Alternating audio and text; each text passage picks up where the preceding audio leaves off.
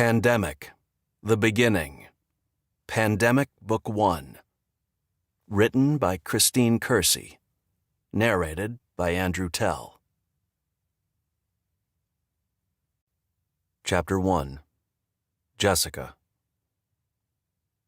The first sign that the world was about to come to an end was when Jessica's teenage children informed her that prom had been canceled.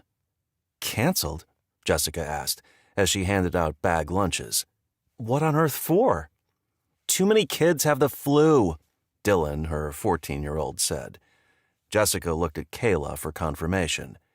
16 and about to attend her first prom, Kayla frowned. It sucks. That's because you won't be able to make out with Ethan now. Dylan made kissing noises to emphasize his point. Kayla swatted at him. Stop it. Both of you stop it, Jessica said. You're going to make me late for work. She loved her job as a dental hygienist, but now that she thought about it, a lot of patients had canceled due to illness. Maybe her family should stay home for a day or two. Let whatever bug that was going around pass them by. None of them could afford to get sick. Then she thought about Matt, her husband. He'd gone to work already. He was a software developer, and Jessica knew he'd been stressed with all the work he had on his plate. Maybe she could convince him to work from home, something he did from time to time. Sighing, she set her purse on the counter. Okay, family meeting. Wait, Dylan said. We can't have a family meeting without Dad. I know, but this is different. He's not here, and this seems like kind of an emergency. An emergency that there's no prom? Dylan rolled his eyes. It is an emergency, Kayla said. No, Jessica said, not because of prom, because of this flu. I've heard a few news reports that it's pretty nasty, and it sounds like it's really going around. Maybe, was this really the best idea? Maybe we should all kind of hunker down for a few days until it's... Yes, Dylan said, cutting Jessica off. No school! Woohoo! Kayla looked less certain. What about, missing all the stuff my teachers will be teaching? Dylan laughed. You just don't want to miss seeing Ethan. Kayla huffed out a protest, but Jessica knew what Dylan said was probably true. You can keep in touch with your friends, Jessica said, just not in person. Kayla's lips compressed. Jessica smiled.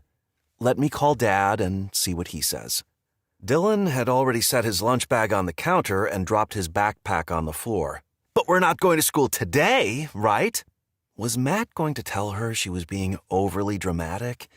Maybe, but in her gut, she knew this was the right thing to do. Yes, no school today.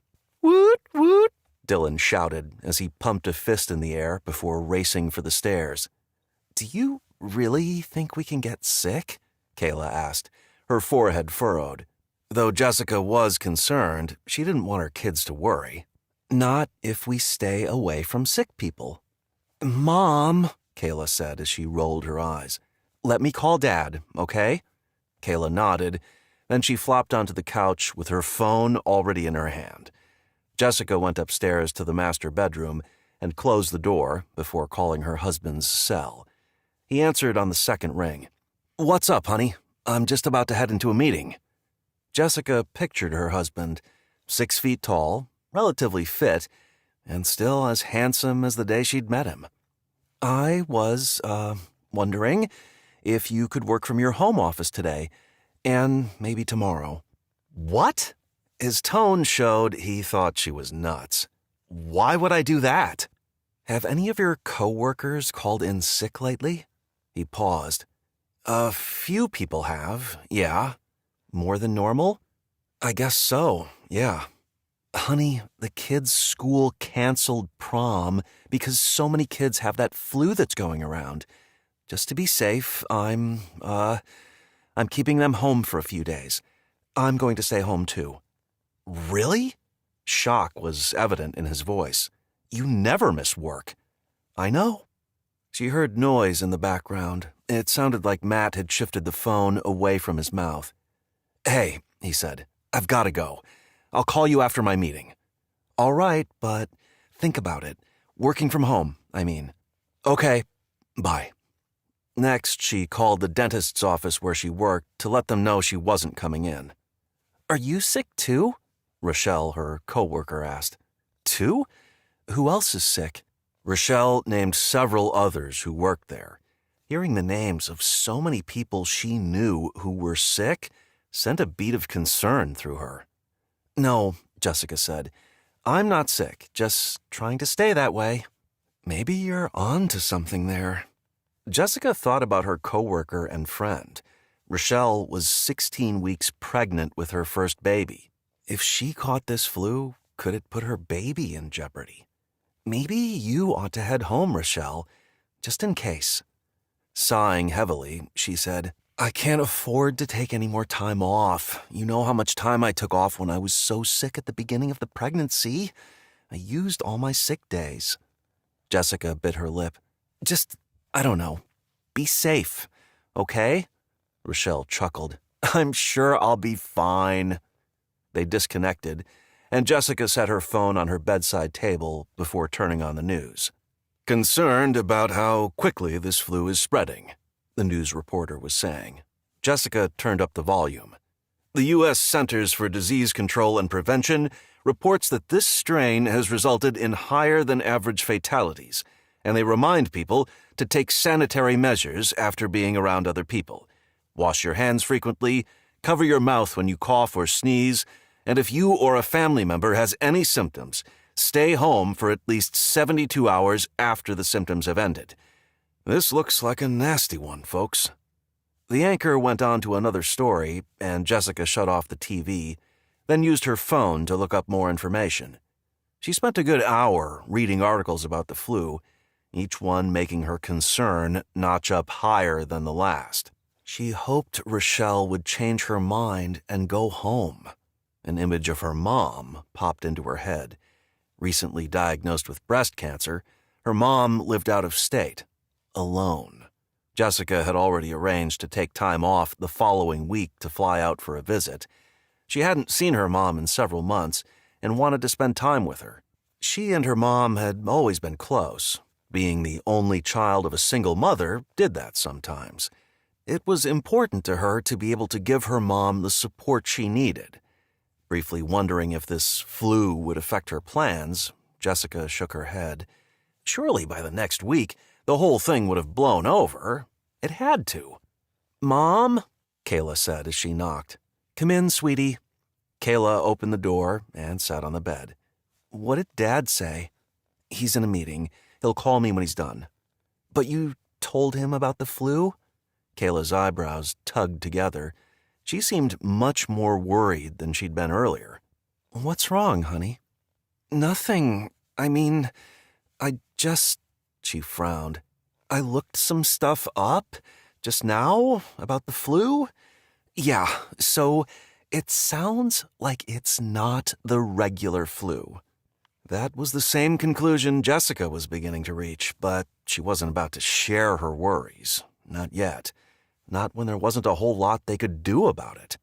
"People are working on it." "What people?" Kayla asked, her eyebrows tugging together. "What are they doing to fix it?" Jessica struggled to come up with an answer. Her phone rang, saving her from having to make something up.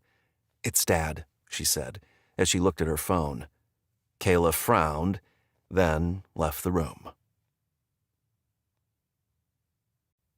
Chapter 2. Matt. The moment Matt finished his meeting, he went to his cubicle and did some quick online research into the flu that Jessica had called him about. When she'd asked him if he would work from home, his first instinct had been to brush her off. He had a lot of work to do, and he much preferred working in the office where he could chat with other developers. 3 things made him reconsider. First, Jessica wasn't one to overreact, so the fact that she was staying home from work gave him pause, especially since she was planning on taking time off to visit her mom the next week. Second, in the meeting he'd just gotten out of, half of the people who should have been there had called in sick. And finally, Despite the fact that the media outlets were making a huge deal about this flu, he got the sense that maybe, for a change, they might not be exaggerating.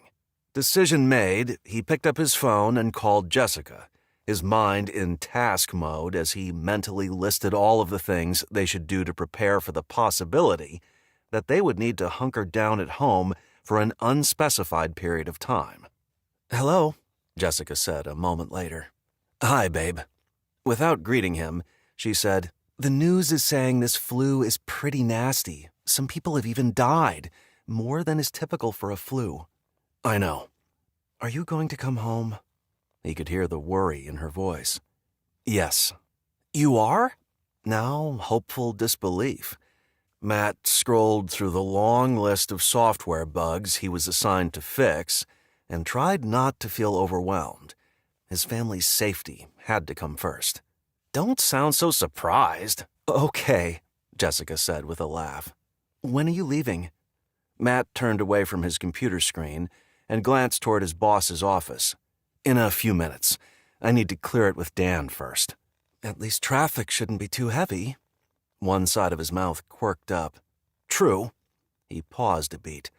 "I'm thinking of stopping by Costco on the way home to stock up on a few things and fuel up my truck." "Is that a good idea? I mean, what if sick people are there? Besides, we have that freeze-dried stuff we bought a few years ago." Several years earlier, Matt had gotten interested in emergency preparedness, so he and Jessica had splurged on a 6-month supply of freeze-dried meals for their family of 4. It still had more than 20 years of shelf life left, and it had been expensive. He really didn't want to use it if they didn't need to. "I'd rather not dip into that," he said. "Not when I can go to the store and buy what we need." Jessica was silent. "Okay, just please be careful." Matt laughed. "Oh, I will be." They discussed what he should buy, and after he disconnected, he talked to his boss and got clearance to work from home for a while. The drive from his job in Salt Lake City to the suburb where he lived in the southern part of Salt Lake County usually took 30 to 40 minutes. Of course, that was during commute time in the late afternoons. Right now, it was mid-morning, so traffic was relatively light. Was that because of the time of day, or because so many people had stayed home from work? Shaking his head at the idea that enough people were sick that traffic would be affected, Matt took the exit that would take him to Costco. First, he went to their gas station, and after filling the regular tank on his truck with diesel fuel, he folded back a corner of the material that covered the bed of his truck before opening the cap on his auxiliary tank. He and his family had a 33-foot fifth-wheel RV, and when they'd looked for a truck to pull it with, they'd found one that already had a 40-gallon auxiliary tank installed. Matt loved the convenience of carrying over 60 gallons of fuel when pulling the RV. It really cut down on the need to pull the RV into gas stations not equipped to handle such a large rig. The only drawback was the cost. Dropping a couple $100 on one fill-up was hard, but right now, filling the auxiliary tank seemed like the prudent thing to do. Once he'd finished filling both tanks, he parked his truck in the main parking lot. He was surprised at how busy Costco was at this time of day. Maybe it was always this busy. He'd never been there in the morning in the middle of the week. Besides, was Costco ever not busy? Wanting a flatbed cart to haul his purchases, he looked around but didn't see any near the entrance. He had to walk back out to the parking lot to find one, and once he did, he went inside and started shopping. Right away, he noticed something unusual. Where the shelves typically had plenty of every item, now the supplies seemed to be depleted, and there were a lot of people with entire cases of canned goods in their shopping carts or on flatbed carts. More people getting cases of food than he'd ever seen before. It looked like everyone had the same idea he did. Ignoring the spark of alarm that lit inside his chest, he focused on loading whatever cases he could get onto his cart, as well as batteries and toilet paper. On one aisle, a woman began coughing. Everyone backed away from her, including Matt. He not only backed away, he went to a different aisle entirely. Once he'd stacked all that would fit onto his cart, he made his way to the register. Long lines had formed, more like the lines he saw just before Christmas, and it was April. Squashing the trepidation that kept pushing to the surface, he worked to stay patient until it was his turn to check out. Once he reached his truck, he began unloading everything into the back seat. "Hey," a man said to him. Matt turned to see what the guy wanted.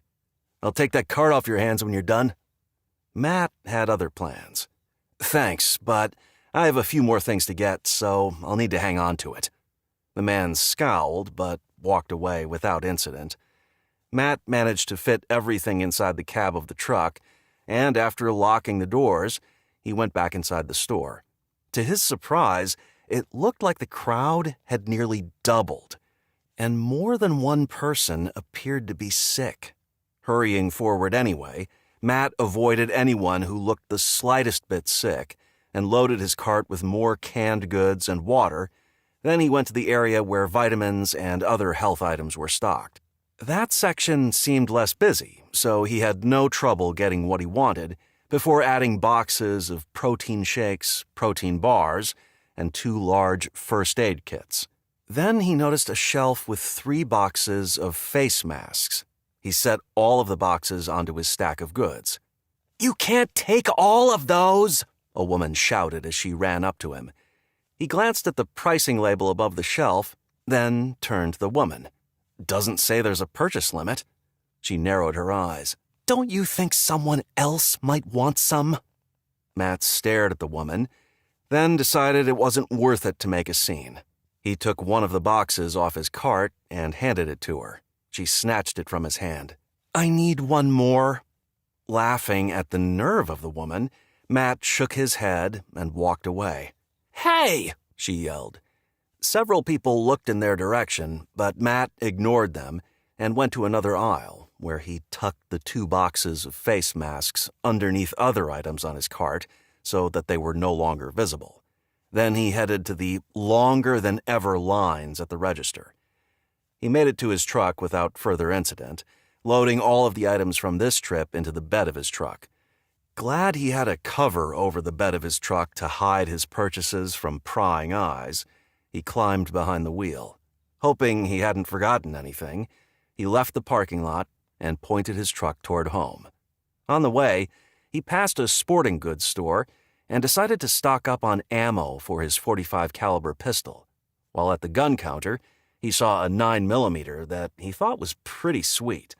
Normally, he wouldn't spend that kind of money without talking to Jessica, but he decided to buy it along with a rifle. He could always return them if Jessica objected. Since he had his concealed carry permit, a background check wasn't necessary, and he was able to walk out of the store with his newly purchased weapons.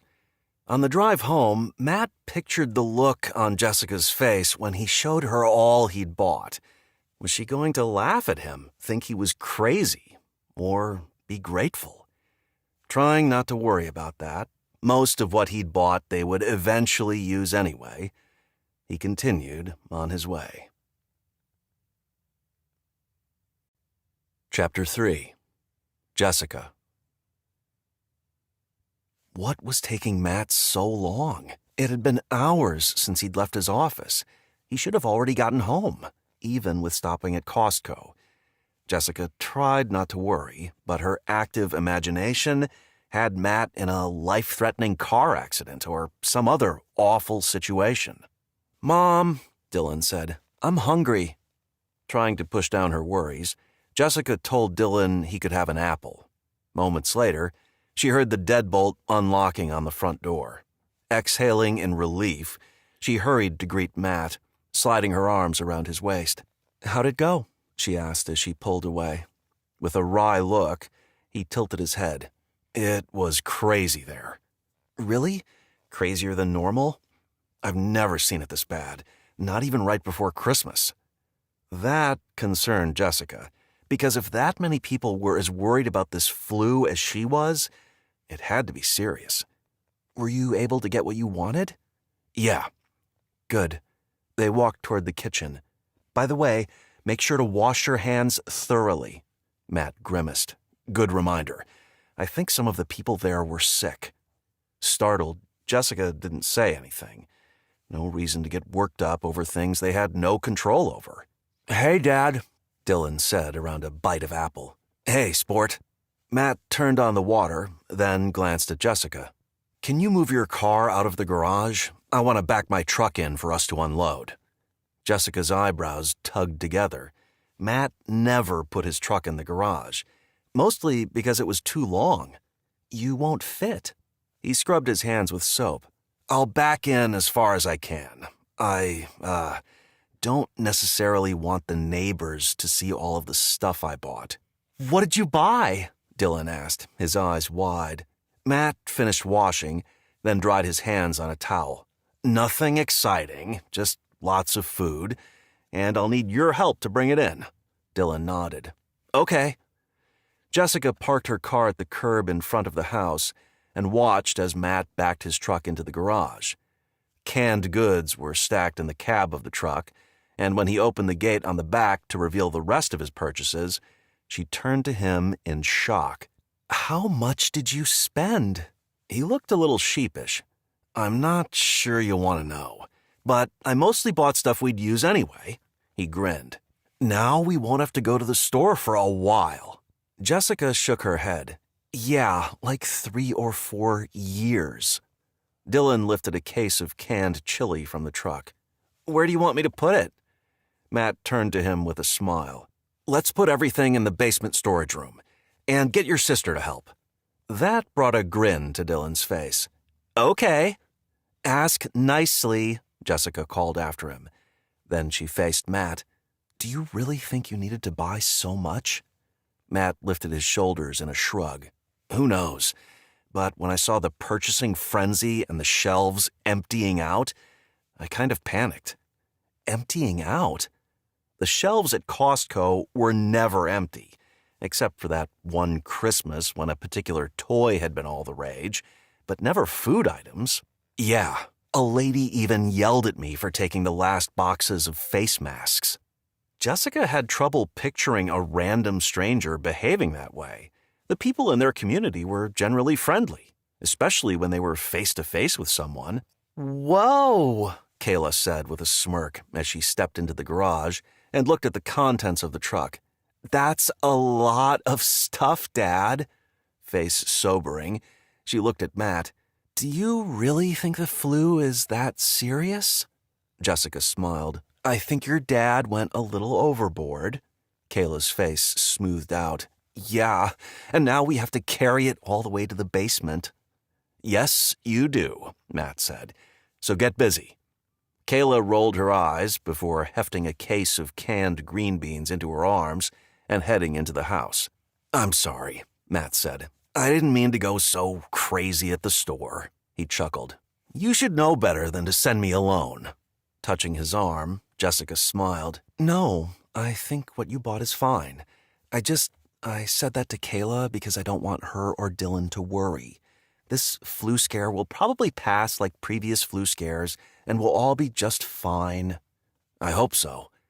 With that, they helped the kids carry the food down to the basement, although Jessica noticed Matt carrying several boxes of ammo into their bedroom. Curious what that was all about, she followed him. I didn't know they sold ammo at Costco, she said with a smirk. He smiled as he put the boxes on a high shelf in their closet. I stopped at a sporting goods store afterwards and decided to stock up. She shook her head. Are you done with your shopping spree now? He laughed. Yeah, I think we're good. His eyebrows rose. Unless you want to risk going out. No, that's what online shopping is for. His face got serious. That's actually not a bad idea. What do you mean? We ought to see if there's anything else we should have on hand. You know, in case of an emergency. Jessica agreed, and once the truck had been completely unloaded and moved back into the driveway, she and Matt sat in front of the computer and pulled up Amazon. They ordered a number of items to add to their emergency stores, including a solar hand-crank radio flashlight, 4 portable water purifier straws, and 4 bug-out bags, each one providing 72 hours of supplies. "In 2 days, we'll be ready for the end of the world," Matt said with a grin. Jessica forced a smile, hoping that in 2 days they would be laughing at themselves. Chapter 4. Jessica. "Mom!" Kayla said the next afternoon as she raced into the living room, her tone nearing hysteria. Jessica set down the book she'd been reading and leapt to her feet. "What's wrong?" "Brooke's mom," Kayla said, as tears filled her eyes. Jessica pictured Kayla's best friend, Brooke, tall and slender with long auburn hair. She was a fixture around their house. Jessica didn't know Brooke's mom well, but she'd always been friendly. "What happened?" "She died." Kayla's face crumpled as tears streamed down her face. "Brooke's mom died." Jessica drew Kayla into her arms as shockwaves cascaded over her. "What?" She slowly pulled away from Kayla, her mind racing. "When? How?" "Today." "Oh my goodness. What happened?" "She was fine last night, but she woke up feeling sick." Kayla's voice shook as she spoke. "Brooke's dad took her mom to the hospital, but she died, Mom. She's dead." Tears rolled down Kayla's cheeks. Astonished and rather alarmed, Jessica needed to know more. "What did she have? Do they know?" Kayla stared at Jessica as stark panic washed over her face. "The flu. It was the flu." Jessica's mouth fell open. It was shocking that someone could be fine one day and dead the next from a virus. "Mom, what if Brooke gets the flu? I mean, she was exposed to it, right?" Fresh tears filled Kayla's eyes. "What if Brooke dies too?" Jessica didn't want to point out that any of them could catch the deadly flu, and she had no words of reassurance to give Kayla. "What's going on?" Matt asked as he came into the room. He'd risen early and had worked from his home office all day. After hearing about Brooke's mother, Jessica was doubly glad Matt had agreed to work from home. "Brooke's mom passed away." Jessica's voice was surprisingly calm. "From the flu." Matt's eyebrows shot up. Then he went to Kayla and wrapped her in a hug. She lay her head against his shoulder and sobbed. As he comforted her, his gaze met Jessica's. Jessica read the worry in his eyes as clearly as if he'd said the words out loud. "I feel like I should do something," Kayla said, as she stepped away from Matt, her face streaked with tears. "What would you like to do?" Jessica asked. "I don't know. Bring her and her dad something to eat?" Jessica's gaze slid to Matt, who subtly shook his head. Then Jessica looked at Kayla. "That's very sweet of you, but under the circumstances, I don't think it would be a good idea to go over there." Deep creases formed on Kayla's forehead. "Right, of course." Relieved that Kayla understood, Jessica gave her another hug and murmured, "I love you, sweetheart." "I love you too," Kayla whispered. Then she turned and headed toward her room. Later that evening, the 4 of them gathered in the family room to watch the local news. Jessica sat on the couch beside Matt, and Dylan sprawled on the floor. Kayla, however, sat on the edge of the recliner, her back ramrod straight, as the 4 of them waited for the broadcast to begin. Moments later, it did. The first announcement was that the schools in multiple school districts in the state, including theirs, would be closed until further notice. It had been decided that since so many kids were sick, it would be best to keep everyone home. "No school?" Dylan said, his eyebrows rising as he looked at Jessica and Matt. "Whoa. Guess you guys won't be missing anything by being home," Matt said with a sardonic grin. "This is crazy," Kayla said, her gaze glued to the TV. "Crazy awesome," Dylan said with an ear-to-ear smile. I know it seems great, Jessica said, but remember what's behind it. People are getting sick. She glanced at Kayla. Sick enough to die. Dylan's smile vanished. Yeah, I know. During the broadcast, Jessica kept thinking about Rochelle. After they'd spoken the day before, had she decided to stay home today? When the news was over, Jessica went into her bedroom and called her. Hello? A gravelly voice said. Had Jessica gotten the wrong number? The voice that answered sounded much deeper than Rochelle's. Maybe it was her husband. Is Rochelle there? It's me, Jess. Unease rattled through her. Are you sick? I should have listened to you yesterday. I should have gone home. I feel like death warmed over. Oh, no. Have you been to the doctor? I have an appointment in the morning. That was something, at least. I'm so sorry you're sick. You and me both. They didn't talk long, and after they hung up, Jessica called her mom. Hi, sweetie, her mom said, her voice cheerful. How are you? Half expecting to learn that her mom had caught the flu. After all, with the cancer treatment, her immune system had been weakened. When her mom sounded like her normal, happy self, Jessica quietly exhaled in relief. I'm good. I wanted to see how you're doing. Same old, same old. I spent most of the day working on my new quilt. It's coming along beautifully, Jessica. I can hardly wait to show it to you when you're here next week. Thrilled her mom was doing as well as possible, Jessica sat back and enjoyed their chat, still hopeful that she would be able to make the trip. That night, after Jessica and Matt got in bed, they turned on the news. As expected, the main topic of discussion was the flu that was sweeping the country and even the world. They listened in quiet horror as the anchor calmly announced that the fatality rate was climbing and that it was becoming common to catch the flu and die in a single day. That's what happened to Brooke's mom, Jessica said, barely above a whisper, as if saying it any louder would bring the same fate to their house. Could the same thing happen to Rochelle?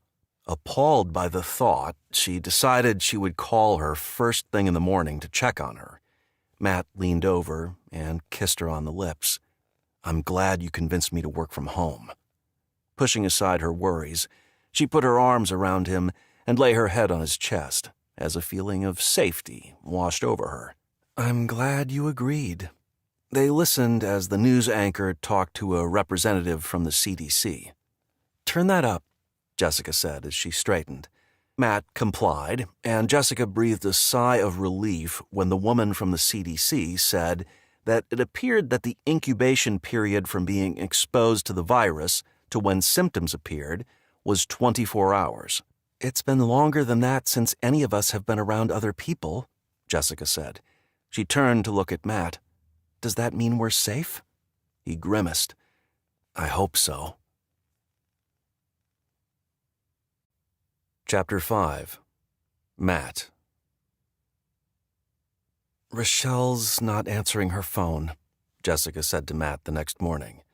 Working in his office, he turned to her with confusion. Who? Rochelle? From work? He still didn't know what she was talking about. Okay. She dragged her hands through her hair. When I called her last night, she was sick. She was going to the doctor this morning, but she's not answering her phone. Knowing Brooke's mother had died from the flu, Matt understood why Jessica was worried. Still, he didn't want her to jump to conclusions. Maybe she was in with the doctor when you called. Jessica's face relaxed a little. Maybe. She pulled her phone out of her pocket. I'll text her and ask her to call me. She gave him a quick kiss. Sorry to bother you. He smiled. You never bother me. She returned his smile. I'll let you get back to work. Later that morning, the doorbell rang. Ready for a break, Matt got to the door in time to see the UPS driver walking away from the packages he'd left on the porch.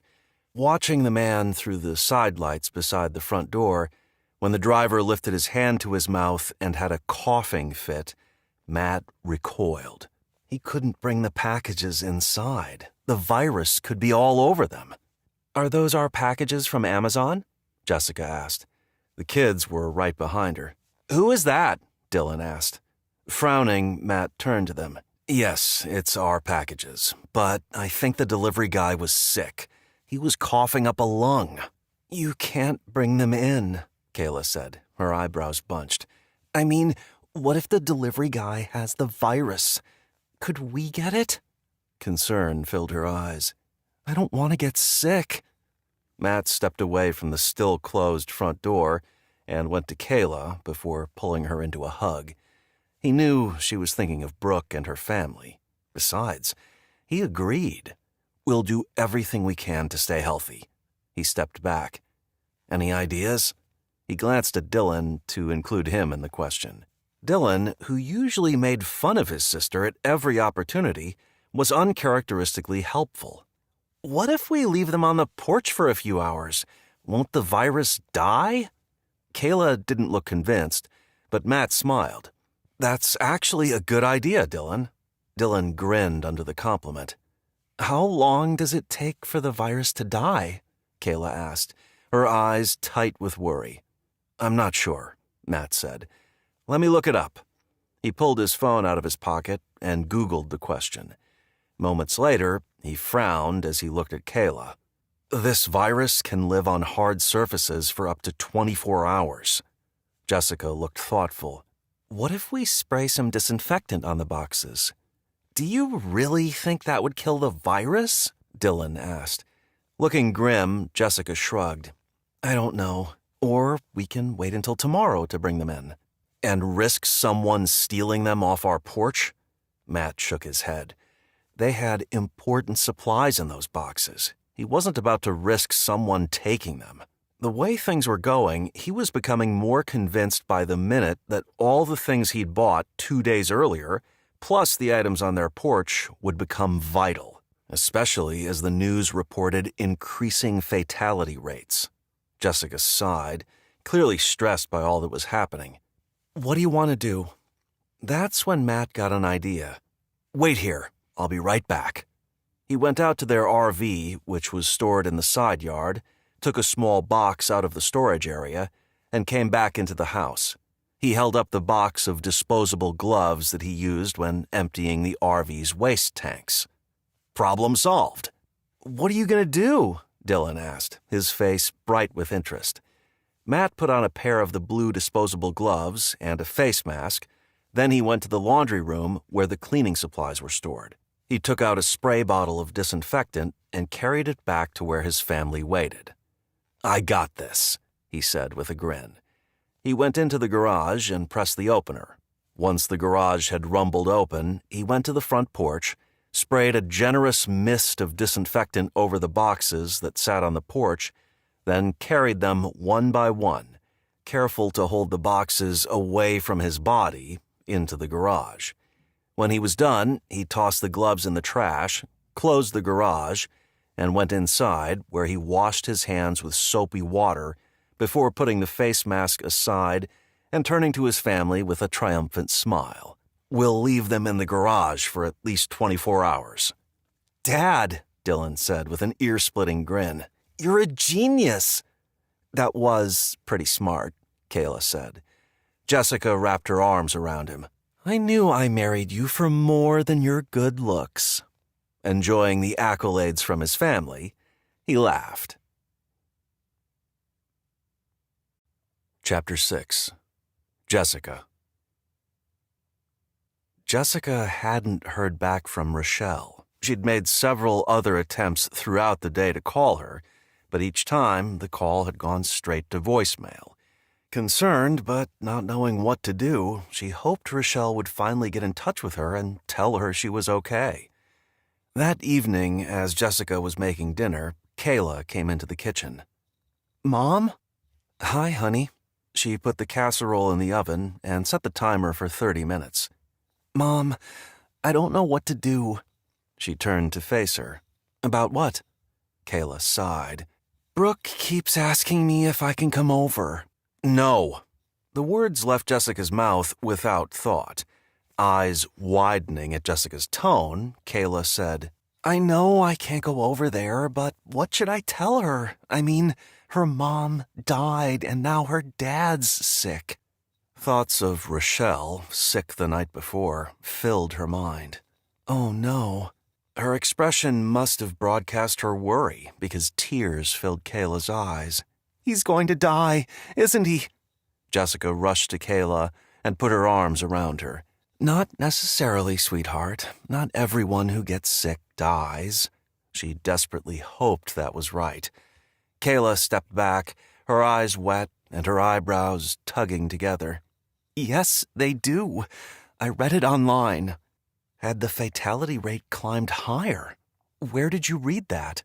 Kayla took her phone out of her pocket, tapped something into the screen, then showed it to Jessica, who read the headline. Fatality rate skyrockets to 95%. Terror slammed through her. Pressing a hand to her chest, she found it hard to catch her breath. She had to talk to Matt, had to discuss what to do. But first, she needed to comfort Kayla.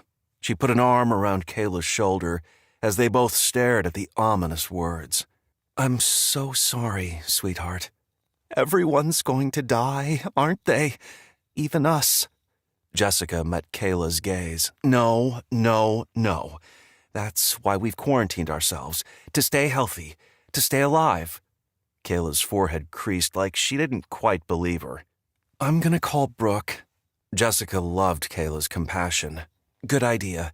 She needs all the support you can give her. The moment Kayla cleared the room, Jessica hustled into Matt's office. It looked like he was deep into coding, and though she didn't want to interrupt him when he was in the flow, this couldn't wait. I have some news. He spun his chair to face her, his expression guarded. Bad news? Jessica frowned. That's all we seem to have lately. What is it?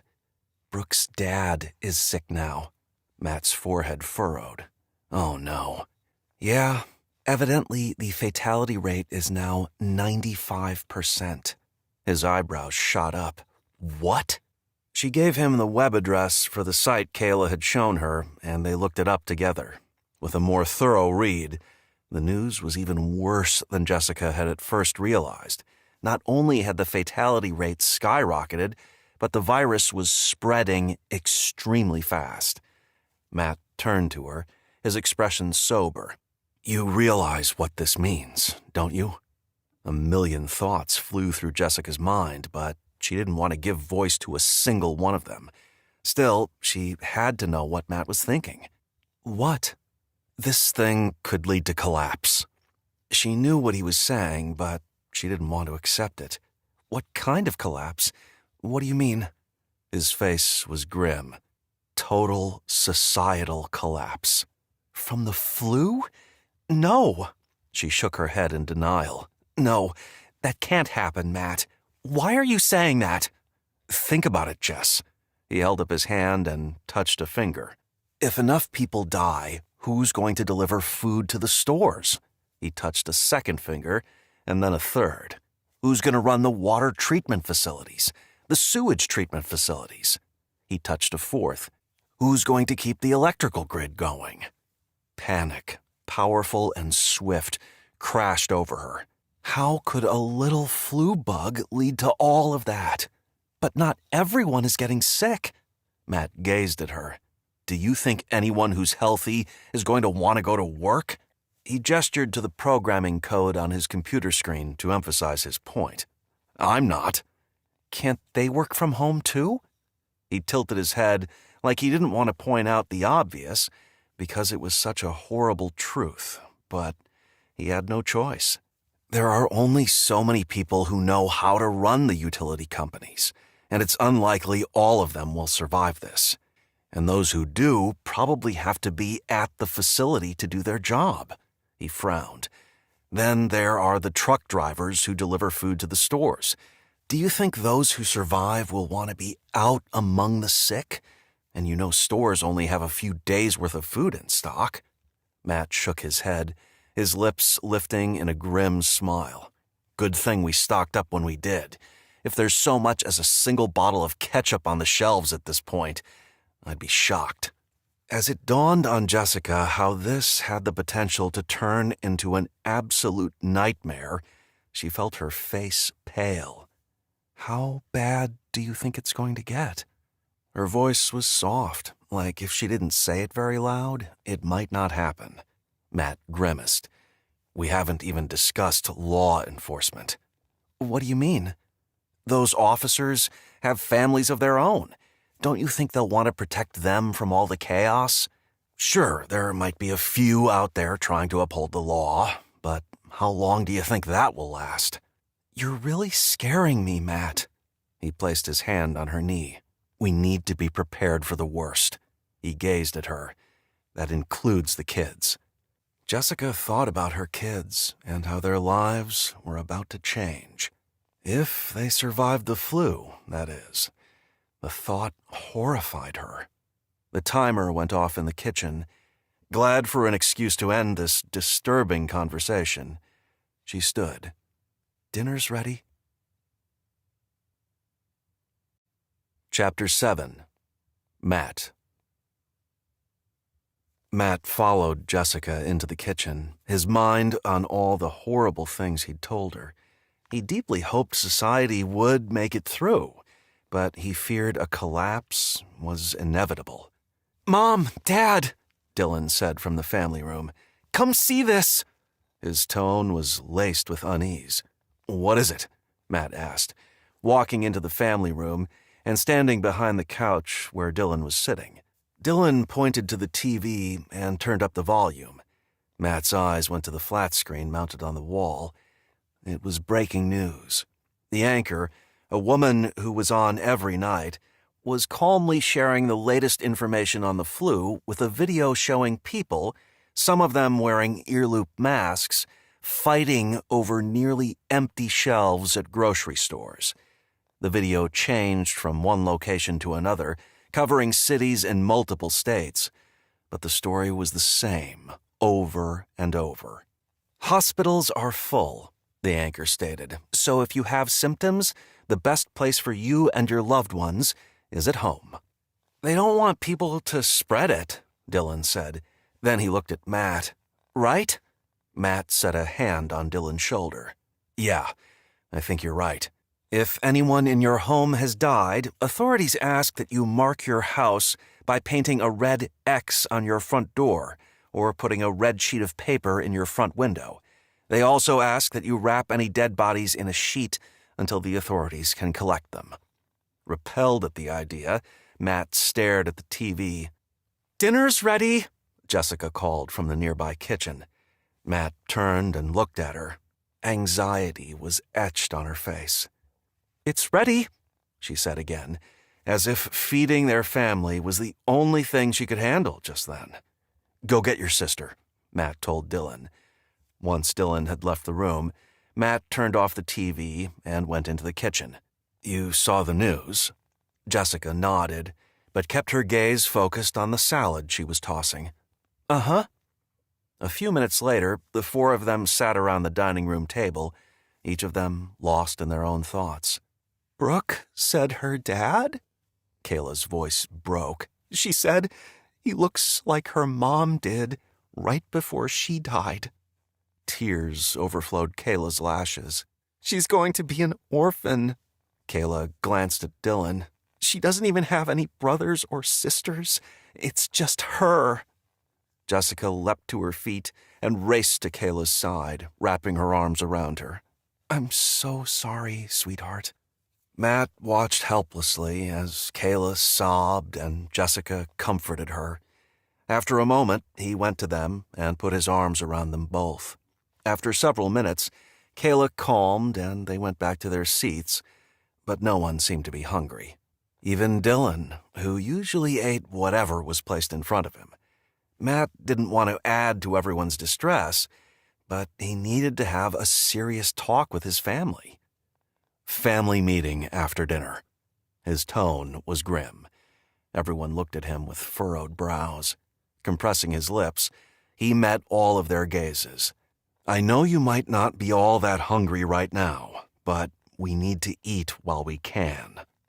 "Matt," Jessica started, but he shook his head. He wasn't ready to discuss this until after dinner. A soft sigh slipped from Jessica's lips, but he ignored it and focused on finishing every bite on his plate. After the dinner dishes were cleaned up, the family gathered in the family room, their faces anxious. Jessica sat next to Matt on the love seat. Kayla and Dylan sat on the couch. Matt looked at the faces of his children. Kayla was barely old enough to drive, and Dylan was just starting to get zits. Still so young, but it was his responsibility to make sure they were as prepared as possible. As you've seen for yourselves, things have changed drastically. Tears filled Kayla's eyes, but Matt could tell she was doing her best to keep her emotions in check. "We've done a few things to prepare," he said, "but there are things you need to know." He turned to Jessica, whose eyebrows had tugged together. He knew she had to be thinking about their conversation before dinner. Would it be too much to share his fears with his children? Maybe so. He could give them hints without going into too much detail, though, enough to prepare them without scaring them to death. "What?" Dylan asked. Matt turned his attention back to the kids. "If things don't change, if people keep," he looked at Kayla, "dying, well, things are going to get rough." "I already know," Dylan said. Matt narrowed his eyes. "What do you mean?" "I've seen The Walking Dead, Dad. I know what can happen." "This isn't like that." Dylan snorted a laugh. "Right. No zombies." "It's not funny," Kayla said as she gave her brother a shove. He turned to her, his face somber and his voice gentle. "I know." Kayla's lips lifted in a tiny smile, like she knew her brother hadn't meant any harm. Deciding to let the kids steer the conversation, Matt asked, "What do you think is going to happen, Dylan?" Dylan glanced at Kayla, then he faced Matt and Jessica. "A lot of people are going to die?" He bit his lip. "Maybe even us." "We're doing everything we can to make sure that doesn't happen," Matt assured him. "I know," he said, "but it's possible." Matt couldn't argue with that. Still, he wanted to reassure him. "As you know, we've self-quarantined, and we'll do our best to stay safe until this flu has run its course." "Will it?" Kayla asked. "Run its course, I mean?" This wasn't something Matt could be sure of, but he drew on past history. There have been pandemics before, and they always come to an end. Eventually. "But how long will it take?" Kayla persisted. Matt turned to Jessica as if she would have an answer. She looked back at him, then she pulled out her phone. "Let's look it up," she said, her voice businesslike. She read her screen, then looked at him and the kids. "Past pandemics have taken a few weeks to several months to run their course." "Are you saying we have to stay locked in our house for months?" Kayla asked, her face incredulous. "Let's hope not," Matt said. Glad that was her main concern.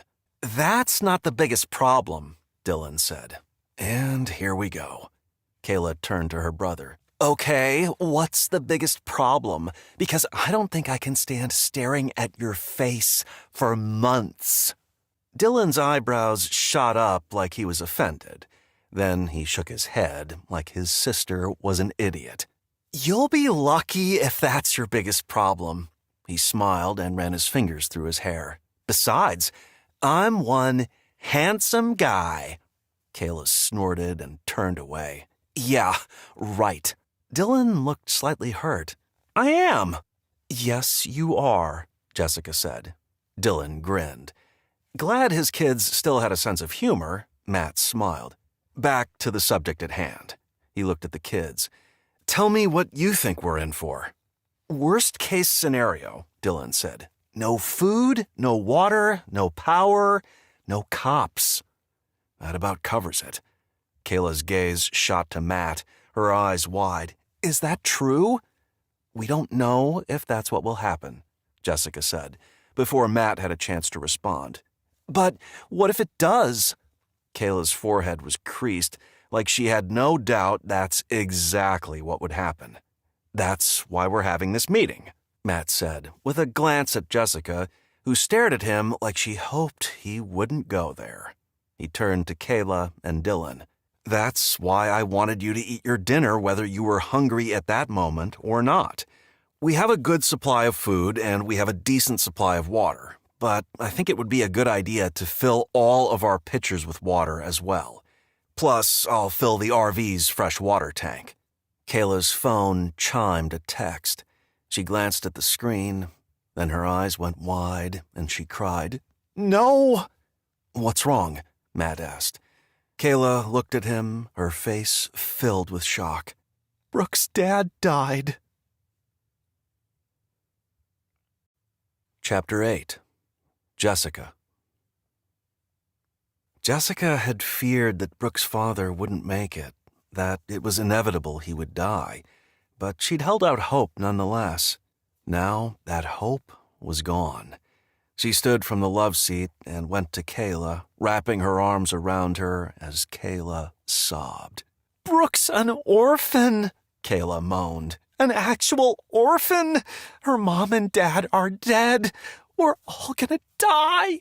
The hysteria in her voice rose with each sentence, and all Jessica could do was hold her and murmur that everything would be all right. "No, it won't," Kayla said, as she pushed Jessica away. "Nothing will ever be all right. Not anymore." Kayla was completely right. Jessica didn't see any point in arguing against what they all knew to be true. All she could do was stay by Kayla's side with her arm around her shoulder. "I don't want to talk anymore," Kayla whispered. "I think we've done enough talking for one night," Matt said, much to Jessica's relief. They put on a favorite movie, a comedy from years past, but there was very little laughter as the four of them stared at the TV. The movie seemed so pointless. People were dying. How could they sit there watching such an inane show? Holding back a sigh, Jessica excused herself and went into her bedroom and called her mother. "Hi, honey," her mom said, her voice sounding less cheerful than it had when she'd spoken to her last. In fact, it sounded like it was well on the way to how Rochelle's voice had sounded. "How are you?" "Not good, baby." Tense with worry, Jessica asked, "What's wrong?" "I don't know. Earlier today, I started to feel unwell. Scratchy throat, aches and pains, that kind of thing." Dread spiked within her. "Do you have a fever?" "I don't think so. I mean, I've been so chilled." Jessica thought of both of Brooke's parents dying, of Rochelle being sick, and now not answering her phone, of the fatality rate skyrocketing to 95%. Tears flooded her eyes, and a sob leapt up her throat. "It's okay, baby," her mom said. "I'm sure I'll be just fine." Had her mom not seen the news, or was she trying to placate her? Either way, the thought of losing her mom tore her apart.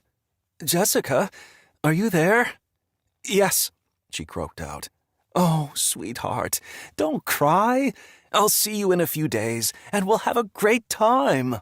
Jessica didn't have the heart to tell her mom that there was no way she would get on an airplane, trapped in a metal tube with recirculated air and potentially sick people. Besides, she knew the chance that her mother would survive was extremely low, especially with how weak the cancer had made her. "I love you, Mom." "I know, sweet girl. I love you too. I always have." Her mom sniffled. "You're my heart." Her mom knew she was going to die. A fresh sob welled up inside Jessica.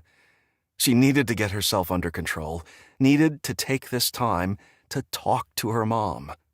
Breathing deeply, she gathered her emotions. "Tell me about that quilt you've been working on, the one you sent me a picture of."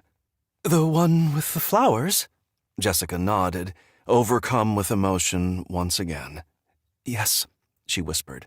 Oh, it's coming along beautifully.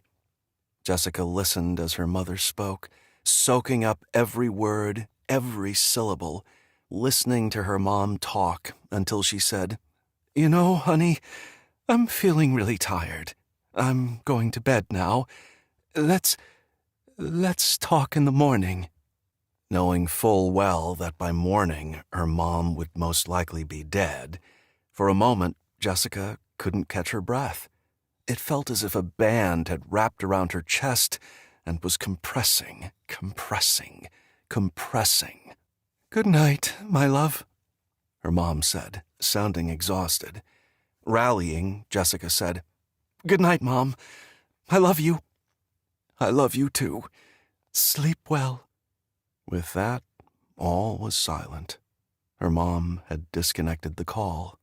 That was when Jessica let the sobs overtake her, bathing her face in tears. Chapter 9. Jessica. After lying awake most of the night, Jessica got up before the sun, tiptoed out of her bedroom, went into the family room, and dialed her mother. The phone rang and rang. It was no more than she'd expected, although she'd held on to the hope that her mother would answer. She left a message, asking her mom to call her the moment she woke, then climbed back into bed. No answer? Matt asked. She'd told him and the kids about her mom the night before, in an attempt to prepare them for the worst. Silently, she shook her head. He wrapped her in his arms. I'm so sorry. Savoring the warmth of his body curled around hers, she turned her thoughts to him and their children. A burst of gratitude that they were healthy swept over her, and she knew, somehow, that her mom was at peace. The next afternoon, as Jessica was in the basement storage room organizing all the food Matt had bought, Dylan came bursting into the room. Mom, he said, his voice breathless. Knowing it would be bad news, Jessica dreaded asking, but did anyway. What is it, honey? No airplanes are allowed to fly. She tilted her head in question. What are you talking about? They said so on the news, just now. She followed Dylan up the stairs and into the family room, where the news was broadcasting. A camera was panning a huge airport where airplanes were parked everywhere. Still no word on when planes will be back in the air, the news anchor said. But unnamed sources say all planes will be grounded indefinitely due to the spread of what is now being called the bird flu. What do airplanes have to do with the flu? Dylan asked. Well, if someone is sick and gets on the plane, they can pass the flu on to the other passengers, who can then pass it on to everyone they come into contact with. Before you know it, it's spread all over the world. Don't you think it's already spread all over the world? I mean, it's been going on for a week, and people have been flying all over the world the whole time. Dylan was right, and Jessica knew it. Grounding the planes might help slow the spread, but stopping it now was impossible. I don't know, she said, not wanting to alarm Dylan unnecessarily. The news anchor turned to her guest, a man from the World Health Organization, who basically said the same thing that Dylan had. See? Dylan said with a proud smile. Yup, she ruffled his hair. You're one smart kid. Dylan's eyebrows rose.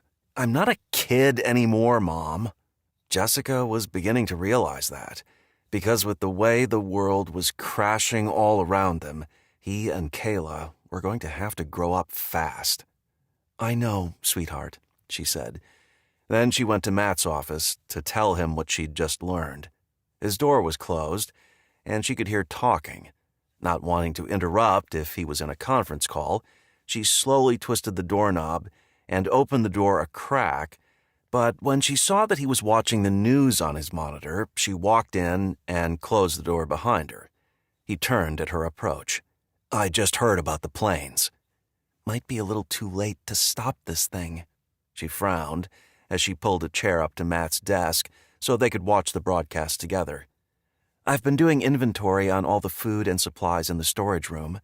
Matt turned the volume down and faced her. And how are we looking? For a change, she had good news. Pretty good, she grinned. You did awesome with your shopping. One side of his mouth quirked up. That's a first. She leaned forward and kissed him on the mouth. I love you. I love you too. Then he gazed at her. We're going to get through this. All four of us. As scared as she was, and as sad as she was about her mom, she couldn't allow herself to think anything but positive thoughts. As long as we stick together, we'll be fine. Matt nodded. Tell me more about our inventory. Glad to talk about something tangible, Jessica said. With what you bought the other day, plus that 6-month supply of freeze-dried food we bought a few years ago, we're actually in great shape. That's fantastic. Both their gazes went to the computer monitor, which was still showing the news broadcast. It was 5 o'clock. Time for an update. Matt turned up the volume. A man they'd never seen on that news station sat in the anchor's chair, his expression stoic. He's new, Jessica said, as a sense of foreboding washed over her. Good evening, the man said. My name is Kevin Burns. I'm a producer, not a reporter, but today I am filling Amy Hunter's shoes, so to speak, because she is... The man's chin quivered slightly, but he held it together. Amy Hunter passed away this morning. Jessica shook her head. Another illness, another death. Kevin Burns stared into the camera. Last night, Amy came down with the bird flu, and, frowning, he looked at the surface of his desk before facing the camera again. That is how quickly this virus kills. He visibly swallowed. I have to be honest with you folks. Amy is not the first person at this news station to die from the bird flu. He paused. I fear she won't be the last. Kevin was silent for several seconds. We will continue broadcasting and bringing you the news as long as possible. We can get by on a skeleton crew if needed, but his jaw worked. We've lost a lot of our people, and many others are too scared to come in. A grim smile tugged up the corners of his mouth. I don't blame them. But like I said, we are here to keep you apprised of what is happening in our community and country and around the world, and we will do that for as long as we are able. Pounding on their front door startled Jessica. Matt raised his eyebrows, then stood and headed out of the office. Jessica followed close behind. Chapter 10. Matt. Hurrying through the family room, Matt held up a hand to Dylan and Kayla, who were standing near the front door with worried expressions. The blinds were down, covering the 2 long, narrow windows on either side of the front door, so Matt couldn't see who it was. I'll handle this. They nodded and stepped out of the way. Matt lifted a slat on the blinds, peeking out through one of the side lights. Who is it? Jessica whispered from beside him. He turned and frowned. Our neighbor, Jack Peters. Pounding sounded again, putting Matt on edge. What do you think he wants? Jessica asked, as Dylan and Kayla huddled around her. He shook his head. No idea. Matt pulled the blinds up, and Jack came into view. Jack's gaze shifted to Matt. Wild-eyed, Jack practically pressed his face against the glass. I need help! What's going on? Matt asked, as alarm flared inside him. Jack and his family lived 2 doors down. Matt didn't know him well, just well enough to chat with him if they both happened to be outside at the same time. Jack was Matt's age, late 30s, and married. He and his wife had 2 school-aged children. They're all sick, Jack said, as tears filled his eyes. "All of them!" Alarm turned to empathy. "Your family?" Jack nodded. "We need help." Matt had no idea what he could possibly do to help them. "Have you called your doctor?" The answer sounded lame even to him. Jack's family would most likely die. Calling the doctor would be a waste of energy. "Yes," Jack said, his face nearly crumpling. "The doctor's office just had a recording to call 911, but when I did, I got a busy signal." Panic swelled in Jack's eyes. "I called and called and called, but no one's answering." Fresh alarm swelled inside Matt, but he tamped it down. "I'm sorry, Jack." Jack's eyes widened. "Sorry! Sorry doesn't help." Baffled as to what to do, Matt shook his head. "There's nothing I can do." Jack turned away from the window and battered the door with both fists. "Open the damn door!" Kayla screamed. "Don't open it!" Jessica shouted. Turning to his family and holding up a hand, Matt gave them a look that said, "I've got this." Then he looked back at Jack, whose palms were now flattened against the glass. Speaking calmly yet firmly, Matt said, "You know I can't open the door, Jack. Now go home to your family and make them comfortable." An image of his own family, sick and dying, flashed through his head, and he almost lost his cool. But he couldn't think about that. He had to keep his composure, had to keep Jack away from his front door. Jack began. Then he lowered his head as tears dripped down his face. His head lifted, and he looked at Matt, pleading in his eyes. "Do you have any Tylenol to ease their pain?" They had lots of Tylenol, and Matt was completely willing to give some to Jack, but he couldn't open the door. He couldn't chance exposing his family to the virus. "Tell you what," Matt said. "Come back in half an hour, and I'll leave some Tylenol on our porch." Relief flooded Jack's face. "Thank you." Glad he could do something that might help, but wouldn't endanger his family, Matt watched Jack turn around and make his way down the walkway to the sidewalk. When he was out of sight, Matt turned to face his family. They stared at him in silence. "That really freaked me out," Kayla finally said, her voice nearly shaking. "Me too," Dylan added. Matt's eyes sought out Jessica, who smiled softly at him before placing her hand on his arm. "You're a good man, Matt Bronson." Matt smiled at her. "Why did you tell him to wait half an hour?" Dylan asked. Looking at his son, Matt said, "Jack didn't look sick, but in case he is, I wanted to give the air by the door time to clear out." Dylan nodded. "Makes sense." "Is that enough time?" Jessica asked. Matt had no idea. "You can't open the front door," Kayla said. "What if the virus is still in the air and it gets in the house?" "Wait," Dylan said. All eyes shifted to him. "What if you go out through the garage? Then you won't need to open the front door." "You're brilliant, son," Dylan beamed. "I'll get a bottle of Tylenol," Jessica said. Then she went into the kitchen. Moments later, she was back, holding a small baggie with some pills in it. "I don't think we should give away an entire bottle," she grimaced and held up the bag. "This should be enough to hold them for a while." Matt knew what she was saying. Jack's family would be dead within hours. They didn't need an entire bottle of pills. Leaning forward, Matt kissed Jessica on the lips. Then he took the baggie from her. He put on a face mask, then walked to the door that led to the garage. "I'll be back in a minute."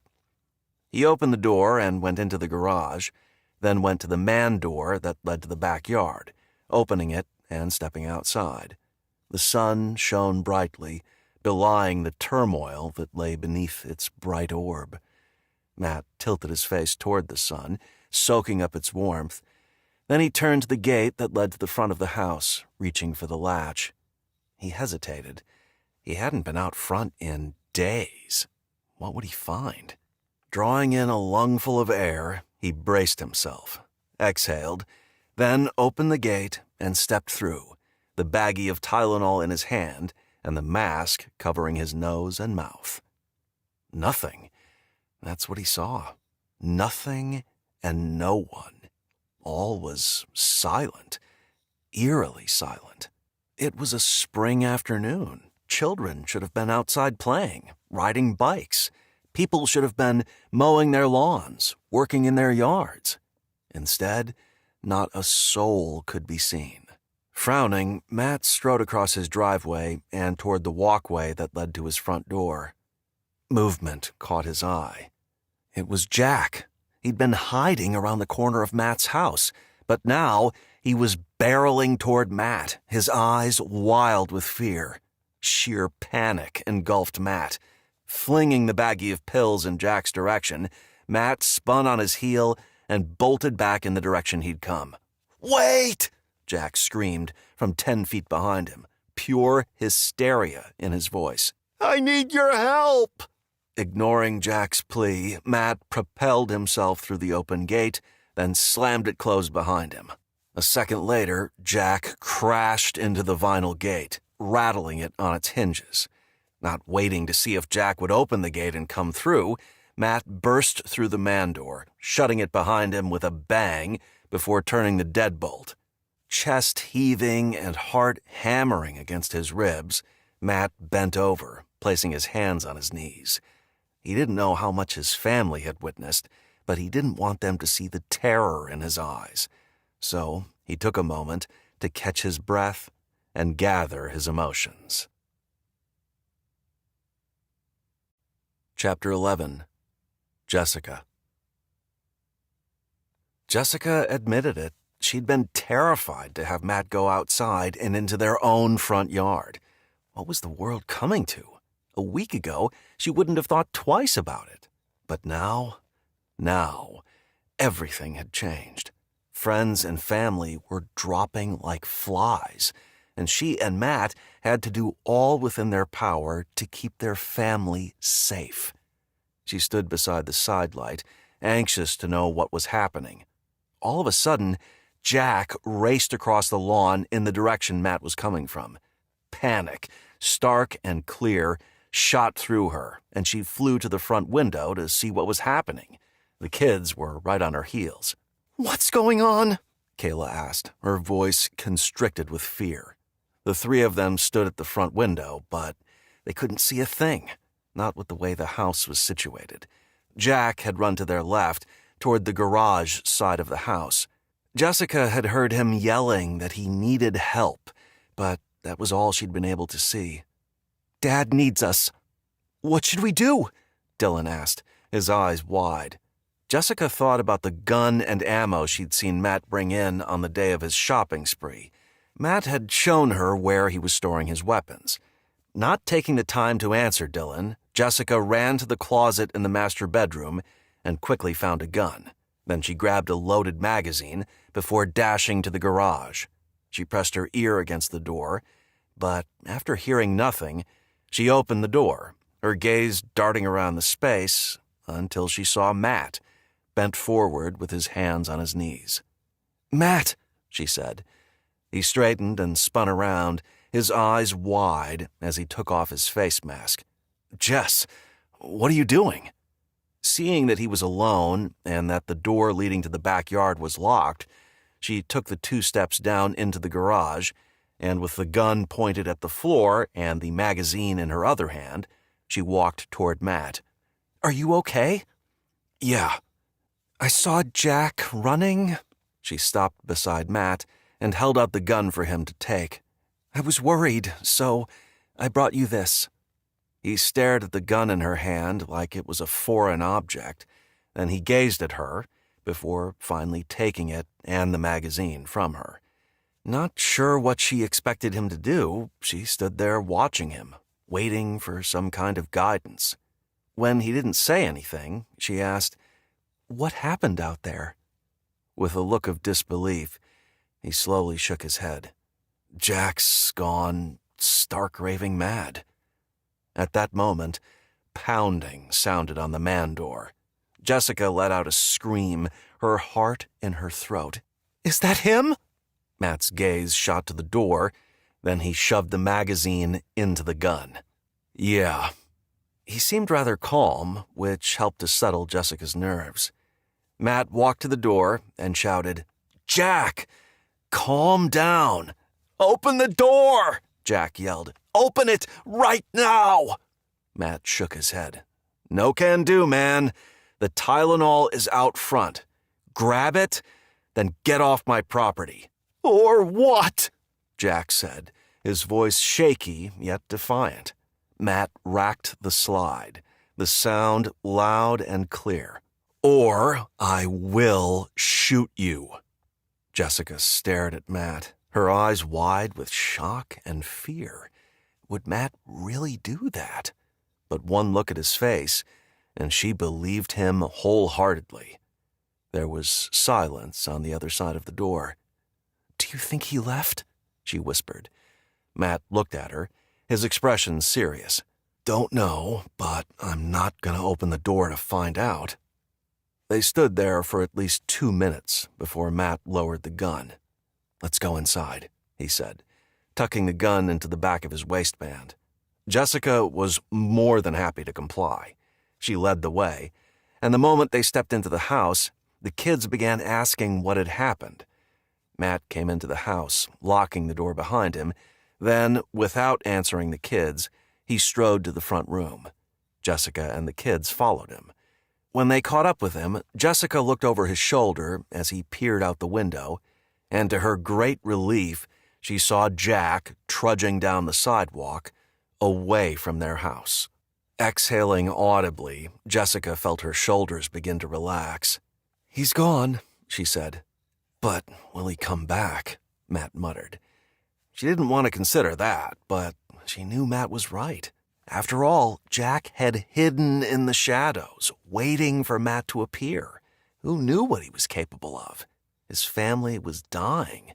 He had to be desperate. Matt stepped away from the window and turned to Jessica and the kids. "I'm going to board up the windows by the front door. Anything to keep them safe." "Good idea." "I want to help," Dylan said. "What happened out there?" Kayla asked. "I mean, we saw Jack running, Dad. Did he—" Her eyebrows tugged together. "Did he touch you?" Matt smiled and shook his head. "No, sweetie. I made it back into the garage before he caught up with me." This was surreal. Their neighbor had chased Matt down, and Matt had threatened to shoot him if he didn't leave. All because of a virus. A deadly virus. Blinking to clear her mind, Jessica forced a smile, but she felt like a fraud. She'd never been so worried and so terrified in her life. She liked to be in control, and right now she wasn't. Not in any way, shape, or form. And she was pretty sure she wouldn't be for a long, long time. While Matt and Dylan went out to the garage to get scraps of wood, along with hammer and nails, Jessica thought about Jack's comment that no one was answering 911. Curious if he was exaggerating, she went into her bedroom and closed the door, then dialed 911. A moment later, a busy signal sounded, just as Jack had said. Frowning, Jessica tried again.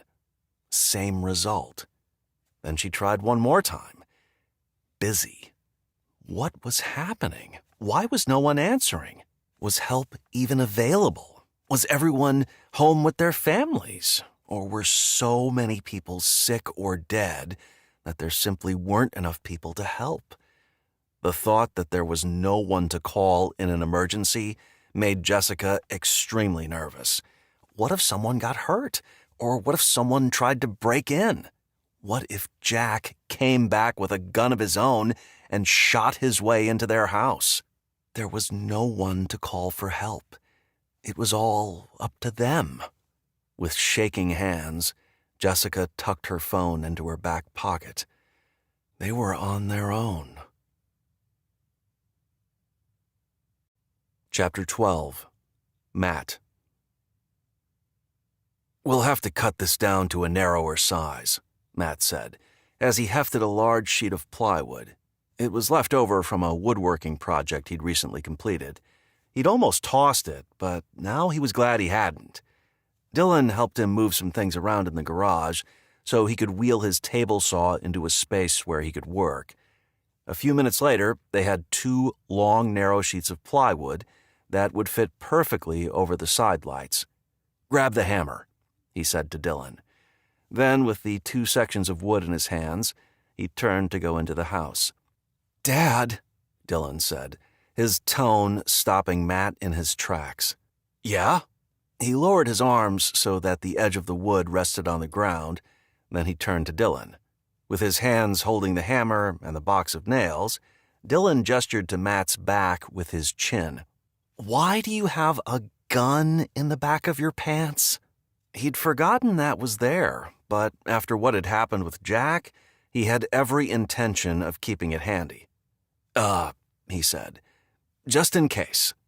Dylan grinned. "Can I have a gun?" "No," Matt said, without thinking. Then he realized he should probably take some time to teach both Dylan and Kayla how to use his guns. At a minimum, he needed to review gun safety. At the look of disappointment on Dylan's face, he smiled. "You can't have a gun, but I'll show you how to use it. Okay?" Dylan's face lit up. "Okay." He thought about Jessica.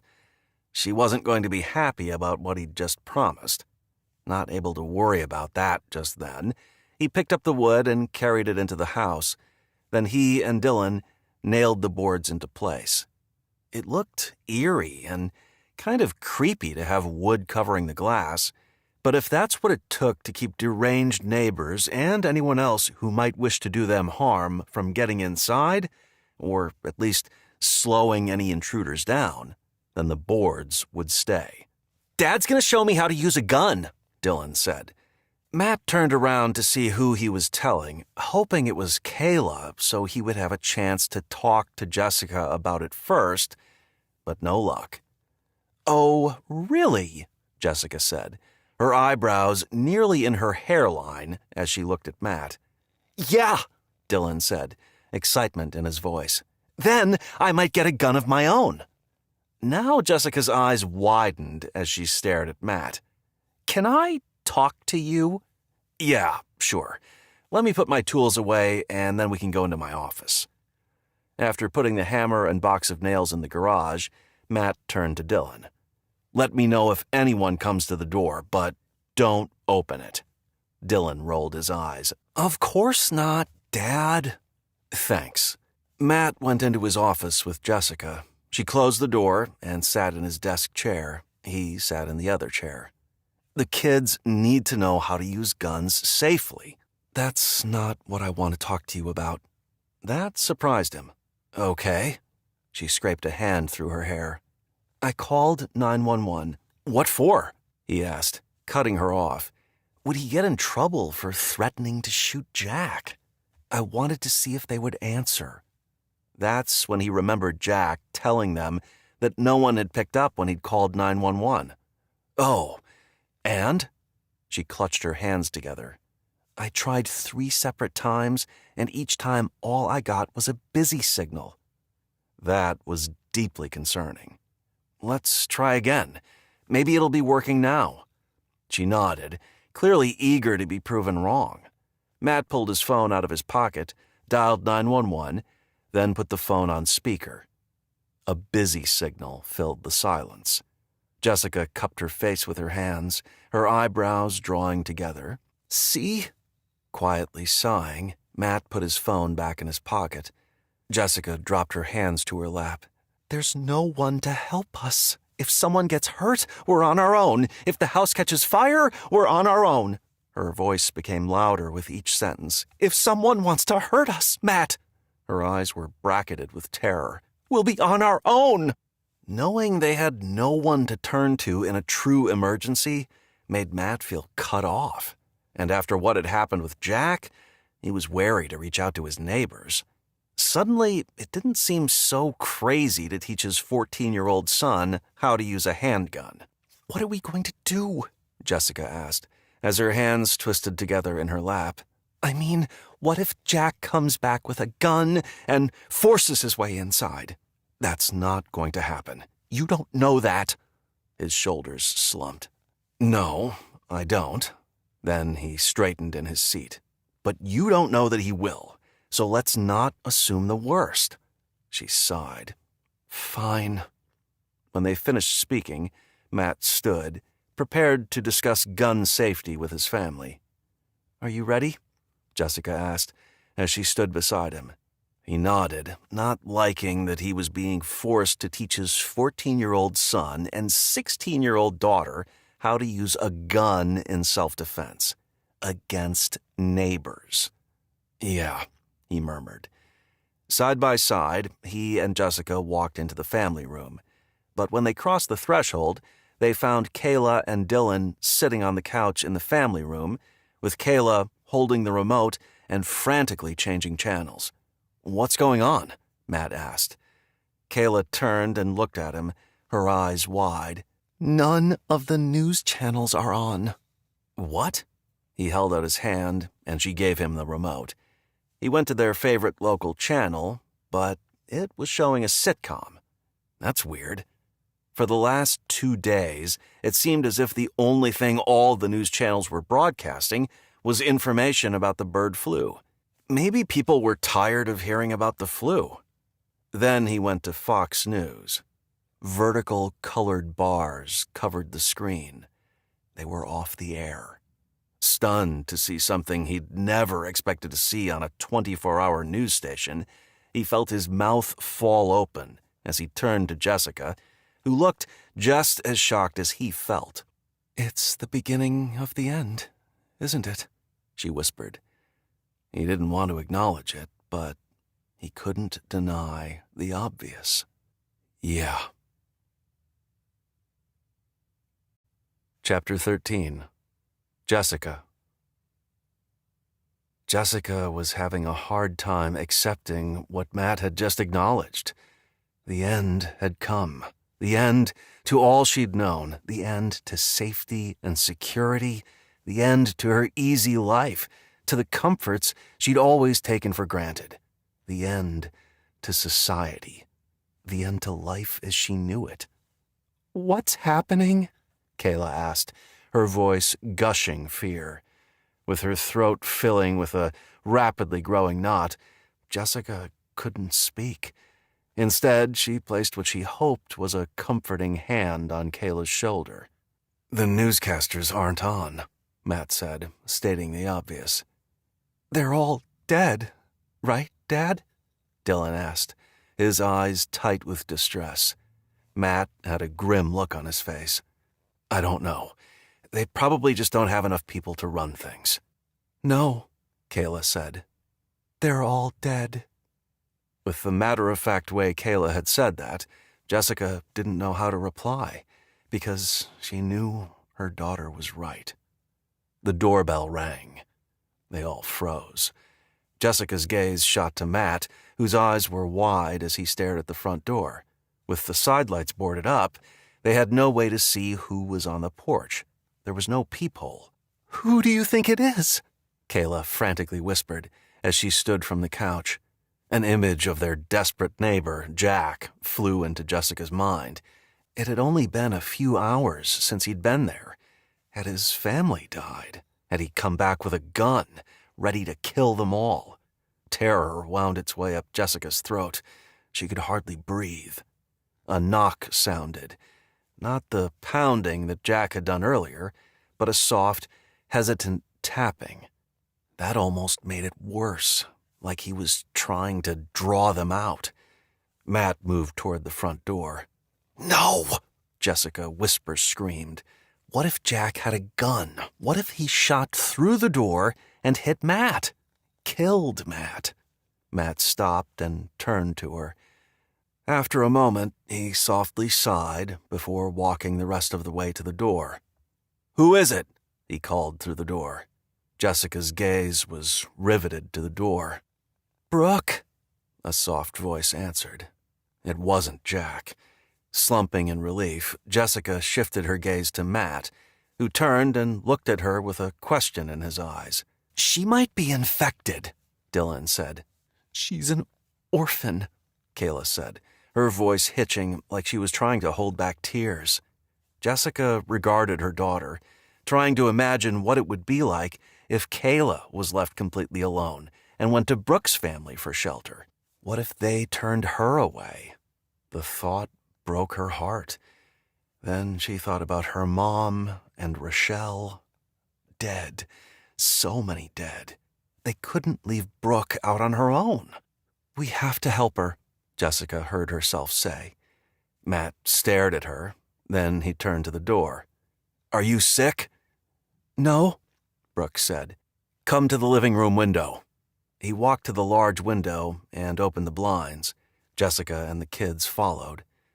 A moment later, Brooke came into view. Her hair was disheveled, she looked exhausted, and she had a backpack slung over her shoulders. But she didn't look sick. Good color in her face, eyes clear. She just looked like someone who had been through hell. Are you alone? Matt asked. Brooke glanced to the side as a German shepherd appeared next to her. Cleo's with me. Okay, hold on a minute. She nodded again. You're not going to let her in, are you? Dylan asked, his face panic-stricken. If she's infected, she'll kill us all. Matt's gaze went from Jessica to Dylan to Kayla. I don't think she's sick. You can't know that, Dylan said, his voice tense. I have an idea, he said. Then he turned to Kayla. Gather some blankets and a pillow. Kayla's eyebrows bunched, but she nodded, then left the room. A few moments later, she was back with what he'd requested. Follow me, he said, before turning and walking out to the garage. All three of them followed him, watching as he took an air mattress from a shelf, blew it up, then spread blankets on it. What if she and Cleo stay in here until the incubation period has passed? If Brooke's healthy, she and Cleo can come in. He looked at each of them, clearly wanting their agreement. That's a good idea, Jessica said. Yes, Kayla said, as a relieved smile lit her face. Yeah, Dylan added, I guess that would be okay. Let me put some food and water out there for them, Jessica said. Hurrying into the kitchen, she gathered what she had in mind. Once she'd set the items in the garage, she nodded to Matt. He unlocked the man door that led to the backyard, opened it, peered outside, then closed it, leaving it unlocked. The four of them went back into the house, locked the door from the garage to the house, and walked to the front window. Brooke and Cleo stood where they'd left them. You and Cleo go into the garage through the backyard door and lock it behind you, Matt said. Knock on the door that leads to the house when you're safely inside the garage. A tentative smile lifted Brooke's lips. She nodded. Okay. The four of them hustled to the door that led to the garage. A few moments later, a knock sounded on that door. I'm here, Brooke said. Is the door to the backyard locked? Matt asked. Yes. Okay. Do you have food for Cleo? Yes. Okay. Here's what we're going to do. Then he explained their plan. You and Cleo should have what you need to get you through until tomorrow evening. Thank you, she said through the door. Jessica could hear tears in her voice and wanted nothing more than to gather her daughter's best friend into her arms and tell her everything would be okay. She only hoped it would be, and that Brooke wasn't carrying the virus that had killed both her parents. Chapter 14. Matt. Matt tossed and turned all night, his mind on Brooke. Had he endangered his family by letting her in? True, it was just the garage, but if she was sick, the virus would be all over the garage, all over their things. It had been a mistake, he was sure of it, but he couldn't leave her on her own. She was just a teenaged girl, an orphan. Letting her in had been the right thing to do. Besides, she might be perfectly healthy. Although she had been around 2 people who had died from the virus, so she had to have been exposed. All night long, his thoughts went like that, back and forth, back and forth. Didn't matter, though. She and her dog were in their garage, and that couldn't be changed. They would just have to see what happened. If worse came to worse, they would disinfect the entire space.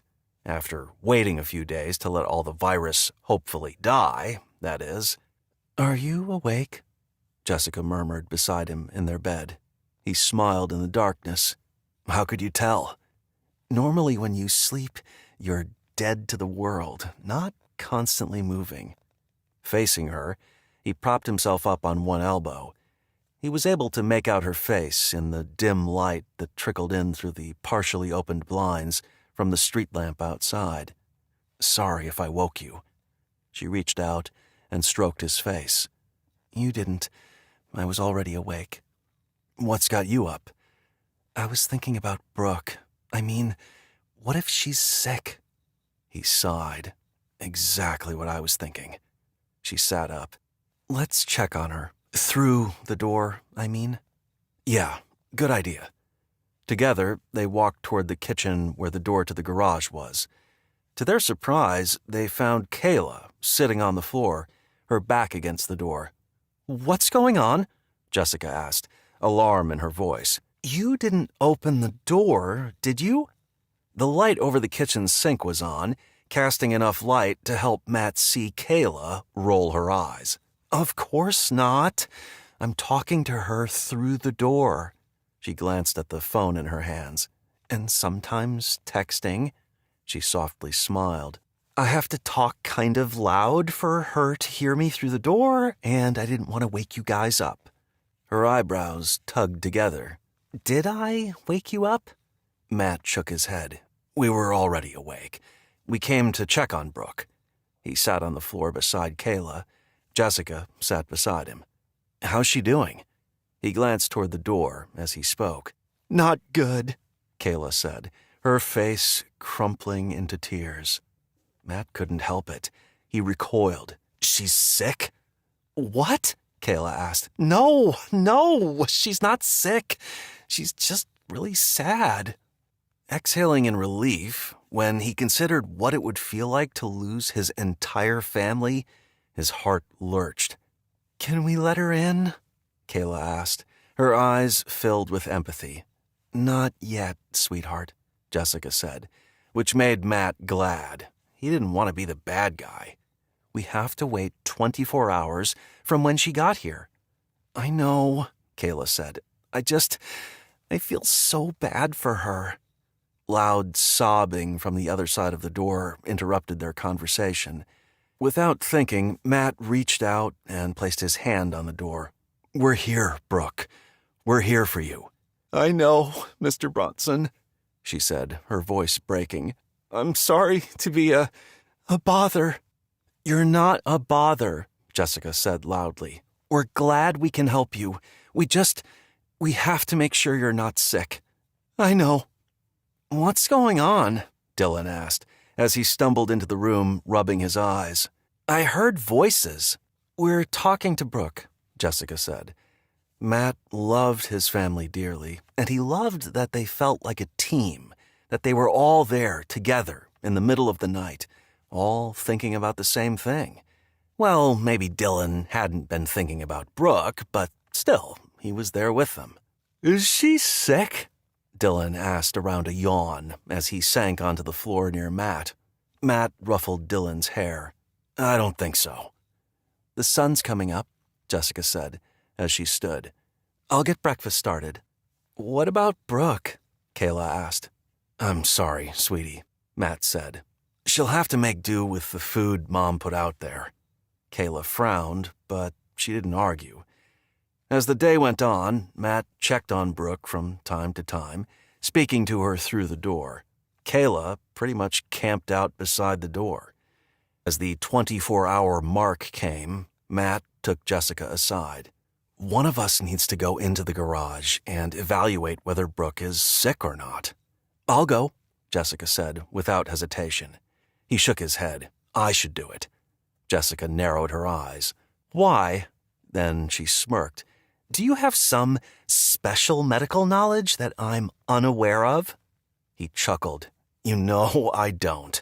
She laughed. So, why you? He shrugged. Because I'm the one who let her in. She shook her head. No, that's not a good reason. Besides, I think she'd feel more comfortable with me. Matt couldn't disagree with that. All right, fine. But you need to wear a mask and gloves, just to be safe. Jessica nodded. Of course. Chapter 15.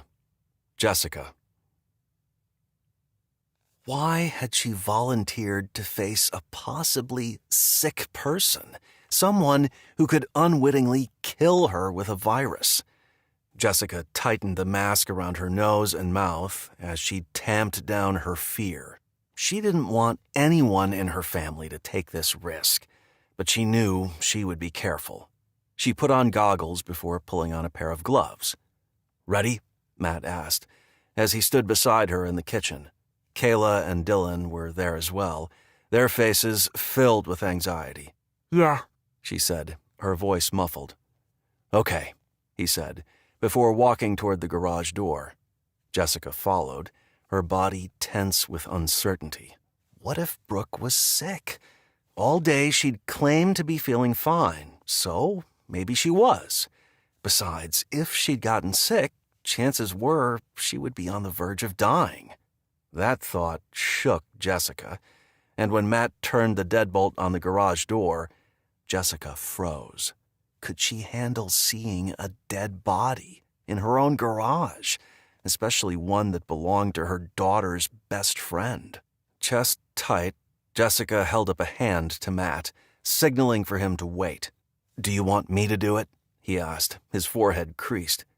She didn't want him to have to face this either. Besides, Brooke wasn't dead. She'd just said she felt fine. No, she said, coming out of her paralysis. I'm ready.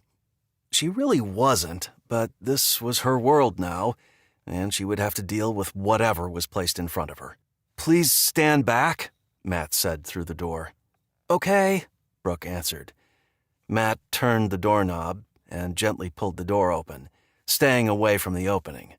Jessica's gaze went to the cavernous space beyond the door. She didn't see Brooke. Was she hiding because she was sick?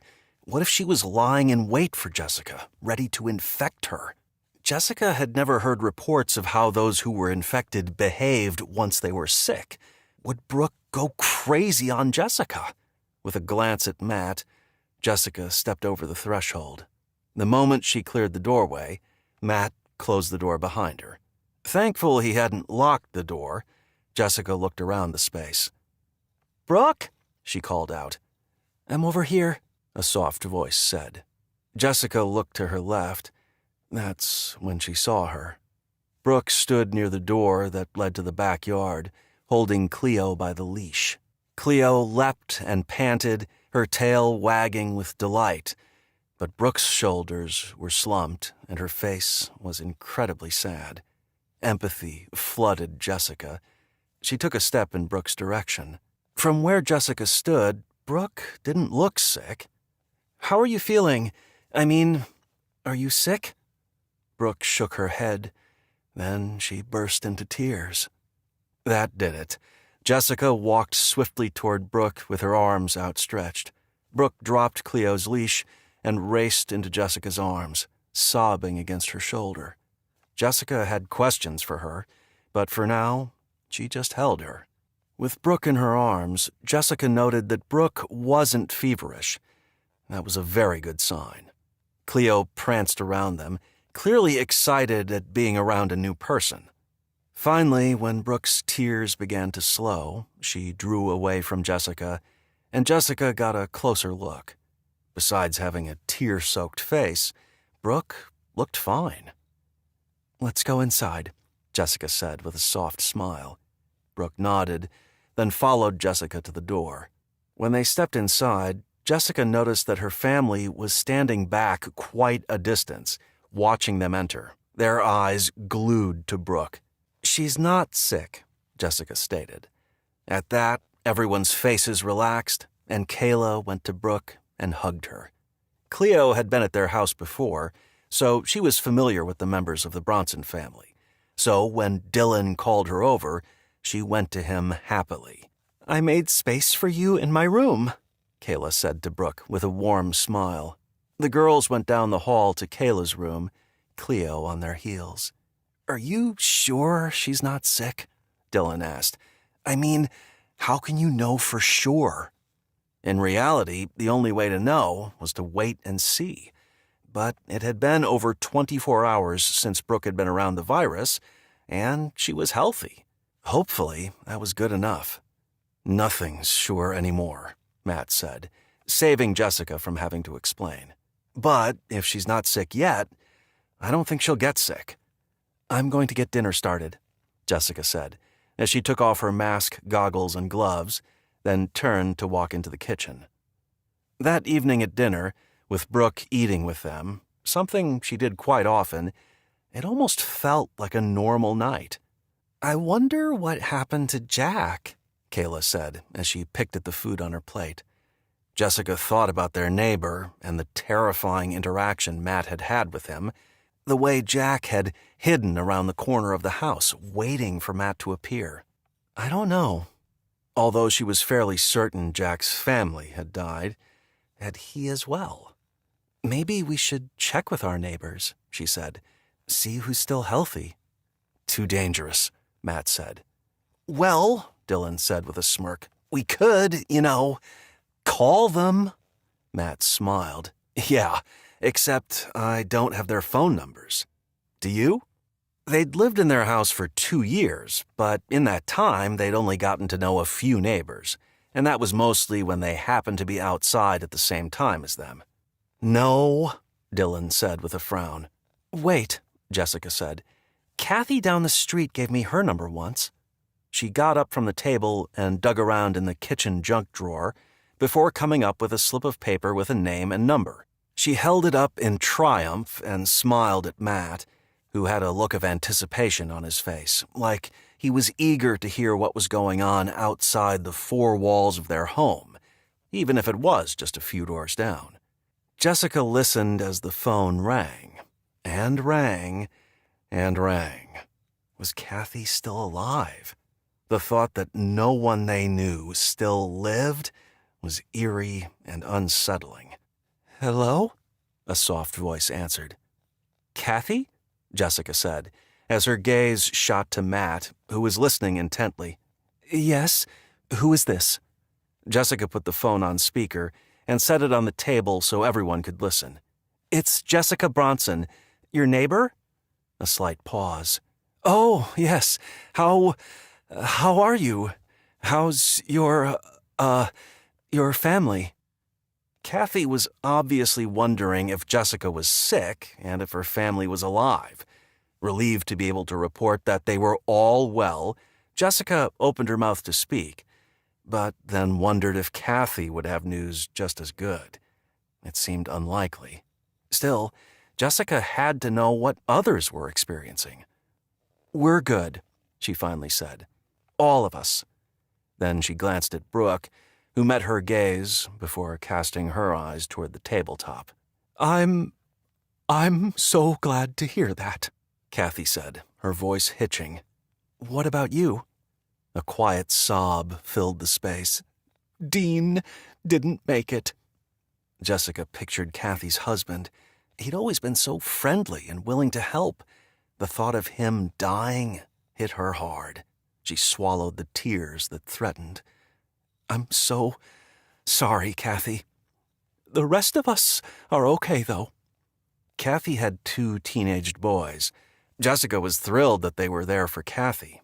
She couldn't imagine how horrific it would be to lose her entire family. Then she thought about Brooke, who had lost her entire family. It was too much to comprehend, so she pushed aside all thoughts of it and focused on the conversation. "Is everyone healthy?" Jessica almost hated to ask. What if Kathy's family was sick? The fatality rate was 95%. If they were sick, They would most assuredly die. "Yes," Kathy said, her voice sounding more confident. "It's been 2 days since Dean, since he passed. As soon as he started feeling sick, he locked himself in the bedroom and wouldn't come out." Her voice choked up. "Said he didn't want to expose us to the virus." It sounded like the tears were flowing freely. "I guess it worked, because none of us got sick." "He was a good man," Matt said. Quiet sobs were the only reply. "Do you—" Jessica began, then hesitated. "Do you know what's going on out there? I mean, the news reports have stopped, and there doesn't seem to be any information on what's happening in our area." "Didn't you get a flyer?" Kathy said, her emotions sounding more under control. "A flyer?" Matt asked, as he leaned closer to the phone. "What flyer?" "Someone put flyers on all the doors earlier today about a meeting tomorrow afternoon at the elementary school down the street."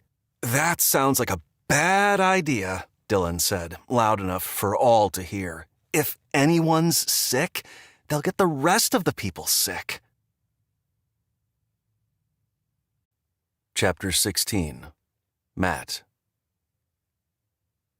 Matt agreed with Dylan. Putting healthy people in the same room as someone who was potentially sick sounded like a recipe for disaster.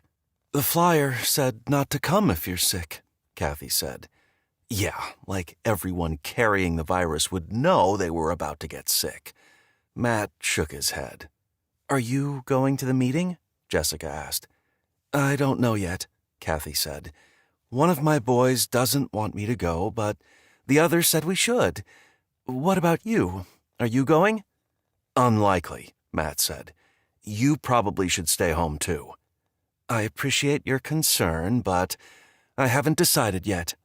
Matt sighed. "Well, if you do go, will you tell us what you learn?" "Yes." "Thank you, Kathy," Jessica said. "Let's keep in touch, okay?" "That's a good idea. I'm not sure how many people in our neighborhood are left." After an uncomfortable silence, they said their goodbyes and disconnected. "I'm going to see if there's a flyer on our door," Matt said as he stood. He put on a pair of gloves before going to the door. "Be careful," Jessica said as she followed him. Before opening the door, he looked out the front window to make sure no one was around, and when he felt confident that no one was, he unlocked the deadbolt, then opened the door a crack. A half sheet of paper fluttered to the ground. He opened the door wider, then used his foot to drag the sheet inside before locking the door once again. "The flyer," he said as he picked it up and held it like it was an important document heralding critical news. "What's it say?" Jessica asked. He held it so they both could read it. It said pretty much exactly what Kathy had told them. He pointed to the line that said, "If you even suspect you may be sick, don't come." Can't be any more blunt than that. One side of Jessica's mouth turned up in a wry smile. "They didn't even say please." Matt was glad that whomever had created the flyer, and was presumably running the meeting, had been crystal clear. This person was no nonsense, a quality he admired. "Should we go?" Jessica asked, her eyebrows bunched in question. "I don't know. I'm leaning toward no. Besides, if Kathy goes, she can fill us in." Jessica nodded. "True." He was glad she agreed with him. The last thing he needed was to have an argument over something so risky. "I'm going to see what I can find online," he said, as he tossed the flyer and the gloves in the trash. The TV had only become good for entertainment. The only way to get news was on the internet, which Matt had been scouring for information. Not a lot of official updates. The main source of information was social media, but the claims were so outlandish. Whole cities were dead. This was a deliberate attack by a foreign country, and they would drop a nuke next. #end of the world. That Matt had a hard time believing much of what he read. Still, he searched. He had to take advantage of access to the internet while he could. He knew access wouldn't last. It couldn't. It was inevitable that the electricity would go off. With so many sick or dead, who was left to manage the power stations? So, after he tired of reading dubious reports posted by hysterical people, he spent the rest of his time printing off pages and pages of information about foraging for food, gardening, surviving off the land, and anything else he could think of. And then it happened. The next morning, the power went off.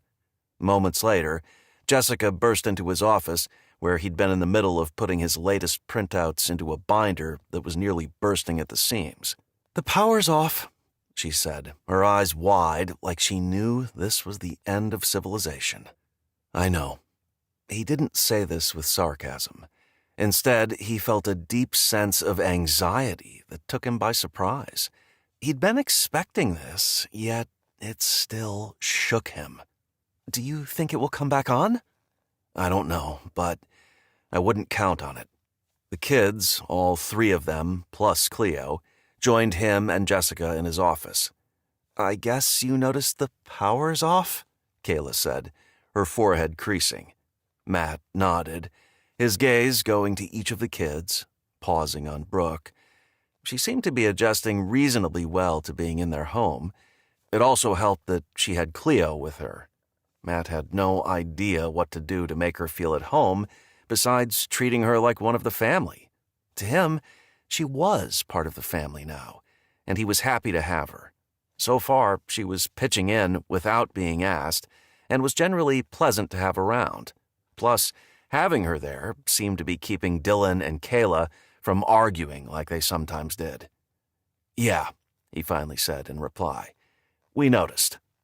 "What's gonna happen now?" Dylan asked, his brow wrinkling. "Now," he said as he stood and faced the group, "we check the RV to make sure the power's working in there." "You have power in your RV?" Brooke asked with raised eyebrows.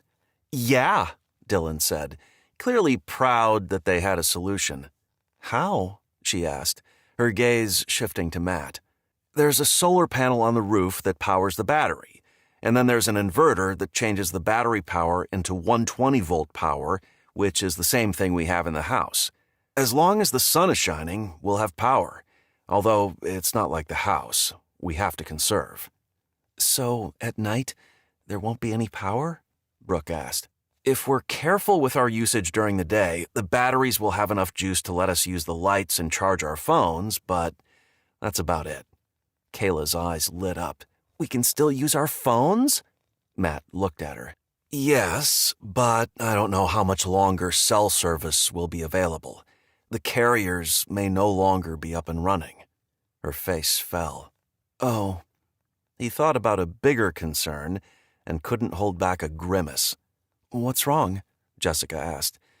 He didn't want to panic them, but they needed to know the score. "I'm concerned about how long water will flow." All four pairs of eyes widened in response. "That's why I filled the fresh water tank in the RV. Plus, I bought a lot of bottled water when I stocked up at Costco." Jessica's forehead furrowed. "I wonder what everyone else is doing about the power going out. And just in general," she frowned. "I feel so isolated here. We have no idea what's going on in our own neighborhood." Matt stared at her. "Are you suggesting we go to the meeting?" She shrugged. "I'm not sure. I mean, how else are we going to find anything out now that the power's out? What if help is coming? Or what if there's a vaccine? Or—" she shook her head. "If there's any news at all, we won't know. I mean, we can't rely on Kathy. We don't even know if she's going." He hated the idea of risking his family's health, but Jessica had a point. Sighing heavily, he nodded. "Okay, I'll go. Alone." Jessica shook her head. "You're not going alone. If you go, I go." He looked at her implacable face and knew there would be no talking her out of it. "Fine." With a grim smile, she nodded. Chapter 17. Jessica. As Matt pulled into a parking space, Jessica found herself gripping the armrest, her nerves stretched tight. It felt strange to be out of the house after not leaving for a week. Who would be at the meeting? Were so many people dead that there would be very few attendees? But when she looked at the cars parked in the lot, she was surprised to see more than she'd expected. "Masks on," Matt said, before putting an ear-loop mask over his nose and mouth. Jessica felt slightly foolish coming to this meeting wearing gloves and a face mask. The last time she'd been in public was before the bird flu had taken hold. But life had shifted at a crazy angle since then. This was the new normal, and she doubted they'd be the only ones taking precautions. She put her mask on and turned to Matt. "Ready." Her voice was slightly muffled. Side by side, they walked toward the entrance to the school, but when they reached the main doors, they saw a sign stating that the meeting had been moved from the auditorium to the playground. "Makes sense," Matt said through his mask. "With no power, it would be pitch black in the auditorium." They turned and headed to the playground, which was around the back of the school. "It'll be better to be outside," he added, as they rounded the corner of the school. "We can keep more distance between us and whoever else is there." "Good point." As they approached the playground, they saw people talking in small groups, many of them also wearing face masks. A few wore bandanas over their mouths and noses. Mildly surprised to see that, Jessica turned to Matt with a sardonic smile. Then she realized he couldn't see her mouth. Frowning now, she said, "I guess a lot of people had the same idea we had." Somehow that made her feel better, like the others were just as concerned as she and Matt were with staying healthy. "Or they're sick and don't want anyone to know," he murmured. Alarmed at that idea, she slowed her pace. Matt urged her forward. "We'll keep our distance from the others." She nodded, and they moved on, stopping a good 10 feet away from everyone else. A man was huddled with 2 other people at the edge of the playground. A moment later, he broke away and loudly said, "Can everyone hear me?" Everyone turned toward him, nodding. Jessica nodded too. She could hear him fine.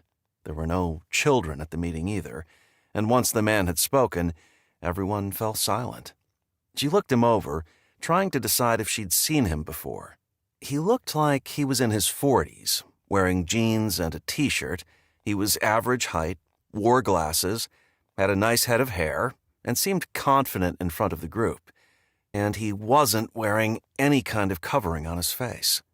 "Good," he said. "My name is Tony Webb. I head up the Neighborhood Watch program on my street." He chuckled. "That doesn't really mean anything, but I thought it might be helpful for us to get together as a neighborhood to discuss what we know and how we can help each other." His face became serious. "A lot of us have lost loved ones. I lost my wife and both my children." His chin quivered before he drew in a deep breath. "I buried all 3 of them myself." He was quiet a moment, then he sighed deeply. Finally, his gaze swept the assembled crowd. "I'm glad to see so many here. I'd wondered if anyone would come." Jessica thought about the man's courage in organizing this when he'd lost so much. "To start, let's discuss what we know." With a grimace, he said, "First, we know this flu is swift and deadly. Second, we know that the power has been off all day." One side of his mouth quirked up. "That's pretty much all I know." He looked at the group with expectation. "Does anyone else have any information?" One man held up his hand. Tony pointed to him. "Your name?" Bryant Johnson?" "Okay, Bryant. What information do you have?" Bryant cleared his throat. "I'm a ham radio operator, and I've been spending a lot of time on there lately." That got everyone's attention. "Do you know what's going on in other places?" Tony asked. Jessica perked up. The news had been off the air for a few days, so She was intensely interested in what Bryant was going to say. She felt someone touch her arm. Startled, she turned to see Kathy standing there. Despite the fact that it might offend her neighbor, Jessica backed up a few steps. Matt did as well. Kathy didn't have a mask, and she'd had people in her family who'd had the virus. Jessica wasn't about to take any chances. "Sorry," Kathy said, obviously understanding why Jessica had backed away. She glanced toward Tony. "Have I missed anything?" Jessica shook her head, then gestured toward Bryant.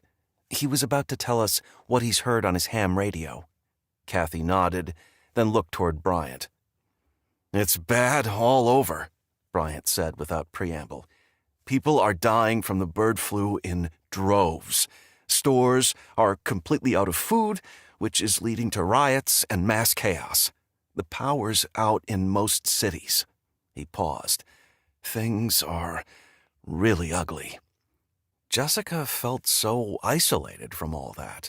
Besides their scary run-in with Jack several days earlier, they'd been safe and secure in their house. "What about around here?" someone asked, directing the question to Bryant. Bryant turned to the man who'd asked. "A lot of people didn't have more than a few days' worth of food, which has now run out." Bryant looked at the group. "People are getting desperate." He frowned deeply. "Desperate people do desperate things." Quiet murmurs filled the air as a sense of panic began to take over. "Let's not freak out yet," Tony said, settling the group down for the moment. "Let's focus on our group, our neighborhood." His lips compressed. "How are all of you set for food and water?" Jessica looked at Matt. She would leave it to him to decide how much information to share with these people. Chapter 18. Matt.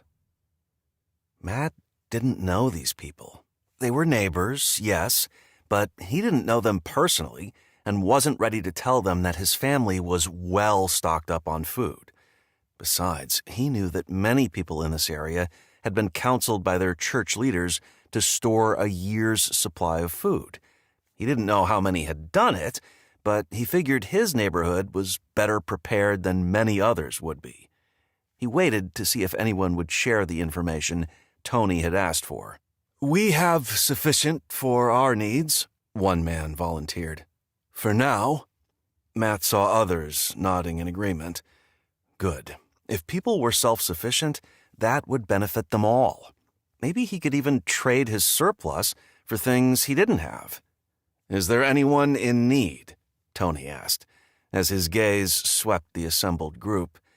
A young couple raised their hands. "We're, the man began. "That is to say, we've only been married a few months, and money's been tight, so we haven't managed to be as prepared as we would have liked." Tony nodded, then looked around the crowd. "Would anyone be willing to donate a few things to this couple?" No one said anything. "Okay, how about this?" Tony looked at the couple. "Tell us where you live, and if anyone is so inclined, they can leave whatever they can spare on your porch." The young husband stated his address, then added, "I can trade. I'm good at fixing things." Tony nodded. "Excellent idea." Then he turned to the group. "Anyone else in need?" A few other people raised their hands. Matt quietly shook his head. He had mixed feelings. On the one hand, if people had spent more time and money preparing for an emergency rather than wasting it on fancy cars and toys, maybe they wouldn't be in need now. Then again, if Jessica hadn't called him that day, and if he hadn't stocked up at Costco, they'd be living off their freeze-dried meals by now. So he couldn't exactly judge anyone else. Tony held out his hand to someone nearby, and that person handed him a clipboard. "If you're in need," he said, holding up the clipboard, "write down your address and the skills you have, and I'm sure trades can be made." As several people approached to write their information down, Tony faced everyone else. "Do any of you have medical knowledge?" One woman raised her hand. "What about you?" Matt whispered to Jessica. She shook her head. I don't think a dental hygienist counts. If she didn't want to say anything, he wouldn't push her. Okay. What are your qualifications? Tony asked the woman. I'm a physician, Dr. Matty Larson. Wonderful, Tony said as he jotted that down. Matt agreed. Having someone in the neighborhood who could treat injuries or illnesses would be invaluable. Anyone in law enforcement? No one raised their hands. What about military experience? Tony asked, his eyebrows raised in obvious hope. 3 men raised their hands. All appeared to be in their early 30s. Excellent, he said with approval, as he wrote down their names. What other skills does everyone have? I can fix pretty much anything, an older man offered. I'm a mechanical engineer, another man said. 2 men announced that they were electricians. Everyone joked that that skill may or may not be useful now. My husband's really handy, one woman stated, smiling at the tall man standing beside her. Tony nodded approvingly. I have to say, with just this relatively small group, we have a decent number of critical skills covered. His gaze swept the small crowd. Any hunters? No one raised their hands.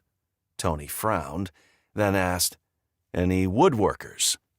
Jessica nudged Matt. He turned to her with a frown, then realized she couldn't see his mouth. Finally, he raised his hand.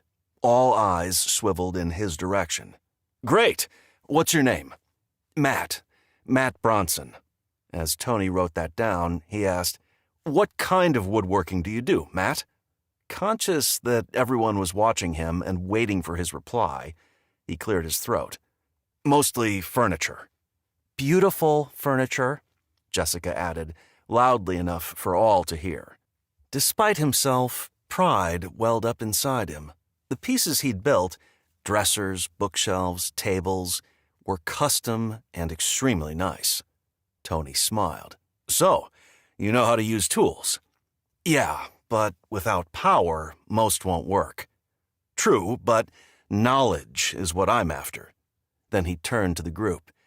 Anyone with mechanical skills, like the ability to fix motors, cars, that kind of thing. One man raised his hand. After writing the man's name down, and with a wide smile, Tony said, I wasn't sure how this meeting would go, but after hearing all that you have to say, I propose that we work together as a neighborhood to provide security and food for our small neck of the woods. Heads nodded all around, and excitement welled up inside Matt. Before this pandemic, he'd never known his neighbors had so many skills. If he'd ever needed to hire someone to work on his house or car, he'd searched online to find people. Yet all along, people with those skills had been right here. And to think that they could pool their skill sets now to create a little community right here. It was an awesome feeling. I'm glad we came to this meeting, Jessica said beside him. He smiled at her, and though his mouth was covered, he knew his eyes reflected his feelings.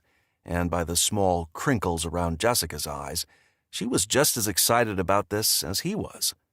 If you all agree, Tony said, I'd like to meet again in a few days so we can talk about challenges we're facing. I'd love it if, together, we can come up with ideas on how to better organize our group. When everyone nodded in agreement, he smiled. We'll get flyers out again when we know exactly when we're meeting. He paused like he was considering his next words. I don't want to put anyone in danger, but if you're willing, maybe you can check on your neighbors who aren't here and see if, well, see how they're doing. Matt glanced at Jessica. She looked at him, her forehead creased. Okay, Tony said. See you next time we meet. What if we need help between now and then? Someone called out. What is your name, sir? Tony asked the man. Kevin? With a nod, Tony turned to the crowd. Any ideas on how to answer Kevin's question? Matt hadn't known what he'd expected out of this meeting, but he liked Tony. He was no-nonsense, yet not a dictator in any sense of the word. He liked how Tony didn't purport to have all the answers. Anyone? Tony prompted with a smile, that said he hoped someone had ideas. To Matt's surprise, he raised his hand. "Matt," Tony said, with a smile that broadcast a bit of relief that someone had spoken up. "What kind of help are you thinking of?" Matt asked Kevin. "Security, mainly. I mean, now that things are rapidly falling apart, I'm concerned about outsiders coming to our neighborhood and causing trouble." The thought had crossed Matt's mind, too. Then, thinking of Jack, he almost wanted to add, there could also be trouble from neighbors. Instead, Matt glanced at each of the men who'd said they had military experience. "What would you suggest?" The men looked at each other. Then one of them said, "If your family's threatened and you have a weapon, I suggest you use it." Some people nodded, others looked kind of horrified. Whether it was because they thought they might have to shoot someone, or because they couldn't believe society had come to this, he didn't know. "Your name, sir?" Tony asked the man. "Derek." His voice was slightly muffled, as he had a bandana covering his mouth and nose, like some kind of outlaw. "Can't we just call the police?" one woman asked. "Have you tried calling 911 lately?" Jessica loudly asked. The woman looked at Jessica, then shook her head. "All you'll get is a busy signal," Jessica said. "That's if your phone even works," Derek said. "Without power, you won't be able to charge your cell phone. And even if you could, service will most likely be unavailable, or will be unavailable soon." As loud conversation filled the air, Matt was doubly glad he'd bought the 9mm and the rifle, and was especially glad he'd stocked up on ammo. "I don't own a gun," one man said. Matt looked at Derek, who shook his head. "Don't know what to tell you, sir." "Maybe we can put together patrols," Matt said. He didn't know why he was speaking up. He was a software engineer, not a security expert. Then again, maybe it was because of his run-in with Jack. He didn't want to have to be on his own protecting his family. Safety in numbers and all of that. "Good idea, Matt," Tony said. Then he turned to the crowd. "Whoever's willing to be on patrol, please see Matt." Matt's eyes widened and his eyebrows shot up. Just because he'd suggested the patrols didn't mean he wanted to be in charge. Before he had a chance to object, most of the men and a few women turned and walked toward him.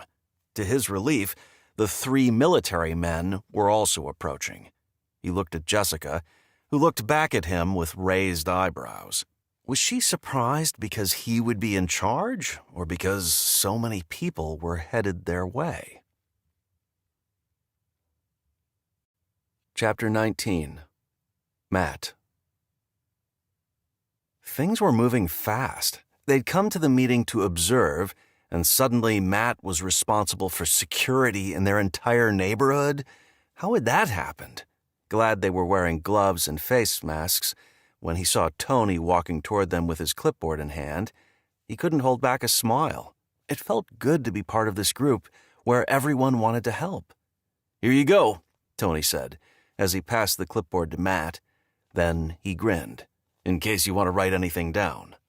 "You don't actually think I should be in charge of security, do you?" Matt asked with a wry smile as he took the clipboard and pen. Then he remembered he was wearing his mask, so Tony wouldn't be able to see most of his facial expression. Tony grinned. "That's totally up to you."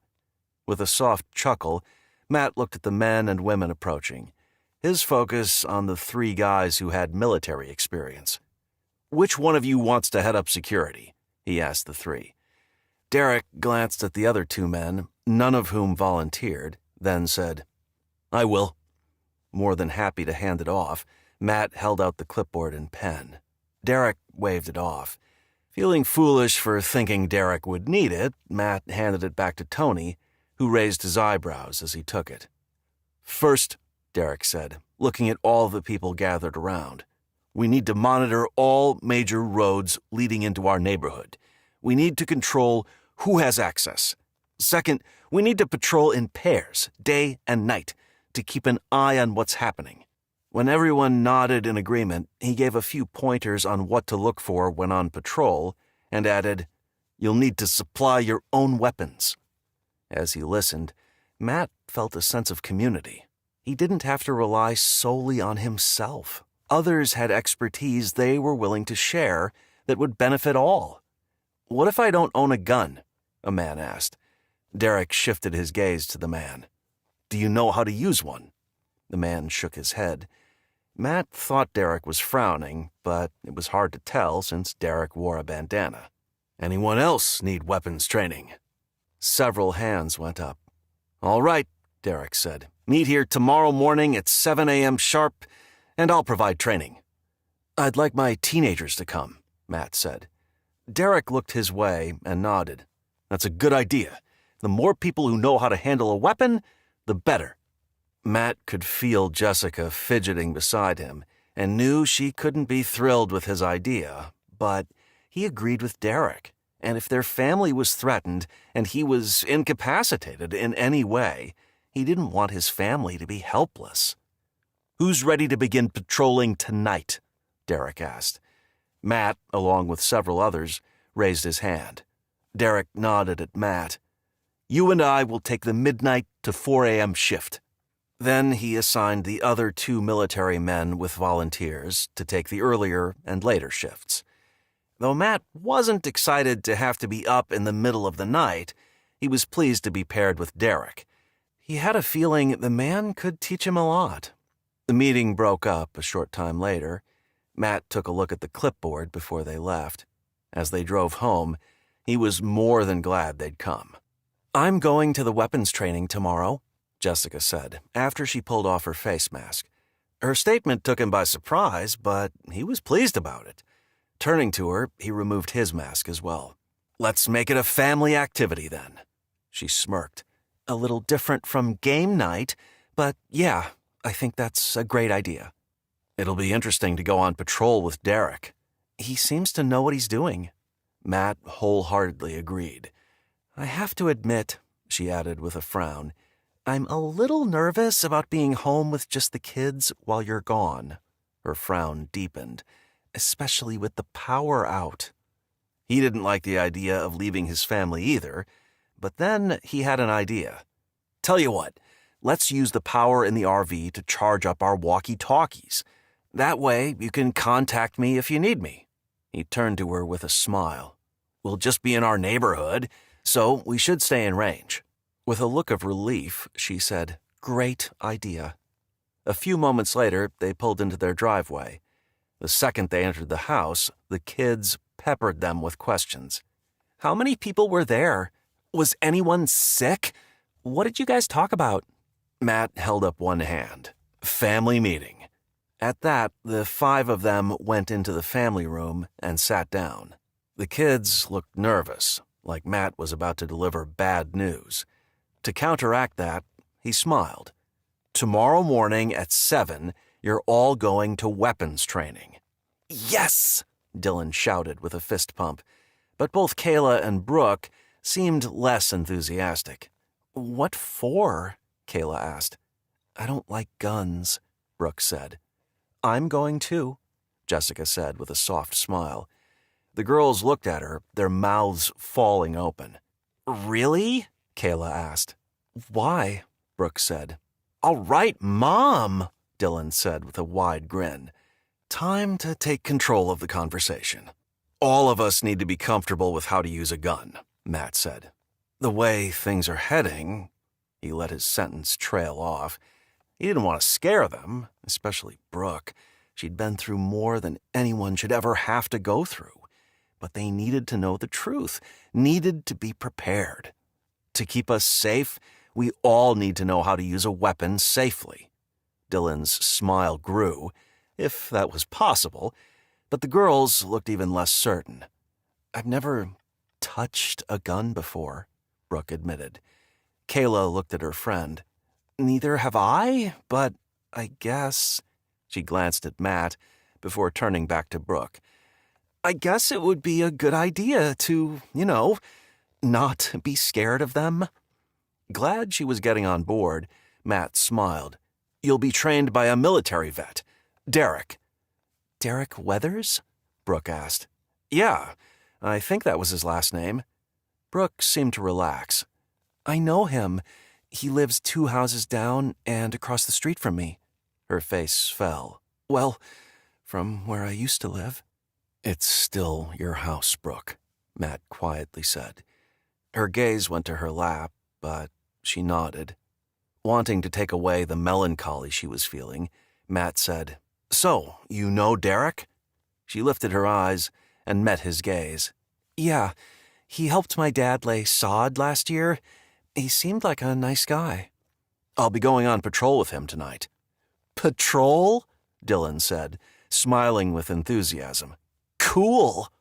Then he looked at Matt with undisguised hope. Can I come? It's not up to me.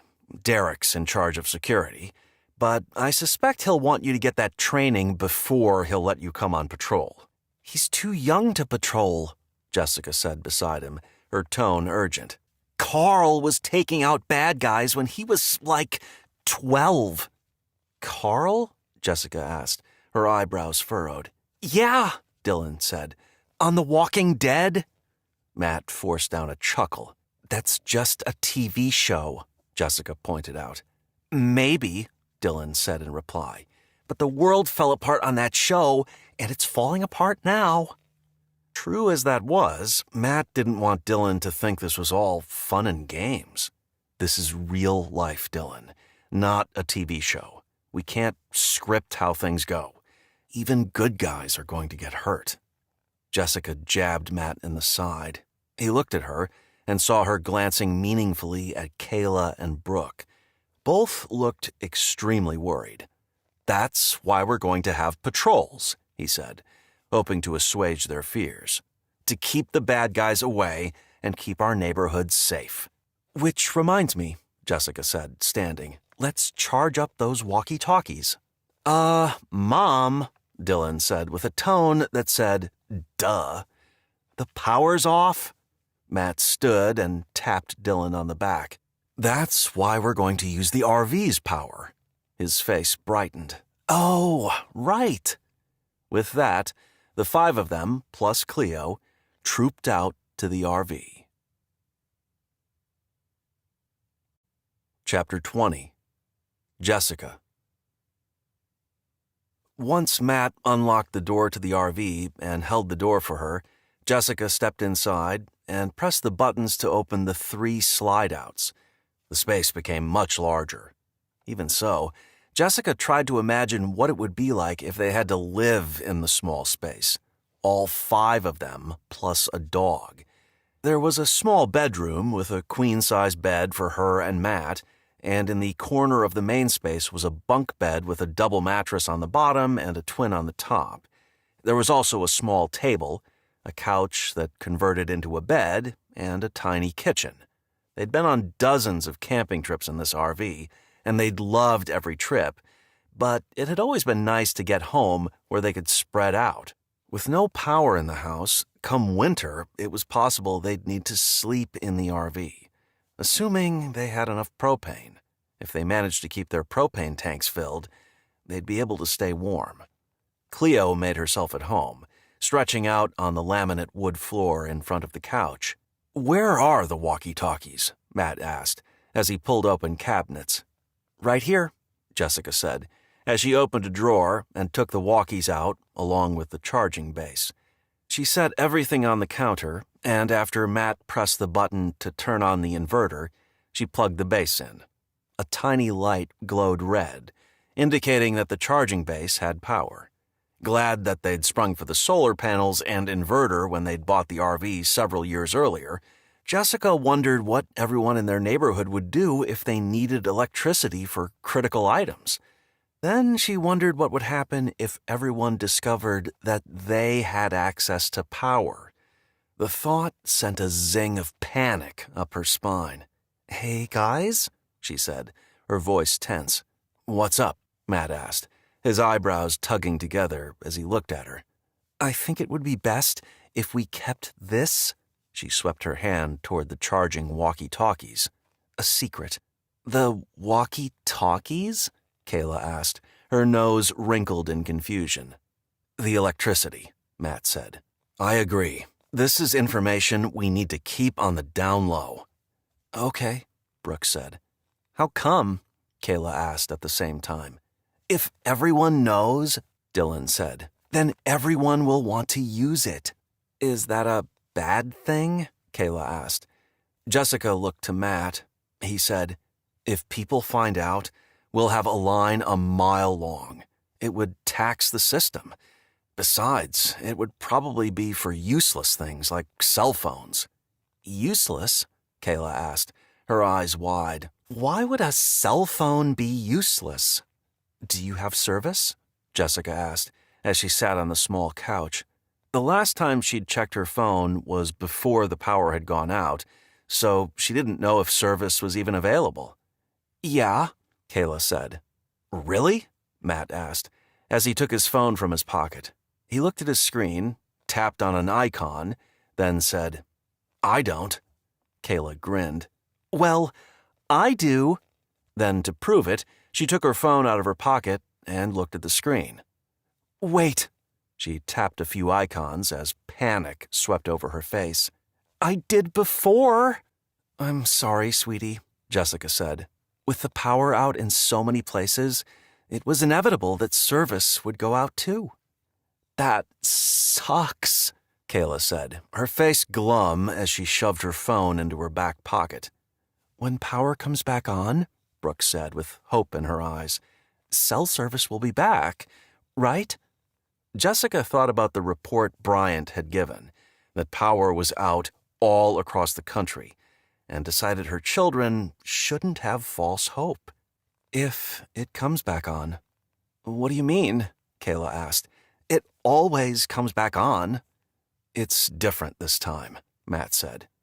Wait, Dylan said, like reality was just starting to sink in. It's not coming back on?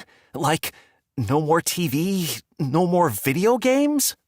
Jessica wouldn't miss TV or video games. Other things, critical things, would be much harder to go without. No more lights, no more washing machine, no more refrigerator, no more oven or microwave. That's right, Matt said, cutting into her thoughts. Too many people have, his eyes slid to Brooke before going back to Dylan, died. No more people to fix or maintain the electrical grid. The kids began listing all the things they would miss, and when Jessica realized that nearly every single thing she did relied on electricity, a sense of dread began sweeping over her. Okay, she said abruptly, cutting off Dylan's long lament over how hard it was going to be without video games. Everyone looked at her. Enough whining, because you're not even going to care about electricity if you have no food. Kayla's eyes widened. We have food. Dad bought a lot. A pinched look came over Dylan. We'll have to scavenge. Jessica hadn't meant to spark panic, but her children were focusing on the wrong things. We won't have to scavenge for a while, Matt said. We should be set for now, but we have to be careful. Wait, Kayla said, as she held up both hands. Are you saying we'll eventually have to scavenge? She looked horrified by the idea. It'll be cool, Dylan said. We can go into people's houses. One side of his mouth quirked up. I mean, the houses where everyone's dead, and we can take whatever we want. This conversation was all kinds of wrong. Jessica had to put a stop to it. Enough, she audibly sighed. Let's go back in the house. We need to better organize our food and update our inventory list. She looked at Matt. We need to keep better track of what we have. Good idea. Brooke held up her hand with a grimace. What's wrong, Brooke? Jessica asked with a soft smile. Speaking of food, I'm just about out of dog food for Cleo. Oh, do you have more at your house? Matt asked. She nodded. We have a lot. Dad? Her eyes filled with tears. They gave her the time she needed to get her emotions under control. He'd just gone to the store before. Jessica's eyes shifted to Matt. He looked back at her, and she knew he was thinking the same thing she was. that they could add the food from Brooke's house to their supplies. Matt looked at Brooke. "We can go to your house and get Cleo's dog food." He paused. "Would it be okay with you if we brought the food from your house here?" Brooke smiled. "Of course. I've been thinking we should do that, but I didn't know if you'd want to." Relieved she was okay with them basically raiding their house, Jessica went to Brooke's side and wrapped an arm around her shoulder. Then she looked at Matt. "When do you want to go?" His gaze went to each person. "Right away." They stepped out of the RV. Matt brought up the rear, locking the door behind him. Chapter 21. Matt. "Are you sure you want to come?" Matt asked Brooke, as they prepared to take a trip to her house. She nodded. "When Dad—" She blinked several times. "When he died, I buried him in the backyard." She dragged in a deep breath. "And Mom, well, she died at the hospital." Amazed at her strength, Matt didn't know what to say. "I didn't know about," Kayla said beside her. "Well, about what you did with your dad." Nodding, Brooke smiled sadly at Kayla. "We'd better get going," Matt said. It was getting late, and he wanted to get this taken care of right away. He kissed Jessica. "Will you be okay here by yourself?" They'd decided one person should stay behind to keep an eye on things. Jessica nodded. "Yes. Besides, Cleo will be with me." That actually did make Matt feel better. He turned to the kids. "All right, let's go." He led the way to the front door and out to his truck. When they pulled up to Brooke's house, Matt wasn't sure what he'd expected to find, but all was calm. No one was around. They got out and walked to the front door together. "I have the key," Brooke said. She inserted the key and disengaged the lock, then twisted the doorknob. The door swung inward. Matt waited. It was Brooke's house. She should go in first. After a moment's hesitation, she stepped inside, then turned to them. "Come in." They followed her in. "Where do you keep the dog food?" Matt asked. He wanted to get what they needed and get out. "In the pantry," she said, before leading the way. When Matt saw all the food they had in their pantry, he was more glad than ever that he'd asked if they could gather her food to bring it back to their house. "Do you have any boxes we can use?" he asked Brooke.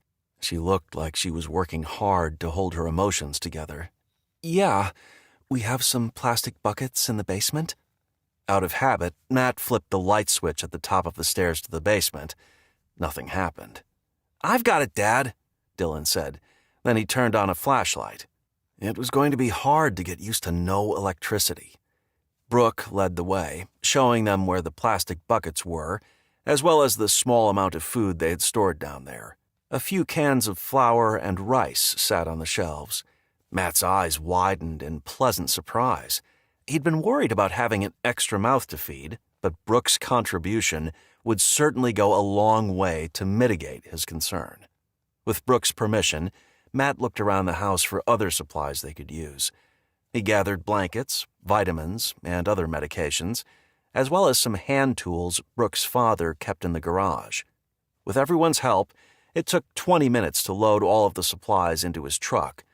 Brooke took some time to gather her most precious personal belongings, and then they drove back to their house.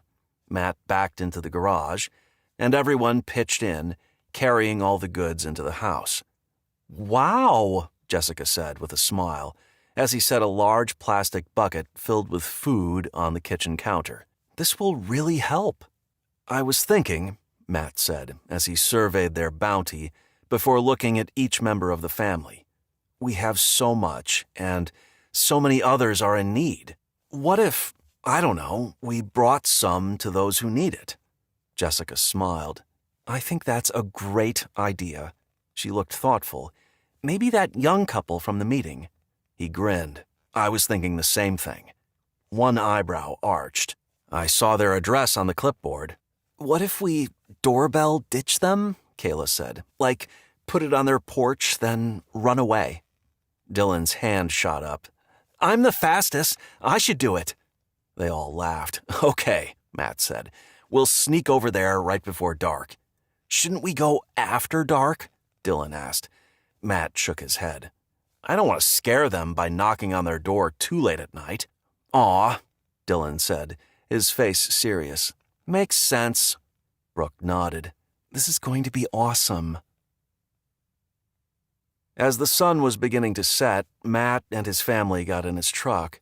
Each of the 3 kids held a small bag with a variety of canned and other non-perishable goods.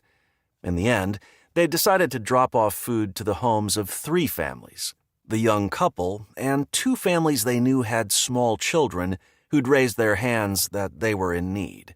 In all reality, it wouldn't go far, but the idea of doing what he could for his community felt right to Matt. It didn't take long to drop the food on the porch, knock on the door, then dash away. And by the time they got home, they were all feeling much better about life in general. Chapter 22. Matt. Just before midnight, Matt set a charged walkie-talkie by Jessica's side of the bed, then leaned over and gave her a lingering kiss. "If you need anything, let me know." "Do you have to go?" She sat up and looked at him, her forehead furrowed. Though some moonlight trickled in through the open blinds, it was still quite dark. Without street lamps to cast their light into the room, it felt eerie. He knew she was nervous about being left on her own, but he'd committed to patrol with Derek for the next 4 hours. "I'm sorry," he said, as he sat on the edge of the bed. "Derek's counting on me." Softly sighing, she glanced at the walkie, then met his gaze. "I know. Try to go back to sleep." She chuckled at that. Fat chance. He reached out and gently stroked her cheek. "I won't be far, just around the neighborhood." She nodded, then pulled him in for another kiss. "You're making it hard to leave," he murmured against her lips. Quietly laughing, she said, "Good." He drew away before standing. "My shift is done at 4. She nodded. "Be safe, Matt. I love you." "I love you too." He turned and left the room, then went downstairs to gather what he needed, including a loaded .45 with an extra magazine. As he put the pistol in his inside-the-waistband belt holster, he felt strange. As a concealed carry permit holder, he'd bought the holster long ago, but he hadn't really used it all that much. Now, though, knowing he may need his weapon to protect his neighborhood, putting his pistol in the holster felt like a whole new level of responsibility. Holding back a sigh, he shrugged into his jacket before putting the extra magazine into one of the pockets and the walkie-talkie into the other. Then, after affixing the ear-loop mask over his mouth and nose, he headed out the door, locking the deadbolt behind him. Walking toward the rendezvous point, the corner of a nearby street, he couldn't help but notice how abnormally quiet it was. No hum of a street lamp or other mechanical things, no cars driving by, no porch lights to emit light across yards. A lone dog barked as Matt walked past a pitch-black house. How many pets had died from starvation because their owners had died of the virus? The thought made him inexorably sad. He was glad they'd taken Cleo in. She would be an asset to their home, an extra level of defense. "Don't move," a deep voice said next to his ear, as something hard pressed against his neck. Was it a gun? Was he about to be shot? Frozen in place, Matt thought he was going to wet himself. Volunteering to come out in the middle of the night alone during the early days of the apocalypse? What had he been thinking? He was no hero. He was just a man trying to protect his family. Then it occurred to him, his family was alone. Who was this person, and were others with him? Was his family in imminent danger? He had to get back to them, had to protect them. Adrenaline dumped into his veins, and without thinking, he spun away from his attacker, ready to fight for his life, when Matt saw who was standing there His mouth fell open. Derek? He wasn't wearing the bandana over his mouth and nose. Derek scowled and shook his head. You need to gain situational awareness, Matt.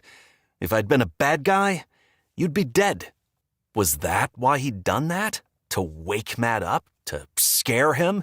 Fury, powerful and swift, slammed into Matt, and it took everything in him not to come at Derek. Then again, he had the distinct feeling that Derek could easily take him down. Instead, he glared at him. Did you have a gun pressed to my neck? Maybe the guy was mentally unstable. Derek smirked and held up his black-gloved hand, his middle and pointer fingers squeezed together. He'd only been pressing his fingers into Matt's neck, not a gun. Though still angry, Matt felt his fury drain away, replaced by embarrassment. He'd nearly wet himself over a finger pressed to his neck. Not cool. Derek made a scoffing sound. What's not cool is you walking along like you're still in your safe little neighborhood, not paying attention to anything around you. Anyone could have come up to you and... He shook his head. I'm not going to go into all the ways you could have been compromised. One side of his mouth quirked up. I think you got the idea.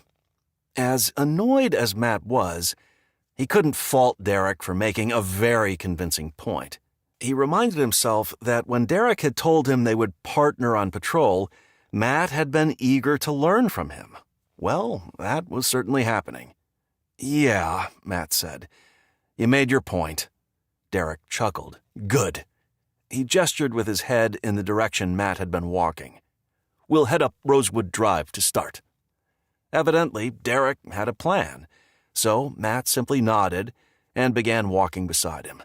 Look, man, Derek said with a sardonic laugh and talking in a quiet voice. Sorry if I scared the crap out of you. Not wanting to admit that he'd almost peed himself, Matt forced a quiet laugh of his own. I'll get over it. Derek nodded, but his attention was on the neighborhood.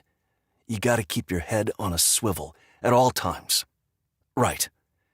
All was silent in the neighborhood, not even the flicker of candlelight in any of the windows.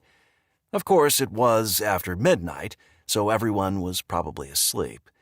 Matt's gaze swept across all of the houses within view, many with a red X on the door.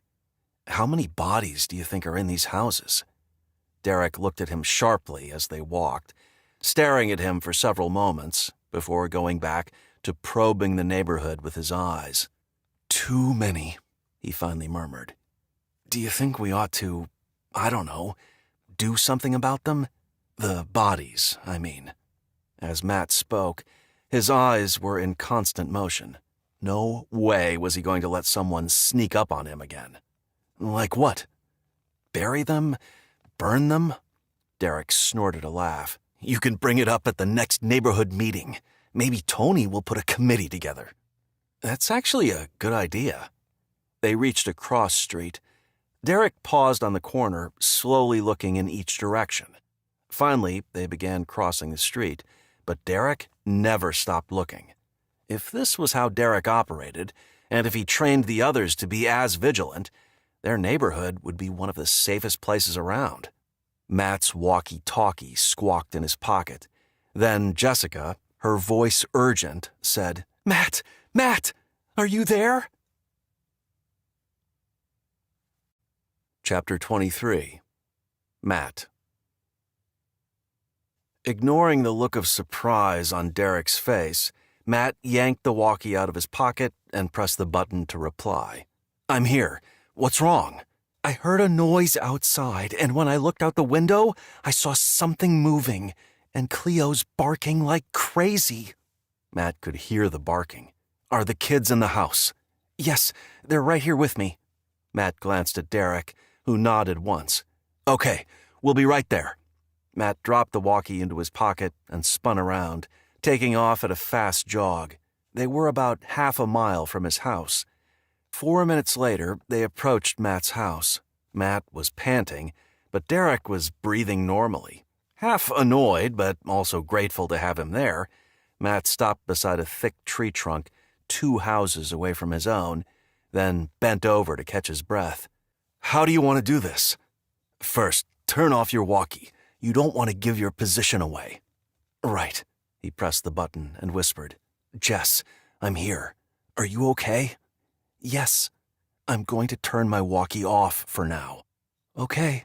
He shut it off, then stuffed it in his jacket pocket. Derek gave him a long look. "If someone's in your yard, are you prepared to shoot, knowing the person will most likely die?" That gave him pause. Was he ready to be responsible for the death of another person? Then he pictured his family. Would he kill in order to protect them? Unequivocally, yes. "If the person presents a threat," he said. "Yes." Derek tilted his head. "How will you decide if the person presents a threat?" Matt had no idea. How do you decide that kind of thing? The sound of glass shattering filled the air. Both men jerked their heads in the direction of Matt's house. "I think it came from the back of my house," Matt said, as his heart slammed against his ribs. Without another word, Derek pulled a gun out of a holster and took off toward Matt's house. Matt took the .45 out of his holster and raced after him. Moments later, they stood outside the gate to Matt's backyard. Derek held a finger to his lips.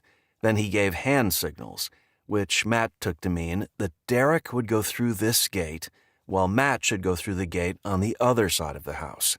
Nodding, and with his heart going 100 miles an hour, Matt made his way across the front of his house, across the driveway, and to the gate on the other side. Drawing in a deep, lung-filling breath before slowly exhaling, he forced himself to calm down. Then he quietly unlatched the gate before slowly pushing it inward. On the lookout for an intruder, he peered around the edge of the gate, his gaze shooting in all directions. "On the ground!" he heard Derek shout. Alarmed that there actually was someone in his yard, Matt hustled through the side yard and around to the back to find a man on the ground with Derek's knee in his back. The moon was hidden behind the clouds, so it was impossible to see who the man was. Grateful that he hadn't had to deal with this on his own, Matt watched as Derek expertly zip-tied the man's wrists behind his back. "Who is it?" Matt asked. Once the man was restrained, Derek rolled him over and shone a flashlight into his face. The man squeezed his eyes closed against the bright light. "I don't know his name," Derek said, "but he was at the meeting today." Now that he mentioned it, Matt remembered seeing the man at the back of the group of security volunteers. "What's your name?" Matt asked as he squatted beside him. Fear shone from the man's eyes. Charlie Swenson." "What are you doing in my backyard, Charlie?" Matt felt a mixture of anger and confusion. He lifted his gaze to the now broken window in his dining room. Then he scowled at the man. "And why in the heck did you break my window?" I was desperate," Charlie began. "My family's starving and I needed food." "What made you think I had any?" You didn't raise your hand to say you needed anything, so I figured." He did a half shrug. Still confused why he had been a target, Matt said, "So did a lot of people." "I knew you'd be on patrol, so I thought I'd—" He let his words trail off. Realizing that Charlie had planned to break into his home when he wasn't there and when his wife and children would be asleep and vulnerable, Matt felt an overwhelming rage descend over him. What if Jessica had caught him? Would he have hurt her? Killed her? And what about Kayla and Derek and Brooke? Without thinking, he pressed his gun to Charlie's temple. "I should shoot you right now." His teeth were clenched as he spoke. "Matt," Derek said beside him, breaking through his rage. With his gun still buried in Charlie's forehead, Matt lifted his gaze to Derek. Derek glanced meaningfully at the gun, then raised his eyebrows. Shocked to realize he'd been on the verge of killing a man in cold blood, Matt pulled the gun away from Charlie's head. Charlie exhaled loudly, his breath ragged, his eyes on Derek. "Thank you." Making a scoffing sound, Derek shook his head. "Don't thank me. I'm going to lock you up and let the neighborhood decide what to do with you." "Is there anyone else with you?" Matt asked, his mind still racing and his heart still pounding. "No," Charlie said. "It was just me." Matt looked at Derek. How could they be sure Charlie wasn't lying? What if someone else was waiting to make a play once Matt and Derek left? Derek pressed a forearm against Charlie's throat. "You wouldn't lie to us, would you, Charlie?" Charlie mouthed the word no and shook his head, at least as much as he could, with Derek's powerful forearm crushing his throat. Tears filled the man's eyes. Derek glanced at Matt, who nodded. He believed him. Derek lifted his arm, and Charlie gasped for breath. "I'm sorry," Charlie said, his voice strained. "I'll do whatever you guys decide. I know it was wrong. I was just—" His face crumpled. "My family hasn't eaten in days. They're starving." Though Matt felt sorry for him, he was also furious with the solution Charlie had chosen, which put his family in danger. You could have traded for food. I don't have any skills to trade." Matt shook his head. "Get up," Derek said, as he roughly pulled the man to his feet. Matt wondered what they were supposed to do with him now. They couldn't call 911, not without cell service. Not that anyone would answer.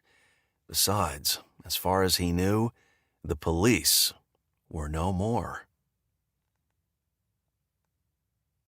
Chapter 24. Jessica. Stunned to see her husband pointing a gun at a man. No, he was doing more than pointing. He looked like he was going to shoot him. Jessica held her breath as she peered around the edges of the sliding glass door that led to the backyard. "What's happening?" Dylan asked from behind her. She'd made the children stay back, and now she was glad. She didn't want them to see their father killing a man. Then she saw Matt look at Derek before taking the gun away from the man's head. Exhaling in relief, when she saw Derek pull the man to his feet, she unlocked the door and slid it open before stepping onto the patio. "Matt?" she said, as her gaze went to the man whose hands were tied behind his back. "What's happening?" Matt looked at her, his face a kaleidoscope of emotions. "We've got it under control," Derek said. "Whoa," Dylan said from beside her. "What's going on?" Kayla asked. "Is Dad okay?" With a glance at her daughter, Jessica said, "He's fine." Matt stepped toward her, and she rushed forward, overwhelmed by all that had happened, was still happening. He drew her into his arms. Savoring the feeling of security his embrace sent over her, Jessica whispered, "What happened?" Matt pulled away and looked at her with a frown before telling her about the man, Charlie, someone from their own neighborhood, had planned to break in and had gotten as far as breaking a window. Shocked, Jessica looked at the man, vaguely recalling him from the earlier meeting. "What's going to happen now?" Matt looked at Derek, who said, "Your husband and I will take him somewhere where he can't cause trouble. In the morning, the neighborhood will have to figure out what to do with him." Jessica shifted her eyes to Matt. She spoke in a low voice, so the kids couldn't hear. "You're leaving me alone? Now? What if—" She looked at Charlie. "What if someone else tries to do the same thing?" Guilt and concern swept over Matt's face, but before he could speak, Dylan placed a hand on her arm. "I'll keep you safe, Mom." "No," she said as she turned to him. "That's your father's job." Dylan's eyebrows pulled together. "He has to patrol." "Dylan's right," Matt said, which annoyed Jessica. Yes, she cared about the neighborhood, but didn't Matt think his own family came first? "Look," Derek said to the group, "I'll grab someone else to take Matt's shift. Tonight." Relieved, Jessica smiled at Derek. "Thank you. I suggest you come to the weapons training tomorrow," he added, his gaze right on Jessica. "I was already planning on it." Hating the feeling of being helpless and vulnerable, she was determined to learn how to protect herself. Derek grinned, his teeth gleaming white in the moonlight. "Awesome. See you in the morning." With his hand firmly gripping the man's arm, Derek walked out of their yard and into the night.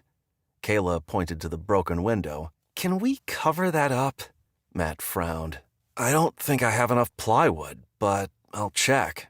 With flashlight in hand, he went inside with Dylan right behind him. Jessica led the girls inside, and a few minutes later, Matt was back with a small sheet of plywood. "You had one?"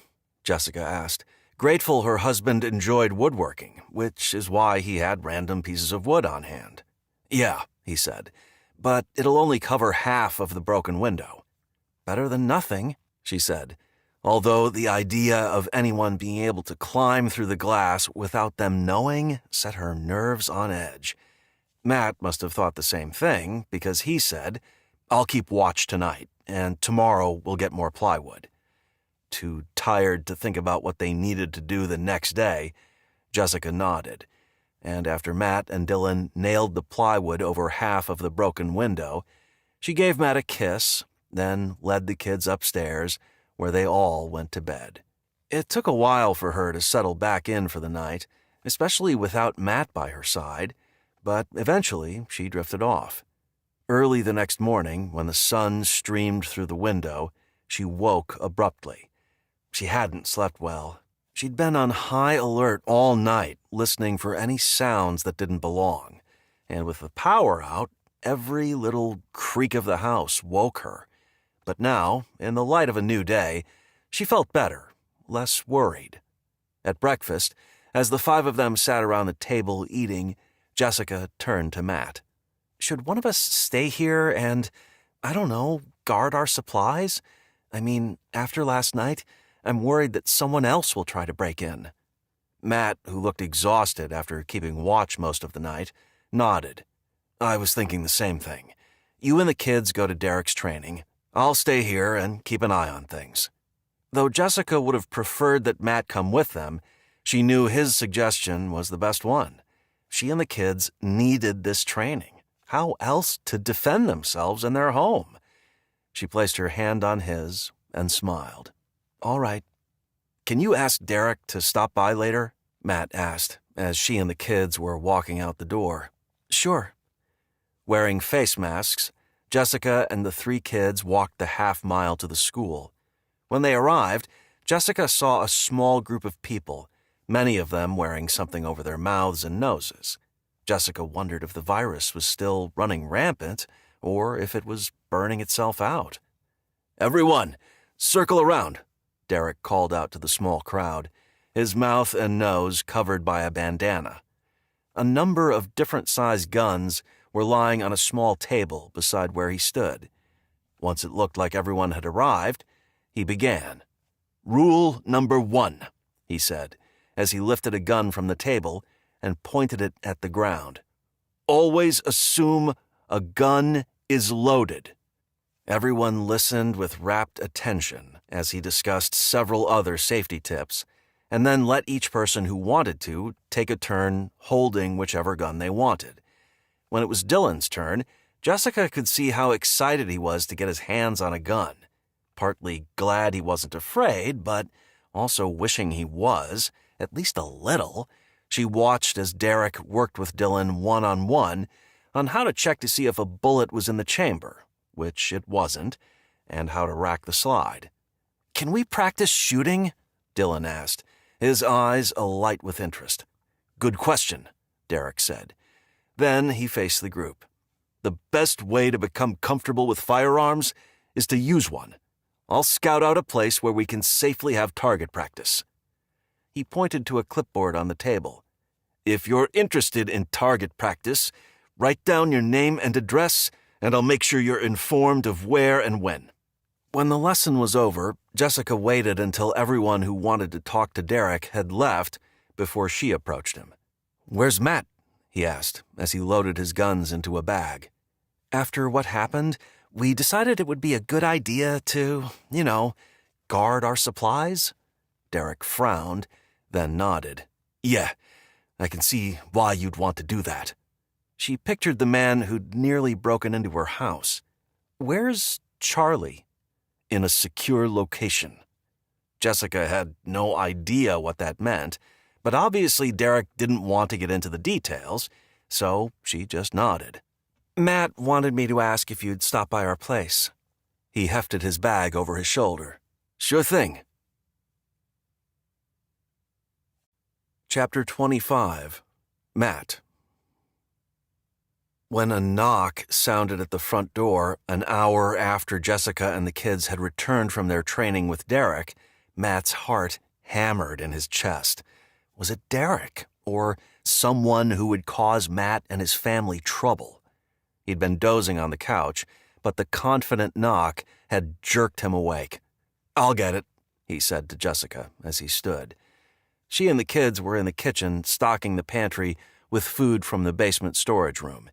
He and Jessica had been trying to figure out a way to secure their supplies so that they could leave the house without guarding it. So far, they hadn't come up with a good idea. With a slight sense of trepidation, Matt approached the front door. Who is it? He called out. Derek. Relieved, Matt unlocked the door and pulled it open. Thanks for coming by. What's up? Matt invited him in, and Derek stepped inside. Neither of them were wearing coverings on their faces, but Matt felt confident that Derek wasn't sick. I need to get some plywood for my broken window. Not sure how Derek would respond to his idea, Matt hesitated. Then he glanced toward the kitchen. He hadn't told Jessica his idea either. I was thinking you and I could make a trip to Home Depot. He spoke softly so Jessica wouldn't hear. No reason to get her upset until he was certain they were going. Derek's eyebrows shot up. Then he glanced in the direction of the broken window.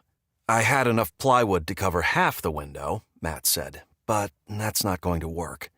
Derek rubbed his jaw, then he exhaled before nodding. Yeah, I'll go. I can pick up a few things myself. Elated that he would have a strong ally with him, Matt grinned. Sweet. Derek chuckled. You might change your mind once we get there. Matt tilted his head. Why do you say that? It just might be a bit different than the trips to Home Depot you're used to. I mean, I doubt they're actually up and running. Truth be told, Matt had assumed the same thing, but it was hard to picture what it would actually be like. Right. When do you want to go? Now? Okay. Derek looked thoughtful.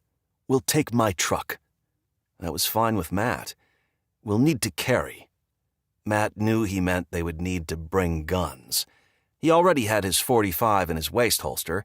After all the craziness with Jack and then Charlie, he wanted to be ready for anything. You think we'll need to use them? The thought was kind of nuts. He was running a quick errand, not going to war. Derek's shoulders lifted in a shrug. Gotta be prepared for anything. Matt nodded. I just need to tell Jessica where I'm going. He knew his tone broadcast that this trip would be news to his wife. Derek's eyebrows shot up. Okay, I'll be out front. After Derek left, Matt went into the kitchen. Jessica was on a step stool putting cans on the highest shelf. How's it going? He asked. Good, she said as she turned around. What did you want with Derek? Here goes. He's going to help me get some plywood.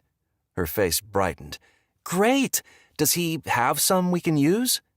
Not exactly. Her eyes narrowed. What aren't you telling me? The kids all stopped what they were doing to watch the exchange. Derek and I are going to Home Depot. Oh. Can I go? Dylan asked. No, he and Jessica both said at the same time. Huffing out a loud sigh, Dylan turned back to taking cans of carrots out of a box and placing them on the counter. Jessica came around the counter and walked into the family room, motioning for Matt to follow. Is that safe? She'd kept her voice low so the kids wouldn't hear. He didn't want her to worry, but he wasn't going to lie. I don't know, but that's why I wanted Derek to come. Her lips pursed. Is there any other way? Besides knocking on every door in the neighborhood to see who has plywood they'll hand over? No. Her shoulders drooped, like she knew going to Home Depot was the best option. Then she threw her arms around him. Please be careful. I will, he murmured in her ear. She stared at him a moment, then smiled. Can you pick up packets of vegetable seeds? Matt chuckled. Anything else? Potting soil and seed starting trays? Will do. He gave her a kiss, then after grabbing 2 face masks, 2 pairs of gloves, and 2 flashlights, he went out front and walked toward Derek's truck. It was an older truck, not fancy or expensive. In fact, Matt could see a spot of rust here and there. There was a hard shell over the bed of the truck. He just hoped the engine was in decent shape. Though the Home Depot was only a few miles away, he didn't want to have to carry a sheet of plywood home. He climbed inside the truck and held out a face mask and a pair of gloves to Derek. They both put them on. Then Derek turned on the engine and pulled away from the curb. As they drove out of their neighborhood, Matt was struck by how quiet everything was. No one was outside on this beautiful April morning, but even more striking was the lack of cars. Normally, there would have been moderate traffic. It was spooky. Weird that no cars are on the road, Matt said. Yeah, Derek said. When was the last time you were out of our neighborhood? Matt glanced at Derek, then went back to looking out his window. I guess about 5 days ago, when I figured out how bad this flu was, I decided to hunker down at home. Matt turned and looked at Derek. With your family? Derek smiled. I'm single. Where are your parents? His jaw clenched. Los Angeles. But, last time I spoke to them, they were both sick. They both knew what that meant. I'm sorry. Derek nodded. Both men were quiet as they turned onto the road that led to Home Depot. A block away from Home Depot, Derek pulled to the curb and shut off the engine. We should approach on foot, he said. See what's what. Matt nodded. Derek had combat experience, whereas Matt's experience was sitting in front of a computer pounding out code. Yeah, he'd defer to Derek. They climbed out of the truck and made their way to the parking lot, keeping close to the fence. Moments later, the parking lot came into view. A handful of cars were parked there, but not a soul could be seen. Across the parking lot was a Best Buy electronics store. The glass doors that led inside were smashed. Derek did a chin lift in that direction. Idiots looted an electronics store. He snorted a laugh. Now they can stare at their big screen TVs that don't work. He shook his head and moved forward, keeping close to the building. As they got closer to the sliding doors, they saw that they were smashed as well. Matt wondered what the looters had left. He hoped there would be at least 1 sheet of plywood. When they reached the doors, Derek, who was leading, stopped. Matt stopped behind him. Then, with his pistol at the ready, Derek stepped through the opening made by the broken glass. After a brief hesitation, Matt followed. After the bright sun, the interior was dim, but with the skylights in the ceiling, he could still see well enough. Derek had stopped just inside the door, so Matt stopped beside him. Home Depot was a home improvement enthusiast's dream, a giant warehouse with aisle after aisle of hardware, tools, and other supplies for repairs, construction, and any other project around the house. Matt's gaze swept the immediate area. It looked like looters had made a mess of the store, throwing what they hadn't taken onto the floor. As Matt frowned at the mess, he felt Derek tap his shoulder. He looked at Derek, who touched his ear. That's when Matt heard it. The sound of people doing something somewhere in the enormous store. they weren't the only ones inside. Chapter 26. Matt. Derek motioned to the right, then he pointed at Matt and motioned to the left. With a nod, they split up, and as Matt moved to the left, he gripped his .45, keeping his finger off of the trigger, but at the ready. The last thing he wanted was to shoot someone, but things were different now. Law and order had broken down.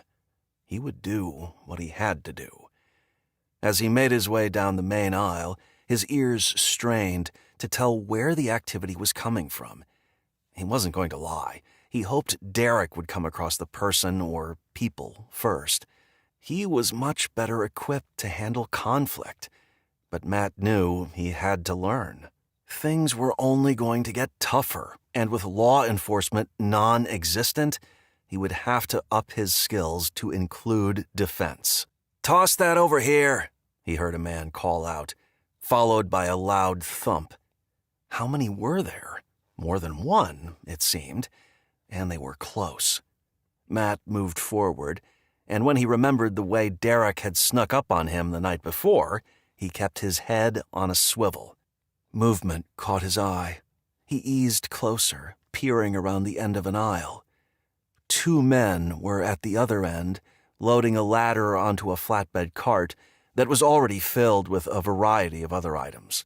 Maybe they were like him, needing a few things to secure their homes. Harmless. "What do you think you're doing?" a man said from right behind Matt. Then Matt felt something cold and metal pressed into the base of his skull. This time, it wasn't someone's fingers. Squeezing his eyes closed, Matt's first thought was that Derek was going to kill him for not having enough situational awareness. But he'd been paying attention, so how had this man snuck up on him? And how dangerous was he? "Drop your gun," the man said. Matt had almost forgotten he was holding his .45. Without arguing, he let it fall to the floor. "Kick it away from you." He did. "Now, turn around slowly and keep your hands where I can see 'em." This man was all business. Would he shoot him? Heart slamming against his ribs. Where was Derek? Matt slowly turned to see a man who looked to be in his 40s, slightly overweight, with short hair and glasses. Not your typical bad guy. The man pointed his gun at Matt. "Why are you spying on us?" All Matt could see was the huge black barrel aimed directly at him. He imagined the bullet coming straight out and killing him instantly. Terror wound its way up his throat, and he found it hard to push words past his teeth. The man jerked the gun toward him. "Answer me!" I need some plywood." The man furrowed his brow and tilted his head. "What?" Now that he'd found his voice, he felt his confidence growing. "I need a sheet of plywood. That's all." Where was Derek? Using his gun, the man gestured to another part of the store. "You're in the wrong department." He chuckled at his own joke before adding, "I ought to shoot you right now." He laughed, and the sound was filled with menace. "This here is the Wild West. I can do whatever I want, and there's no one to stop me." The man spit on the ground at Matt's feet. "Least of all, you." "I don't want any trouble," Matt said. "Just a sheet of plywood." The man squinted at him. "What do you need it for?" He didn't want to get into a conversation about how his house had been broken into. "I just do. Now, if you'll excuse me." The man laughed. "No, I won't excuse you. In fact, I think you need to meet some friends of mine. You can tell us all about where you're from, who else is in your group, what supplies you have, that kind of thing." No way was Matt going to do that. He shook his head, but before he had a chance to open his mouth, the man jammed his gun against Matt's forehead. "I hope you weren't about to refuse. We don't take kindly to those who don't cooperate." "Who you talking to, Will?" one of the men called out. The man holding Matt hostage, Will, looked in the direction of his buddies, who were on the next aisle over. "I got it handled." That's when Derek came out of nowhere, slamming the butt of his gun into Will's head. Will crumpled to the floor. Matt exhaled, his heart hammering wildly, and when Derek looked meaningfully at Matt's gun lying on the floor, Matt snatched it from the ground. Derek zip-tied Will's hands behind his back, then lifted Will by the shoulders and looked at Matt with raised eyebrows. Feeling like he was slow on the uptake, Matt hustled over to Will, grabbing him by the ankles and helping Derek carry the man to an area several aisles over. Once they dropped him off, Derek whispered, "There are 2 more. You take one, and I'll take the other." Did Derek expect him to take one of the men down? Matt's eyes widened, but before he could protest, Derek trotted away to approach the men from another direction, and Matt was left trying to figure out what to do next. It didn't take him long. "Will!" one of the men called out. "Get over here!" When no one replied, Matt heard the man growl, "Go get him!" Knowing everything was about to hit the fan, Matt hurried to the end of the aisle where he would be hidden from view, but would still be able to see the man who'd been sent to fetch Will. "He's not here," the man called out. No one replied. The man looked slightly worried as he turned in the direction he'd come from. "Ollie?"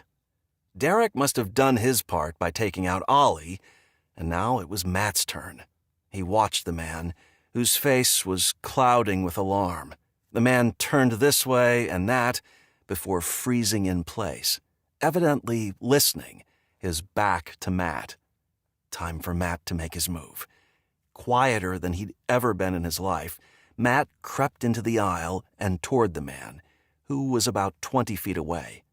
As he got closer, he saw that the man held a pistol in his right hand. Terrified that the man would see him before he'd gotten close enough to neutralize him, and that the man would then shoot him, Matt found it hard to put one foot in front of the other, especially since his legs were trying to turn him around and go the other way, to safety. But he had to do this. He had to prove not only to Derek, but to himself that he had the guts to do what had to be done. The first man, Will, had been more than willing to shoot Matt, had plainly stated that he could do whatever he wanted. Did his buddies feel the same way? Matt could only assume so. 5 feet away. 3 feet. The man turned, and the moment his eyes met Matt's, they widened with panic. The man dropped his gun, and that's when Matt realized he was pointing his .45 at the man. "On the ground," Matt said, surprised at how calm he felt. "Face down." The man dropped to the floor and pressed his cheek to the cold concrete. "Hands behind your back," Matt said. Crap, he didn't have a zip tie. Where was Derek? Moments later, he came around the corner, wearing a grin. Derek looked at the man on the floor and at Matt standing over him and nodded with approval, then handed a zip tie to Matt, who put it around the man's wrists. "Found some rope," Derek said, before tossing it to Matt. "What do you want me to—" He let his words trail off. Duh. The man needed to be tied to something so that he didn't run out of the place and get help to chase Matt and Derek down. After Matt secured the man to the shelving unit that was bolted to the floor, he turned to Derek with a smile. "Let's go shopping."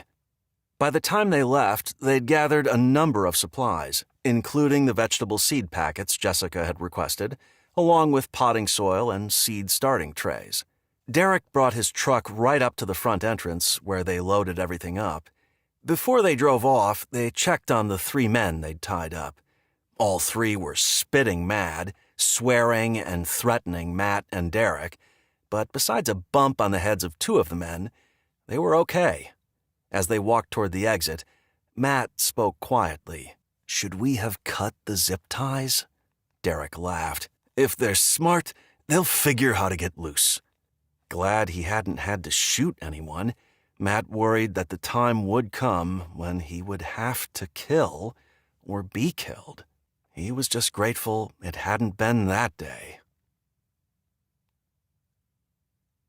Chapter 27. Jessica. Jessica wished she'd suggested Matt take the walkie-talkie with him. That way she could at least try to contact him. He'd been gone for hours, and as each minute ticked by, her worry multiplied. A knock on the door startled her. Leaping to her feet, she raced to the front window to see if she could tell who it was. A woman holding a handful of flyers walked across her lawn and to the neighbor's house. "Who is that?" Kayla asked, as she joined her mother at the window. Brooke was right behind her. Jessica watched the woman until she was out of sight. "Someone dropping off flyers. Do you want me to get it?" Kayla asked. "No," Jessica said. As she turned to her daughter with a smile, she placed a hand on her arm. "I'll get it." Then, after putting on gloves, she went to the front door and opened it a crack. A flyer fluttered to the floor. Jessica picked it up, noticing it was written by hand, which made sense since computers and printers would no longer work. Then she closed and locked the door. "What's it say?" Kayla asked. Jessica read it out loud. "Neighborhood meeting to discuss an important matter, 6 p.m. at the school." She looked at Kayla. "I wonder what the important matter is." Kayla shrugged. "Are we going to go?" "Go where?" Dylan asked, as he walked into the room. Then he pointed to the flyer. "What's that?" Jessica read it to him. "Maybe it has something to do with that man who tried to break in?" Brooke said. Jessica nodded. "You're probably right." "Then we should definitely go," Kayla said. "What about Dad?" Dylan asked, which reminded Jessica of her worry. She glanced at her watch. She'd had to dig it out of her dresser since she hadn't worn it in ages. She'd become dependent on her phone to tell her the time and had stopped wearing it. It was nearly 2 o'clock. Trying to reassure the kids as much as herself, she said, "I'm sure Dad will be home soon.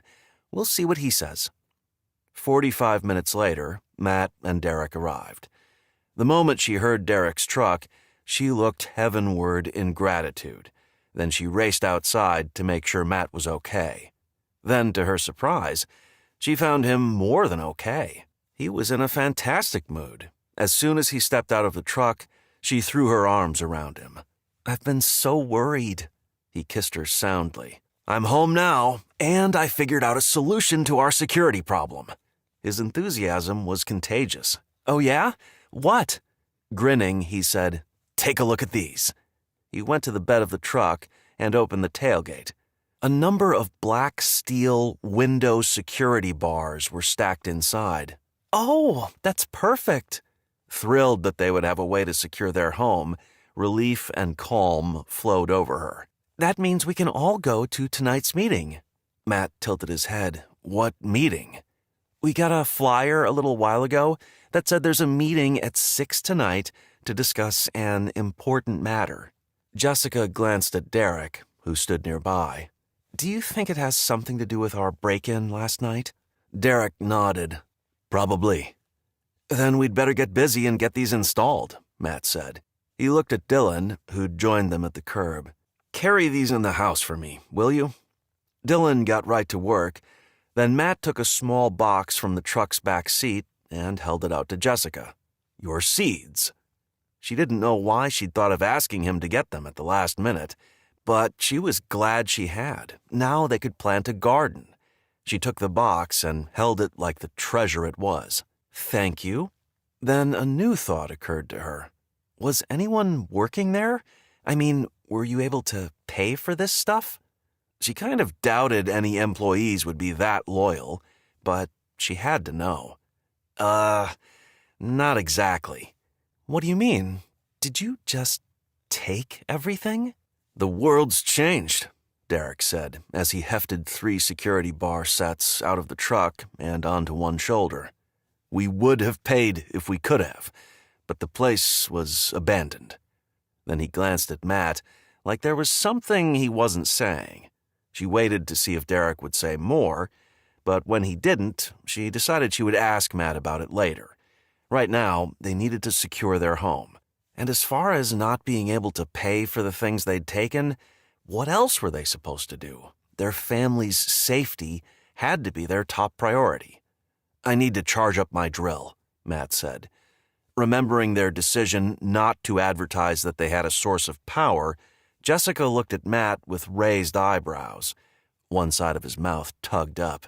"I told Derek about the RV's solar panel. Your secret's safe with me," Derek said with a chuckle. Derek had done so much to help her family that Jessica couldn't begrudge him knowing. "If you need to use it," she said, "you're welcome to." "Thanks. I'll keep that in mind." He turned away, carrying the 3 sets of security bars into their house. Jessica helped Matt bring in the rest of the items. Then, after thanking Derek, who left, she fixed something for her family to eat while Matt took his drill out to the RV to charge it up. After their meal, Jessica watched as Matt and Dylan affixed the security bars to all of the windows on the first floor and the basement. Meant to be secured from inside the house, they had hinges that allowed them to be swung open if access to the window was needed. "It will be a lot harder for someone to break in now," Matt said, as he latched the steel bars covering the front window. "It looks like we live in a prison," Kayla said with disdain. Matt scowled. "Would you rather have someone take all our food?" "No," she quickly said. "I just meant... Never mind." She shook her head and walked away. "She never watched The Walking Dead," Dylan said with complete seriousness. "So she doesn't know how it is." "How what is?" Jessica asked. Dylan turned to her. "How people can get. What people will do for food." Then he grimaced. "At least we don't have walkers." He raised his eyebrows. "That's what they call the zombies on The Walking Dead." Holding back a laugh, Jessica nodded. "I know. I've seen a few episodes." She couldn't dispute what he'd said. People did do desperate and terrible things to get food. She just hoped they wouldn't have to deal with that. Chapter 28. Matt. At a few minutes before 6, Matt and his family left their house and walked the half-mile to the elementary school for the neighborhood meeting. Now that all of his windows had been secured, he felt relatively comfortable leaving the house unguarded. When they arrived at the school, a fair number of people were already there. Many, like his family, wore something over their noses and mouths. When he saw Tony talking to people at the front of the crowd, he was certain Tony had put the meeting together. He didn't see Charlie, though, so he wondered if this meeting actually had anything to do with the break-in. "Welcome," Tony said a few minutes later. The crowd quieted. Tony's gaze swept the assembled group. "I hate to say it, but I think there are fewer people here than we had at yesterday's meeting. Does anyone know if there were new deaths?" No one said anything, but everyone looked around.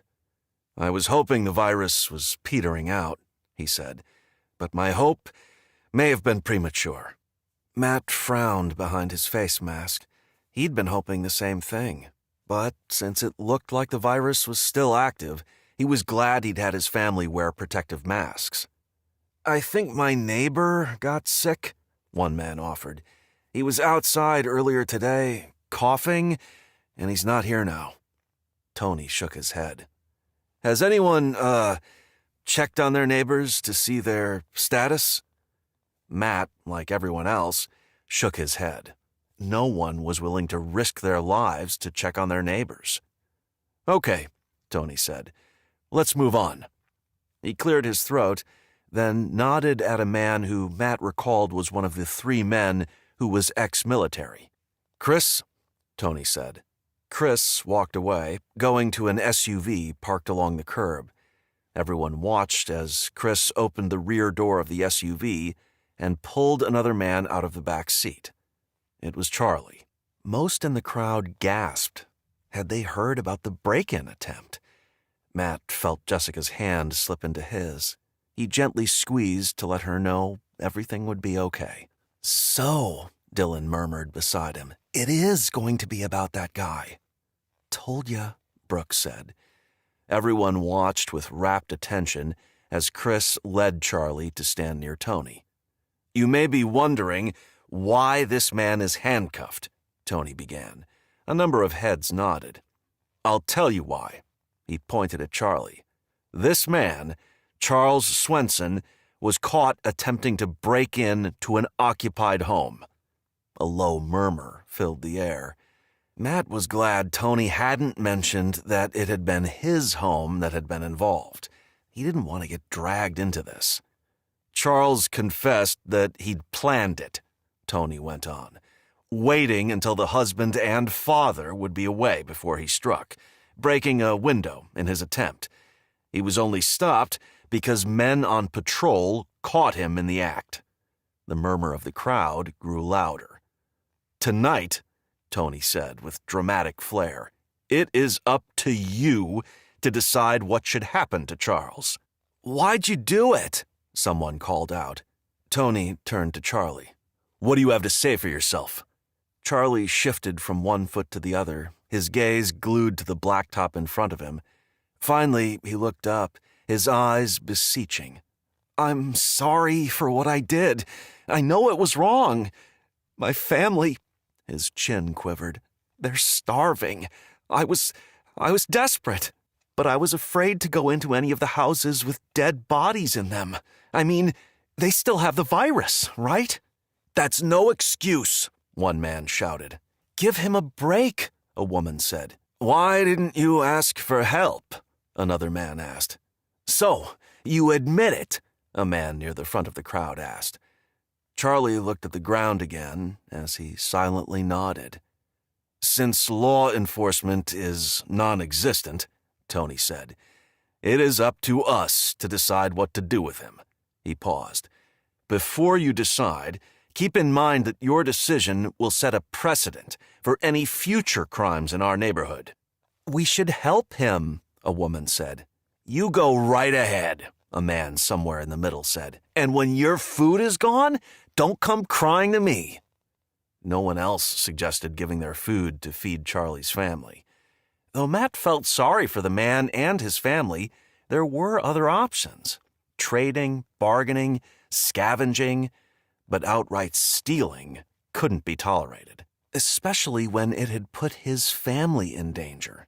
What if we pool all our resources? A man shouted. We could divide it among the neighborhood. Spoken like someone who has nothing to lose and everything to gain, another man shouted. I think that's a good idea, a woman said. Tony nodded. Okay, those who vote for pooling our resources, raise your hands. About 1/3 of the people raised their hands. All right, Tony said. Those of you who voted yes ought to get together and pool your resources to distribute among yourselves. But we're almost out of food, one of the women who'd raised her hand said.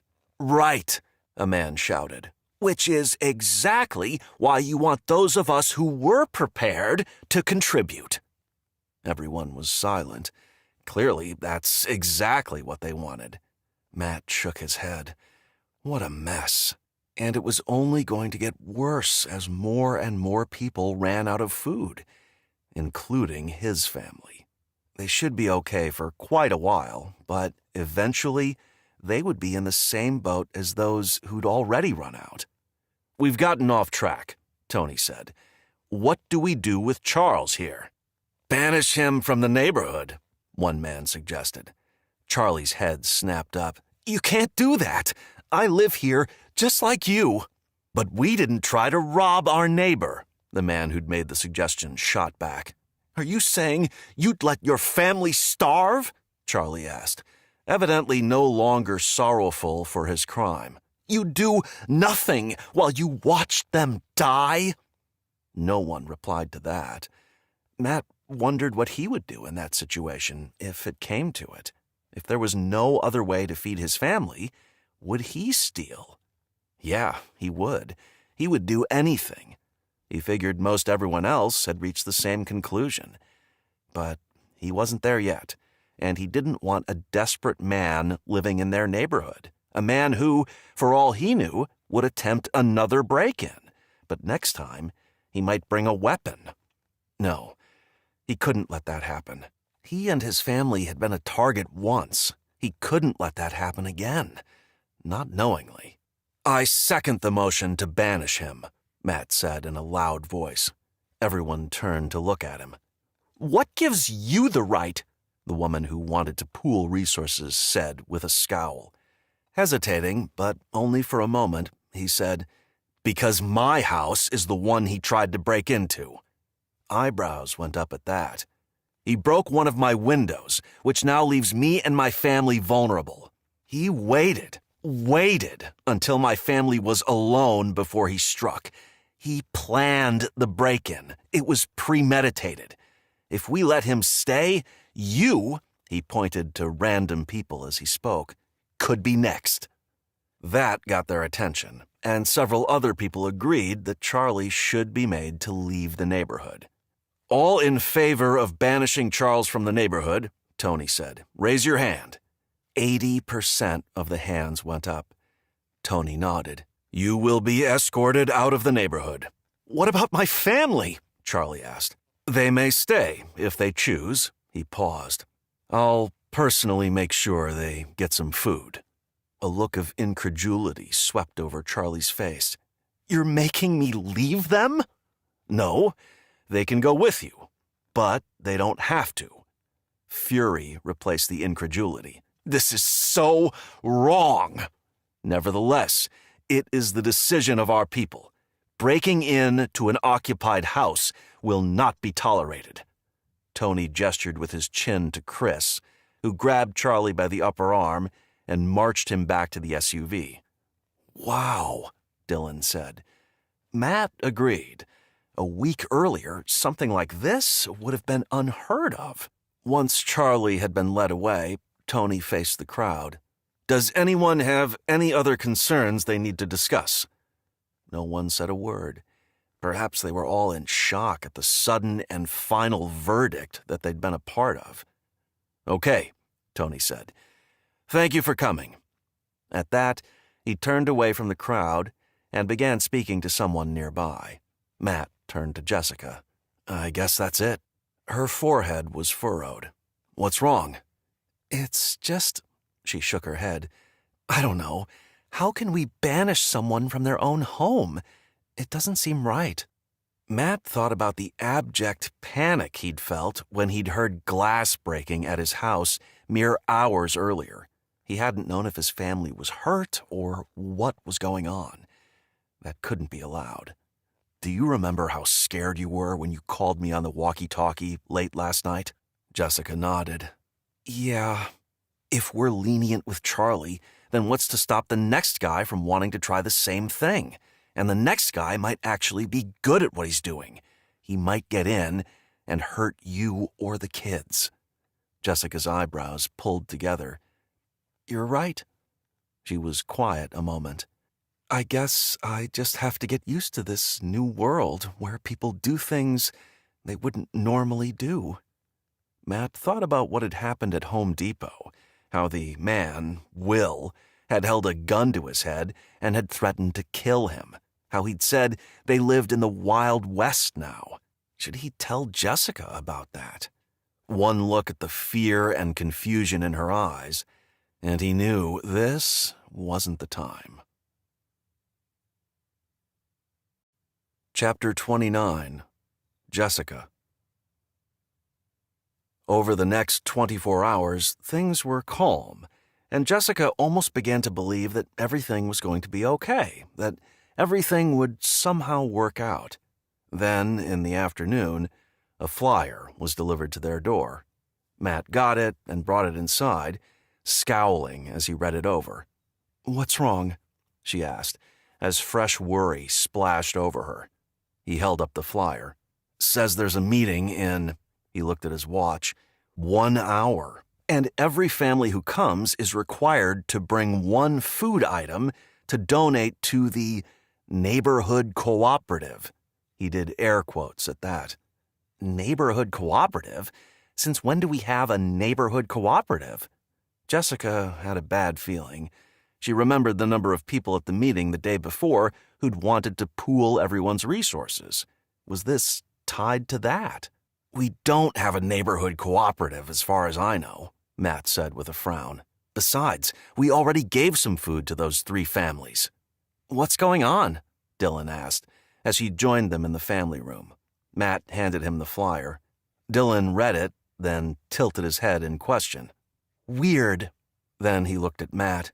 Are you guys going? Jessica was wondering the same thing. Matt looked at her with raised eyebrows. What do you think? Maybe we should, just to find out what this is all about. He nodded. I agree. Pick out a can of something we have plenty of, and we'll head over in a bit. 50 minutes later, wearing their usual ear-loop masks, she and Matt walked out the door and toward the school. When they got there, they set the can of green beans in a box that had about a dozen other items in it. Thank you, a man standing beside the box said with a grateful smile. Knowing he or his family was probably in need, she felt better about the donation. You're welcome. When it was time for the meeting to start, there were around 25 people there, a dozen fewer than had been at the meeting the day before. Was that because people didn't want to bring food, or didn't have any, or because they were sick? Hoping it was the former, Jessica looked around for Tony, but didn't see him. I wonder where Tony is, she murmured to Matt. He lifted his shoulders in a shrug. A man they'd seen at other meetings stepped to the front of the group. Thank you all for coming. He glanced at the box of donated food items before facing the group. And thank you for your donations. Where's Tony? Someone called out. The man leading the meeting glanced at the man who'd thanked Jessica and Matt for the food when they'd arrived. Then he looked at the man who'd asked the question. I'm afraid I have bad news. Jessica felt her insides clench. Tony, he passed away earlier today. Now her heart pounded. Someone she'd really liked had died. It was so pointless and tragic. Murmured voices filled the air. The man who'd announced Tony's passing waited until everyone had settled down, then, with a grim smile, said, My name's Eric Lawson. I'm the one who called today's meeting. Intensely interested to see what this meeting was about, Jessica waited to hear what Eric had to say. Do you see Derek? Matt whispered beside her. Jessica looked at everyone, then shook her head. No. He'd been at the other meetings. Interesting that he hadn't come to this one. Jessica pictured him getting sick. Her heart skipped a beat. Derek had helped them so much. The thought of him getting sick and dying made her heart hurt. Maybe he's busy, she said. Or maybe he didn't see the flyer in time. After all, they'd only gotten it an hour earlier. Yeah, Matt said. The reason I called this meeting, Eric said. Then he glanced at 5 men who stood near him like they were all in on whatever was about to happen, is to discuss our new neighborhood cooperative. Jessica recognized one of the men, Chris. He was the one who'd led Charlie to and from the SUV the day before. Cooperative? Someone shouted. What cooperative? Jessica wondered the same thing. In light of what happened with that break-in the other day, I know many of you are concerned about security, but there are more serious security concerns. He looked at Bryant Johnson, the man with the ham radio. Bryant, what is the latest news on that front? All eyes swiveled in Bryant's direction. There have been reports of gangs going into neighborhoods, house to house, taking what they want, killing anyone who resists. Stunned at the news, Jessica felt shivers race up her spine. It was bad enough that Charlie had attempted to break in.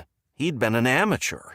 The thought of armed gangs, on the other hand, terrified her, especially with 2 teenaged girls to protect. Jessica turned to Matt, who was completely focused on what Bryant was saying. How close to our neighborhood? Someone asked. A couple of miles, at most. Thank you, Bryant, Eric said, drawing everyone's attention back to him. His gaze swept the group. We all have families to protect, but nothing in life is free. Not before this virus, and certainly not now. Especially not now. So, what the cooperative decided is, if you want the benefit of neighborhood-provided security, you need to join our cooperative. He paused as loud voices filled the air. You decided? Someone shouted. This can't be good, Matt said beside Jessica. She nodded as a feeling of foreboding washed over her. Eric held up his hands. After several minutes, everyone quieted down.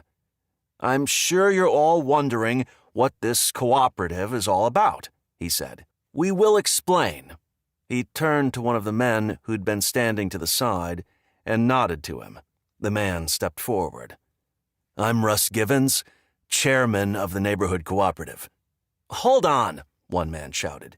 When did this cooperative form, and who put you in charge? Russ smirked. A group of us got together and organized it, got agreements from security and medical personnel to work for us, then decided to invite the entire neighborhood to join.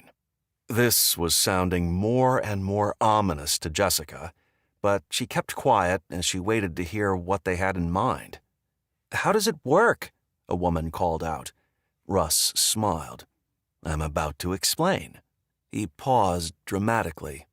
Everyone who joins the cooperative will have access to security and medical care. He gestured to Chris. Chris Jackson, who has combat experience, will head up our security team. He faced the group again. Dr. Larson, who is home treating patients, will head medical. On its face, it sounded good, but Jessica knew there was a catch. She turned to Matt, who looked at her with raised eyebrows. Chapter 30. Matt. Matt waited for the other shoe to drop. There was no way this cooperative would offer their perks without wanting something in return, and he had a feeling he knew what it was. How do we join? Someone asked. I'm glad you asked, Russ said, like a used car salesman. Anyone is welcome to join. In fact, we hope the entire neighborhood will join. He grinned in a smarmy way. The more the merrier. Matt wondered if Russ had actually been a used car salesman. Like I said before, Russ continued, members of our neighborhood cooperative will have full access to medical care and security, two things that are vital in this world. He paused. Well, just like in the world we've always known, people who provide services need to get paid for those services. Here it comes. That payment will come in the form of food donations to the co-op. Of course. However, Russ said, with what was probably supposed to pass as a compassionate smile, we know that not everyone has much to give. He paused dramatically, which is why your payment will be based on what you have rather than a flat fee that is the same for everyone. A deep sense of unease settled over Matt. How will you decide how much we need to pay? A woman asked.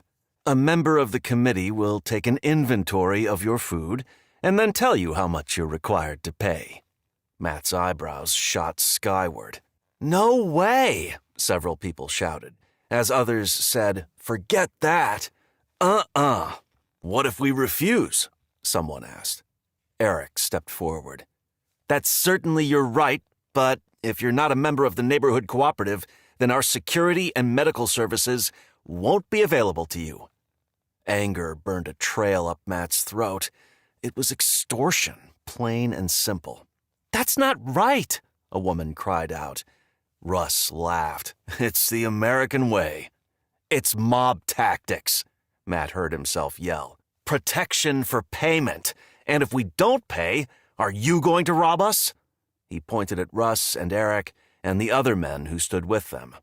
Outrage swept across their faces, but Matt noticed that Chris also looked like he felt some guilt and discomfort. Russ pointed at Bryant. "Didn't you hear what Bryant just said? Gangs are only a couple of miles from our neighborhood. Are you willing to risk your family's safety?" His eyebrows bunched. "What are you going to do if gangs break down your door and take all of your food? And worse, then you'll wish you'd given a tiny portion of your food to the cooperative, because then you'd be safe." Matt scowled beneath his face mask. Even if people joined this cooperative, there was no guarantee their security people would get there in time. Even in the old world, law enforcement wasn't always there at the exact moment they were needed, and that was when there was a way to call them. "How can members of this co-op let you know when they need help?" Matt asked. Russ turned to Chris. "We'll let our head of security answer that." Chris, who looked to be in his early 30s with broad shoulders and a confident demeanor, stepped forward. "There will be round-the-clock patrols, so a security team will always be close by." "Thank you, Chris," Russ said with a self-assured swagger. Then he faced the crowd. "Any other questions?" "What if we don't have any food to give?" a man asked. "There's room for everyone in our cooperative. We would just need to find a way for you to contribute in another way." Russ lifted his gaze to take in the entire crowd. "If your family would like to join the neighborhood cooperative, come see us, and we'll get your name and address and schedule a time for a committee member to stop by and talk to you in your home." Letting these people into his home was the last thing Matt would allow. He turned to Jessica. "Let's go." He began walking away with Jessica beside him, and as they passed through the gathering, others began leaving. But there were many who were telling Eric and Russ that they wanted to join the co-op. Shaking his head in disgust, Matt knew he needed to find Derek and tell him about this latest development. After making sure Jessica made it safely home, Matt got on his bicycle to ride to Derek's house. He didn't want to waste the fuel in his truck. There was no telling if he and his family would need to leave the neighborhood, but if they did, he wanted to be able to get as far as possible before his diesel ran out. Derek lived several streets over. Matt hadn't been there before, and he only knew Derek's address because Derek had told him the day before. Now, as he approached Derek's house on his bike, he saw Derek's truck parked in the driveway. Leaning his bike against Derek's garage, Matt took a deep breath before approaching the house. He didn't know what kind of security Derek had set up, although he was certain he would have some. Walking quietly, although not sneaking, he made his way up the walkway from the driveway to the front door. When he reached the door, he knocked firmly and called out, "It's Matt." Moments later, the door swung open. "Hey," Derek said, one hand pressed to the side of his right leg. Matt's gaze went to the gun held there, and when Derek tucked the firearm into the holster at his waist, Matt relaxed. Derek grinned. "Can't be too careful." Then he stepped back, allowing Matt to enter. "What brings you by?" Matt crossed the threshold. "You need to hear about the meeting I just went to." Derek closed the door with a frown. "I know all about it." Surprised that Derek had known but hadn't come, especially to a meeting that would have such an impact on the neighborhood, Matt raised his eyebrows. "You missed a doozy." A muscle worked in Derek's jaw. "So, they're going ahead with it?" Confused, Matt frowned. "You know about the co-op?" Derek gestured to his living room. Moments later, they were seated across from each other. Derek scowled. "Russ and Eric came to me earlier today to see if I'd head up their new security division." Shocked, Matt said, "I take it you turned them down?" Derek chuckled. "You could say that." "What happened?" "They offered me a nice deal. Head up security in exchange for all the food and supplies I would need. A guy named Chris Jackson is heading it up." That seemed to surprise Derek. Is that so? Yeah. Do you know him? Sure do. Dr. Larson is part of it too. Derek shook his head. I wonder if they approached Jeff. Jeff? Yeah, he's military too. He chuckled. Interesting that they approached both me and Chris. I've got to assume they asked Jeff. Derek narrowed his eyes. Was Jeff at the meeting? Now that you mention it, no. Huh. There's something else. Tilting his head, Derek said, What? Tony's dead. Derek recoiled slightly. Then he looked thoughtful. Interesting. Why do you say that? He chewed on his lip. Don't you find it coincidental that he was healthy yesterday, but the same day this cooperative is announced, he's dead? What was Derek suggesting? Some sort of foul play? If that was the case, what were these people capable of? Yeah, Matt said after thinking it over. It is. When Derek didn't say anything, Matt asked, What are you thinking? Derek stood. We need to check on something. We? Okay. After what Derek had done for him at Home Depot, Matt couldn't exactly refuse. The two of them walked out the front door. Derek glanced at Matt's bike with a smirk, then they climbed into Derek's truck. Less than a minute later, they pulled to the curb in front of a house with a bright red X painted on the front door. Nervous about going anywhere near an infected body, Matt stared at Derek. Whose house is this? Looking toward the house, then at Matt, Derek said, Tony's. The body would be fresh. Perfect. And we're here because... Derek laughed. I just have a feeling. Tilting his head, Matt said, Does this feeling include a concern that you'll catch the virus that is killing pretty much everyone who gets it? Nope. He opened the door and stepped onto the pavement. This guy's nuts, Matt muttered. Then he got out of the truck. Guess I am too. What's that? Derek said as he strode to the front door. Nothing. He was just glad he was wearing his mask.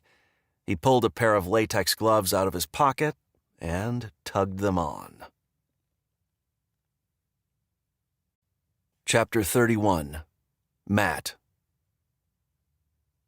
The paint forming the X was obviously fresh, only hours old, a thick drip of red trailing down the cheerful turquoise-colored door. Derek knocked, then he turned to Matt with an embarrassed smile. Guess no one's going to answer. Matt remembered that Tony had said his entire family had died of the virus. Right. Derek took hold of the knob, but it didn't turn. Locked, he said with a frown. He took a step back before landing a solid kick on the deadbolt. It took 2 more kicks before the door broke open. The stench hit them immediately. Huh, Derek said, but Matt wanted to hurl. Do you find something about the smell interesting? Matt asked, nearly gagging. They hadn't stepped inside yet, and the body wasn't in sight. Yeah, if Tony died within the last few hours, I wouldn't expect there to be such an awful smell yet. They said he died earlier today. Derek turned and looked at him. He was alive at the meeting yesterday afternoon. True. Derek stepped over the threshold. Matt reluctantly followed.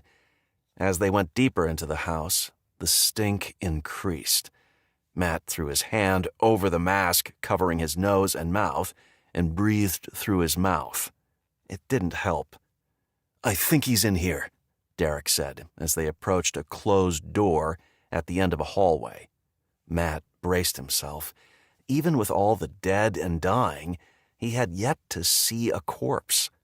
Derek opened the door. Matt's gaze shot to the crumpled figure on the floor next to the bed. It was Tony. But something wasn't right. Did people with the virus bleed out before they died? Because blood was everywhere. Just as I suspected, Tony didn't die of the flu, Derek stated. He was murdered. Stunned that their suspicions were accurate, Matt felt his heart do a kind of kerthump. This was bad. Very, very bad. Derek pointed to the lamp lying on the floor beside Tony. It was covered in blood. Someone beat him to death. Sickened by the sight in front of him, as well as the idea that this cooperative, if they were responsible, were capable of this, Matt just stared with his mouth hanging open. Derek gestured with his head that they should leave. Matt eagerly led the way out the front door. Gulping in fresh air with a greed he'd never known before, he waited for Derek to follow, but he didn't come out for another 30 seconds. When he did, he closed the broken door as best he could before leading the way to his truck, where they both got in. It wasn't until they'd pulled away from the curb that Derek spoke. His pantry was empty, completely empty. Matt remembered Bryant talking about gangs that were taking what they wanted and killing anyone who resisted. Maybe it wasn't the cooperative at all. Maybe it was one of those gangs. Matt voiced his thoughts. No, Derek said, with a certainty that surprised Matt. It was the co-op. What makes you so sure? Think about it, Matt.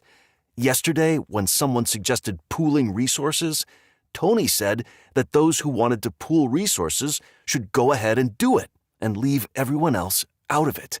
If this co-op came to him with the idea you heard today, do you think he would have endorsed it? Derek had a good point. No. Exactly. Which is why they killed him.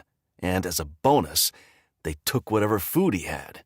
The thought of Tony, a man Matt had grown to respect, being bludgeoned to death by the men at today's meeting because he wouldn't agree to their socialist plan made his blood boil. What should we do?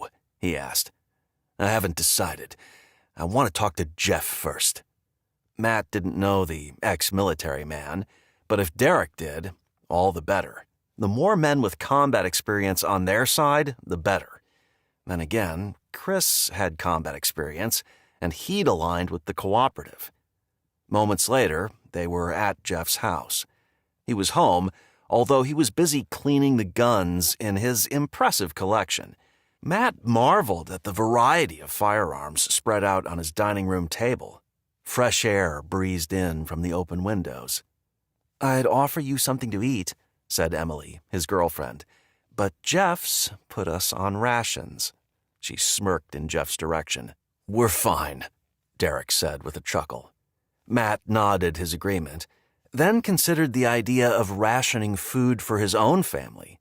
At first it had felt like they had plenty of food, but with 5 mouths to feed, their supplies were beginning to diminish.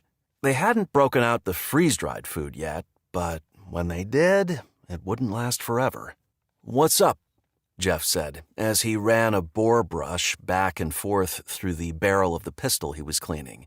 He wore a ball cap backwards on his head, and it looked like he'd given up on shaving. Wanted to talk to you about the neighborhood cooperative. Jeff stopped what he was doing and looked at Derek with a furrowed brow. Yeah, they asked me to join their security team, but I told them what they could do with their little co-op. He went back to cleaning his weapon. Matt held down a chuckle, glad these two men felt the same way about the cooperative as he did. Derek glanced at Matt before saying, Jackson's heading up security for them. That got Jeff's attention.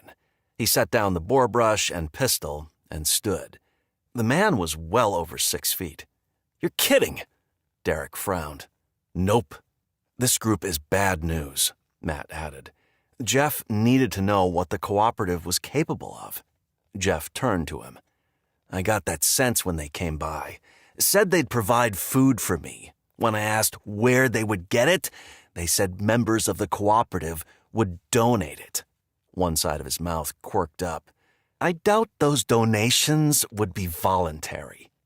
Matt told them what Russ had explained at the meeting.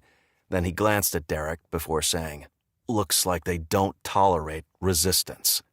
Jeff tilted his head. What do you mean? Derek became somber. Tony's been murdered. Jeff's eyebrows shot up as surprise swept over his face. Murdered? Yeah. Matt and I went to his house before we came over. Found him bludgeoned to death.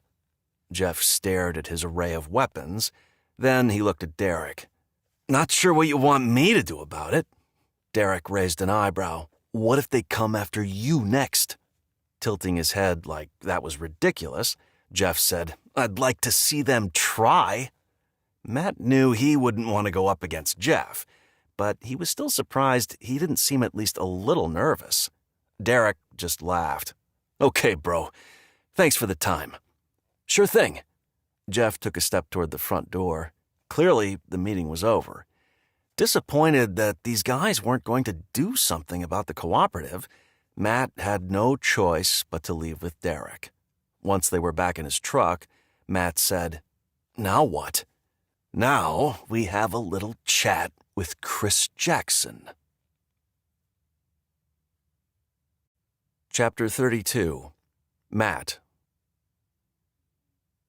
Maybe Derek was going to do something about the cooperative. Then a new idea occurred to Matt. Was Chris the one who'd killed Tony? After all, he was the head of security. Minutes later, they were standing on Chris's front porch, talking to his wife, a woman in her early 30s, with a toddler in her arms, and a boy who was about 6 years old, hiding behind her legs. Chris should be back any minute, she said, as the little boy with blonde hair wriggled in her arms. She set him down, and he toddled off behind her. Seeing her small children, Matt had a new understanding of why Chris may have agreed to be part of the cooperative. Surely they were going to give food to his family. How are things going, Amy? Derek asked. Her shoulders slumped. The truth? Not good. We're nearly out of food. And, she glanced behind her, there are only a few diapers left. Then her face brightened. But things are looking up. This neighborhood cooperative will be a huge blessing. At whose expense? Matt wondered. Derek smiled tightly. Right. Hey, Derek, a friendly voice said from a distance behind them. They turned to see Chris walking up the driveway toward the front door. As he reached them, they stepped back to allow him to pass. He kissed his wife, then turned to Matt and Derek. You were at today's meeting, he said to Matt. Yeah, I'm Matt Bronson. Chris Jackson. He hesitated, but only for a moment. I have to say, people weren't pleased when you basically called the neighborhood cooperative the mafia. Derek raised an eyebrow at Matt, then turned to Chris with a chuckle. Can you say you're not? Chris motioned to the chairs on the porch. Let's talk. It was a beautiful afternoon, and with no electricity, outside was better than in. The three of them settled into wicker chairs.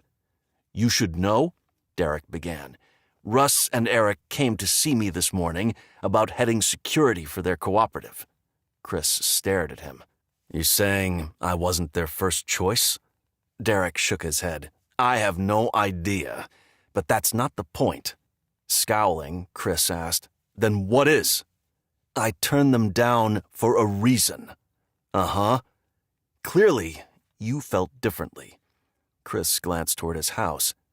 I have a family, Derek, a wife and 2 small children. We're almost out of food.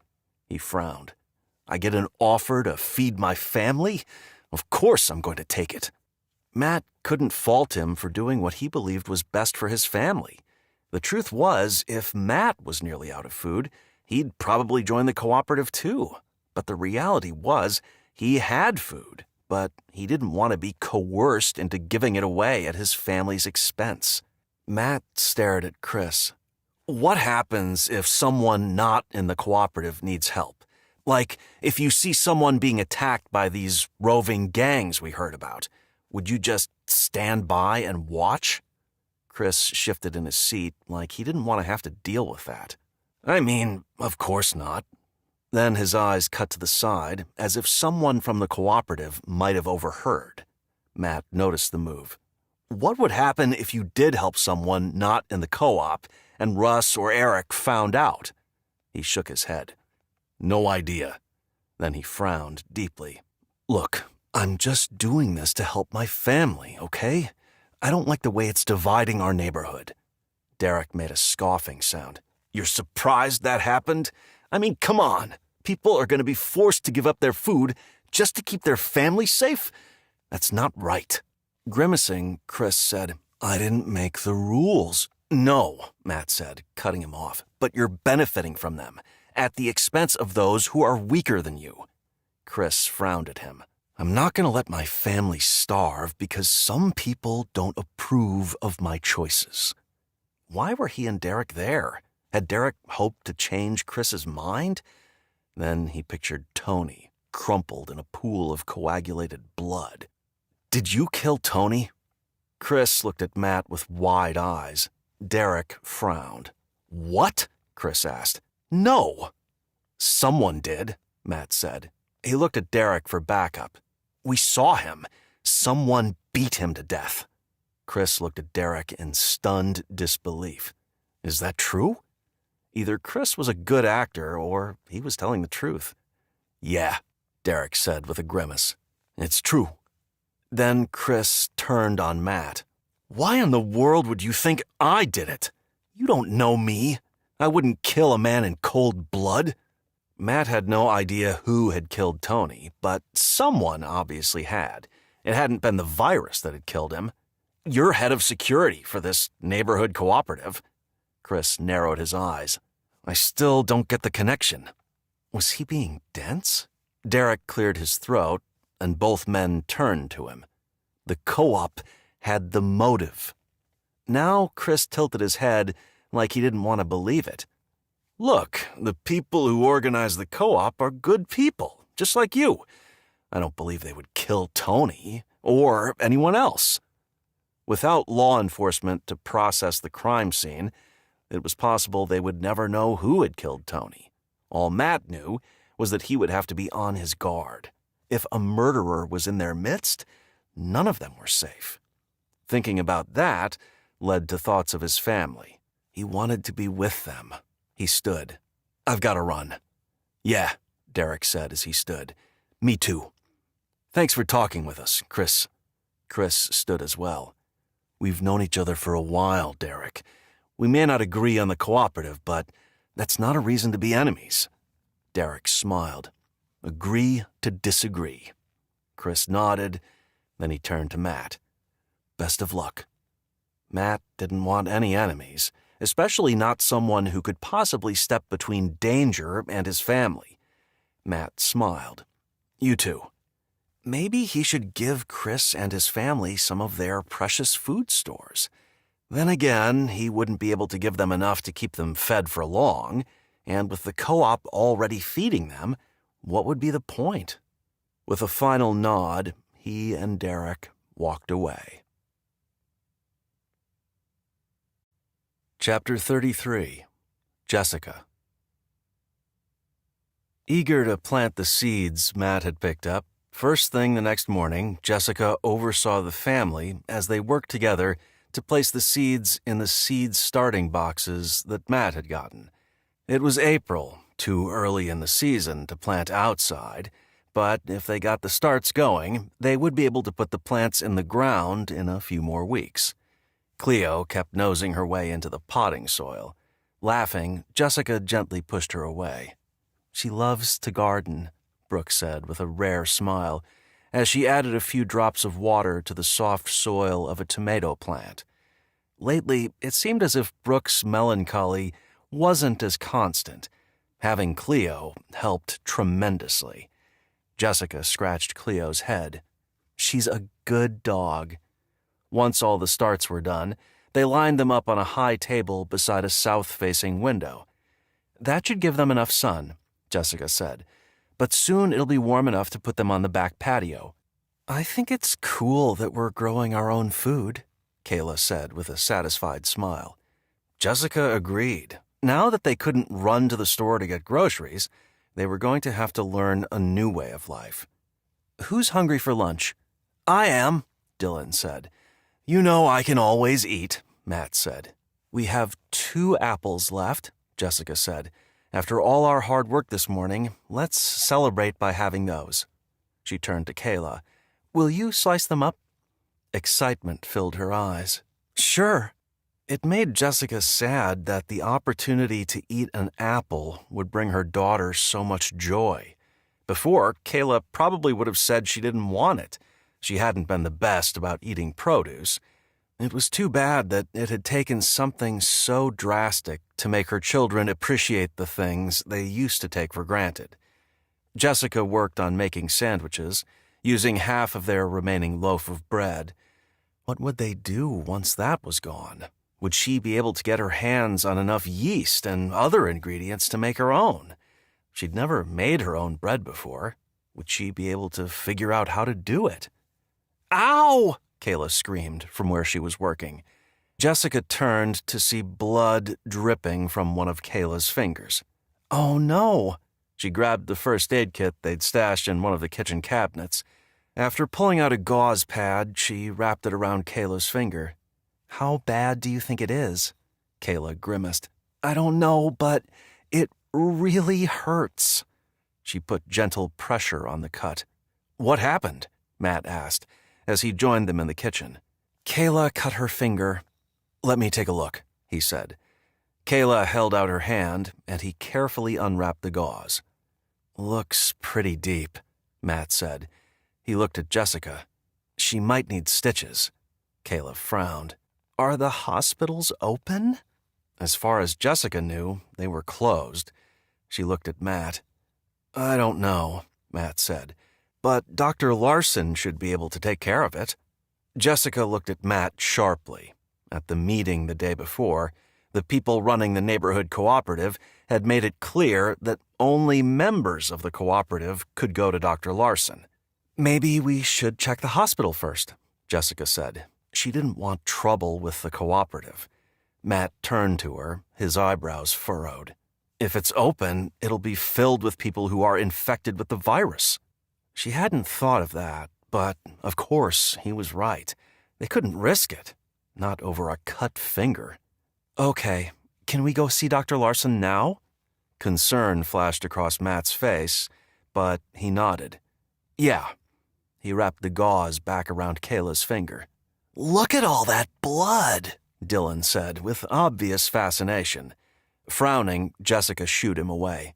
Dad and I are going to get this taken care of. You and Brooke stay here. Okay, Dylan said. Brooke nodded, then she smiled. I'll keep him in line. Good luck with that, Kayla said with a grin. Jessica walked with Matt and Kayla to the front door. Are we driving? She asked. Yeah, Dr. Larson lives a few streets over. As they drove to Dr. Larson's house, Jessica worried about her agreeing to treat Kayla. She was a doctor, but when she found out they didn't belong to the cooperative, would she refuse? A few moments later, they arrived. A sign on Dr. Larson's front door said she was open to patients and to come right in. The welcoming sign made Jessica feel better, and as she opened the door and crossed the threshold, she felt herself relaxing. Knock, knock, Jessica called out when she didn't see anyone. I'm back here, a female voice called out. Come on back. Jessica led the way to the family room at the back of the house, where she saw Dr. Larson wearing jeans and a t-shirt. It wasn't the typical doctor's attire, but these weren't typical times. Hello, Jessica said. Our daughter Kayla cut her finger. She motioned to Kayla, who looked a little pale. Concern flitted across Dr. Larson's face. Oh no, let me take a look. She led Kayla to a chair, and once she was seated, Dr. Larson turned to Jessica and Matt. What are your names? Matt and Jessica, Matt said. Dr. Larson nodded, then said, Would you please sign the register? She pointed toward a binder lying open on the kitchen counter, then she turned her attention to Kayla. While Dr. Larson examined Kayla's finger, Jessica followed Matt to the binder.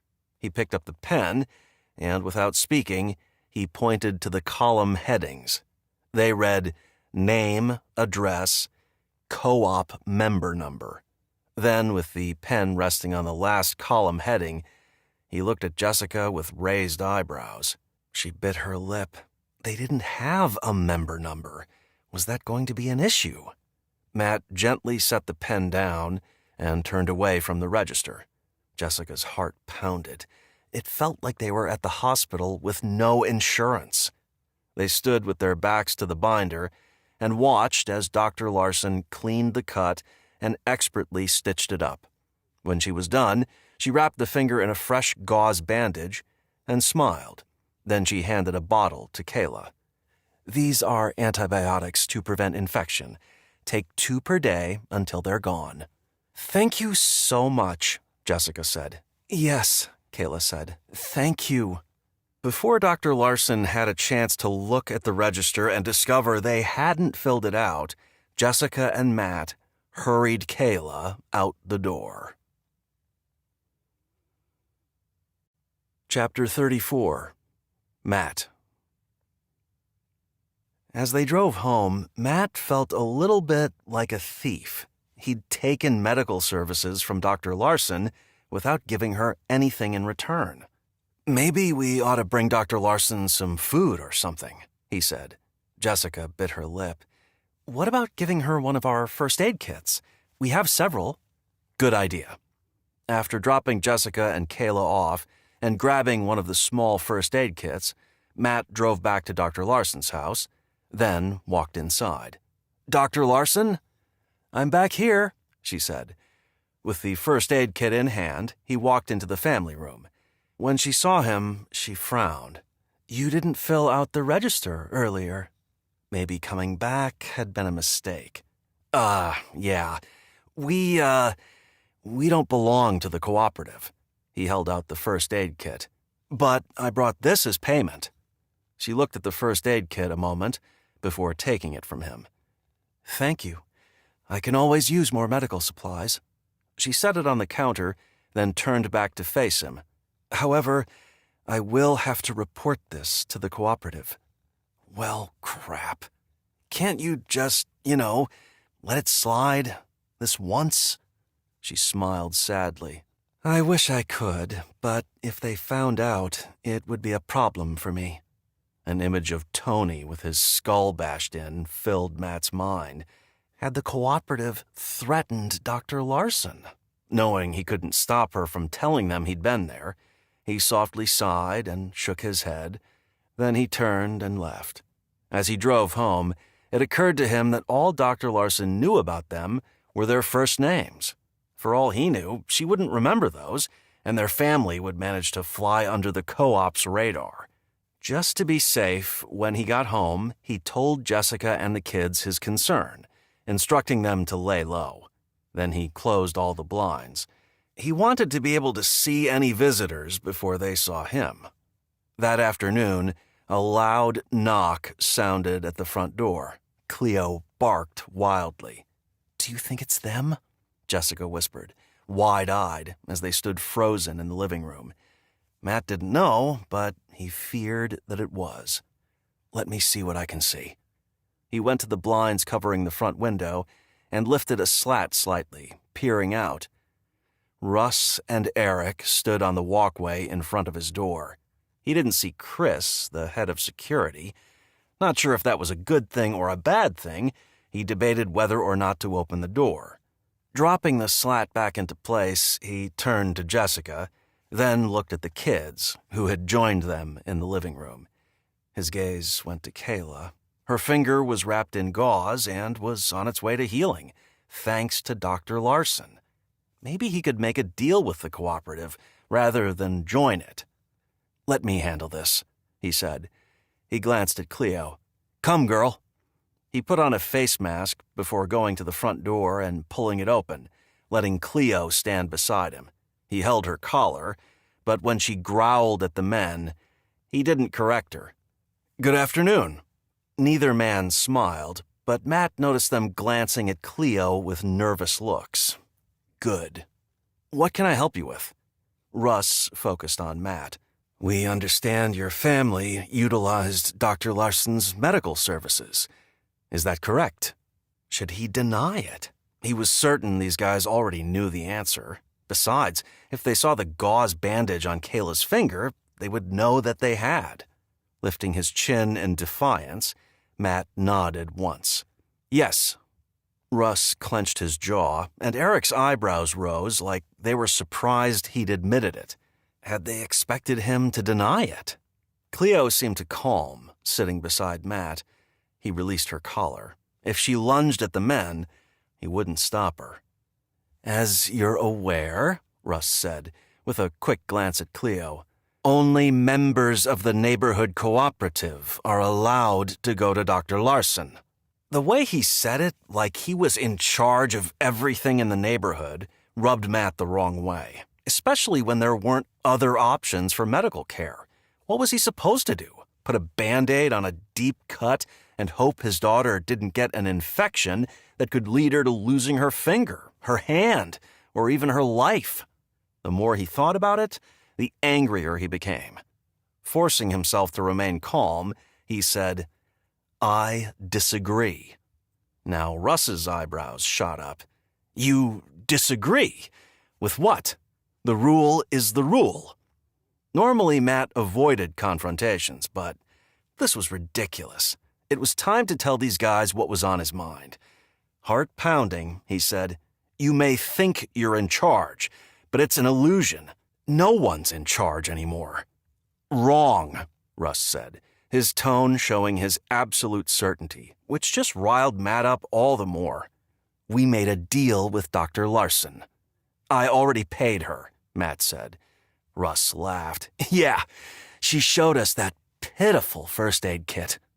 It wasn't the biggest first aid kit, but Dr. Larson had only spent about 20 minutes on Kayla. In this world, the payment had seemed generous. Since you used the co-op's medical services, Russ went on, you're required to either join or make a payment we determine. Even though it irked him, Matt wanted to try to resolve this amicably. What payment do you have in mind? Russ tilted his head. That depends. Unease growing, Matt asked, On what? On what you have. He narrowed his eyes. What do you mean? Eric and I will take a look at your supplies and determine payment. Matt's hackles rose. No! Cleo must have felt the tension because she growled deep in her throat. Matt didn't do a thing about it. Russ glanced at Cleo before meeting Matt's eyes. Then he crossed his arms and lifted his chin. I think you're misunderstanding us, Matt. You've already used the services. Now payment must be rendered. Matt didn't want to have to get ugly, so he would give it one last try. Fine, let's negotiate a price. Russ shook his head and frowned. That's not how this works. Okay, he'd had enough. He was done trying to be reasonable. Gritting his teeth, he glared at Russ. Get the hell off my property. Cleo barked, but even so, neither Russ nor Eric moved. With adrenaline surging, Matt reached into his waist holster, grabbed his .45, and drew down on the men. Now. His voice was deadly calm. Both men raised their hands like they didn't want any trouble and began backing up. You want to do this the hard way? Fine. Matt kept his gun pointed at them, while Cleo barked in her deep, threatening voice. Once the men were out of sight, he holstered his .45 before closing and locking the door. Shaking slightly as the adrenaline seeped away, Matt turned to his family, who all looked terrified. Chapter 35. Jessica. Were those men for real? Had they really thought Matt would allow them to waltz into their house and let them rummage through their things? She hated that he'd had to point his gun at them to make them leave, and now she was terrified that they would be back. Maybe they wouldn't. But she knew that was a false hope. Of course they'd be back. They weren't going to let Matt's defiance stand. If they did, it would topple their entire operation. Why would people go along with them taking their stuff if they found out the Bronson family had gotten medical care without joining the cooperative. Jessica looked at her children. Brooke, who she now considered one of her own, knelt on the floor with her eyes on Cleo, then opened her arms. Cleo raced to her. Kayla had a deep V between her eyes, and Dylan looked like he couldn't decide if he was scared or excited about what was happening. "It's all my fault," Kayla said. "No," Matt said as he went to her side. "It was bound to happen sooner or later." "Yeah, but because I cut my finger," she held it up to emphasize her point, "it happened sooner." Jessica joined her and Matt. "We'll deal with it, sweetheart." A look of determination came over Kayla. "Yes." She looked at Brooke and Dylan. "All of us will. Together." Brooke looked scared, but Dylan nodded and said, "Count me in." That worried her more. She didn't want her children caught in the middle of this. She turned to Matt, but he was looking at the windows. Without comment, he walked to the nearest one and grabbed the security bars, shaking them in an apparent attempt to make sure they were securely latched. He checked each window on the first floor before heading to the basement stairs. Jessica followed him. "Maybe we should barricade all the doors." He turned to look at her, his expression saying he was glad she wasn't under the illusion that they were safe. "Yeah." "Do you think we ought to hide some of our food in case they get in?" He nodded. "That's not a bad idea." With the kids' help, they barricaded the front door and the sliding glass door as best they could. Next, they took all of the freeze-dried food, which were stored in buckets, and carried them out through the garage to the RV, stashing most of them under Matt and Jessica's bed and some of them in the RV's lower storage area. The last 2 buckets wouldn't fit anywhere, so they took out the Mylar envelopes and stashed them in various places within the RV. "Now we just have to hope no one breaks into the RV," Matt said with a frown. Jessica thought the same thing. With the RV behind their fence, hopefully that would deter thieves. But nothing was certain in this world. When they were done, the 5 of them went into the house and barricaded the door to the garage, then put as many cases of canned food under their beds as they could fit, leaving a small amount in the pantry and just a few items in the basement storage room. "Now, if they get in," Matt said with a frown, "they'll think we only have a little bit of food left." Jessica hoped he was right, but what if they did get in and didn't believe that was all they had? What if they wanted to search the house? The idea of strangers ransacking their house in search of food to steal made her furious. "Can I talk to you?" she said to Matt. "In our room?" "Of course." The 2 of them went into their bedroom. Matt turned to her with a questioning look. "What's up?" "I was wondering if I should, carry a gun." The idea actually scared her, but what if those men got in and things got out of hand? Matt's eyebrows shot up. "I think that's a great idea, if you're comfortable with it." Softly chuckling, she said, "I'm not super comfortable with it, but what if they get in?" Dread at the thought of those men becoming violent made her heart pound. "I need to be able to protect our children." Matt nodded. "I agree." He went into the closet and took out a small case, setting it on their bed. He opened it, revealing a pistol. "This is a 9mm. Jessica stared at the gun. With its matte black finish and solid barrel, it looked so deadly. "Hold it like this when you rack it," Matt said, demonstrating. "Right now, it's not loaded, but you should always treat a gun like it is." She smiled warmly. "I know. That's what Derek said at his class." He chuckled. "Well, he's right." He held the gun out to her. Gingerly, she lifted it from his hand. She hefted the weight of it. Then she gripped it in her left hand and tried to rack it with her right. It wasn't as easy as Matt made it look. She wasn't nearly as strong as he was. Struggling to rack it, she kept working at it until she felt comfortable. Then she sighted it, pointing it in a safe direction, before turning to Matt. "Where should I keep it?" "Somewhere you can access it quickly, but where it's out of sight." He frowned. "You wouldn't want the bad guys to grab it first." An image of the gun getting into the wrong hands filled her mind. "I also don't want the kids to mess with it." Matt frowned. Was he worried about the kids getting their hands on the gun? Or, more likely, did he want them to have their own so they could help defend their home? "Let me show you how to load it," he said. Closely watching how he did it, then trying it herself, Jessica found herself becoming more comfortable with handling the gun. Shooting someone was something else entirely, but at least she would know how to use the gun. "Dad!"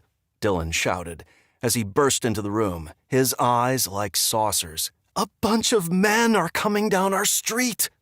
Matt dashed to the bedroom window.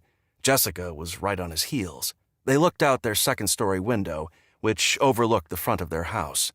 "Crap," Matt muttered, while Jessica gasped. "I count 6 men." Jessica did a quick count. "Me too." "They're coming to our house!" Dylan squeaked out. Terror wound its way up Jessica's throat. What were these men prepared to do? Chapter 36. Matt.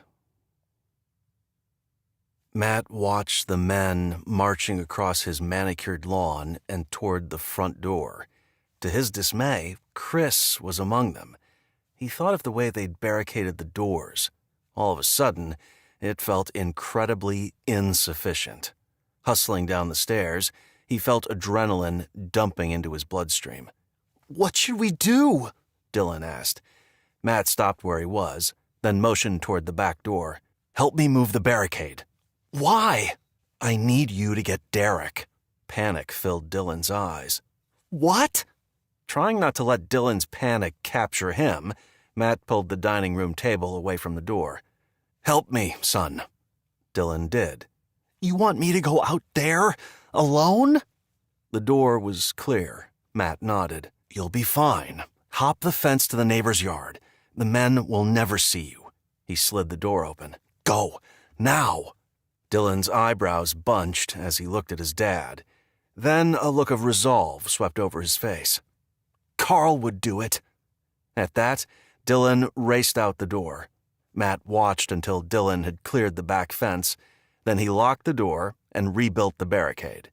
Smiling at Dylan's Walking Dead reference, when Jessica called his name, he spun to look at her. Her eyes were frantic. "What's going on? Where did Dylan go?" "To get Derek." Jessica stared at him a moment, then her shoulders sagged. "Okay." Pounding, loud and insistent, sounded on the front door. Matt's heart beat just as hard. He desperately hoped Derek was home. "Open up!" a voice demanded, "or we'll break your door down." Cleo went into a frenzy, barking with wild abandon as she danced in front of the door. Matt looked at Kayla and Brooke. He could tell they were trying to be brave, and as much as he appreciated their support, he didn't want them to get hurt. He motioned for them to go upstairs. "Go. Hide." Brooke turned to flee, but Kayla stood her ground. "No. We need to stick together." Brooke looked from Kayla to Matt to the front door, her auburn ponytail swinging. Finally, she went to Kayla's side. "Kayla's right." Her eyes were wide with fear. "What should we do?" He only had his .45 and the 9mm he'd given Jessica. Well, he had his rifle, but he wasn't about to hand that to either one of the girls. Not until they had experience using it. He briefly considered giving Kayla his .45, but she had no experience with it either. No, the best option was for him to keep his weapon and for her and Brooke to use something else.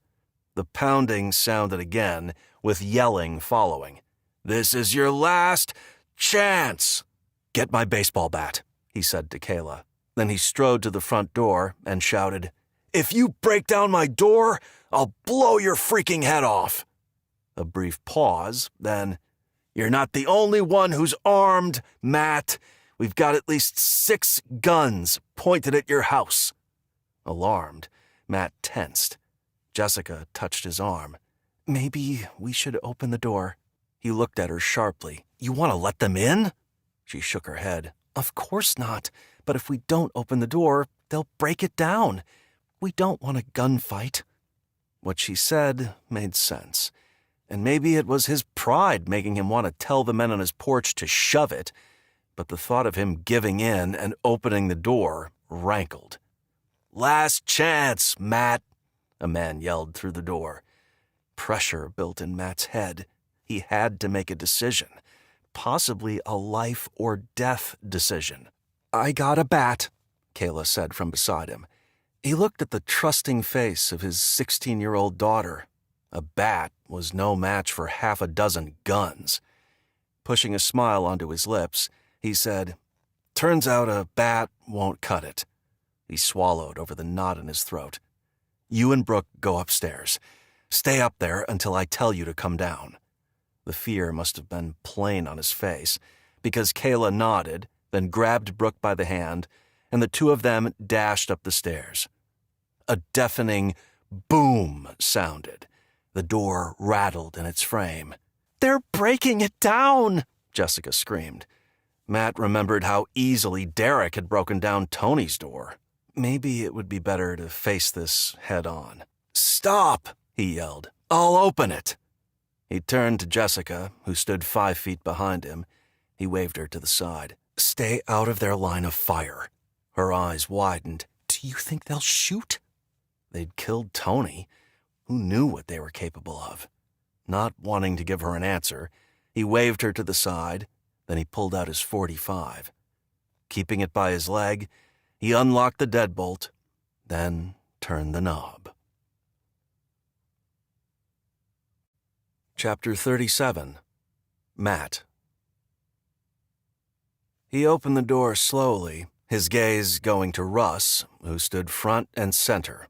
Chris was right behind him. Cleo stood next to Matt, trying her best to shove through the door. He didn't want her to get hurt, so he only opened the door about 6 inches. Matt focused on Russ. "You're not coming in." His tone was filled with disdain. Russ frowned like Matt was a wayward child who needed to be taught a lesson. "You gotta cooperate, bro. We don't want this going south. And I don't think you do either." That was true. Even so, there was no way in hell he would let Russ into his house. He would shoot the man first. Matt looked at Chris. He'd seen the way Chris had been torn about being part of the co-op, remembered that Chris had said he'd only agreed to head security as a way to feed his family. Maybe Matt should have made a side deal with Chris to help him and his family out. Then again, his own food supply wasn't unlimited.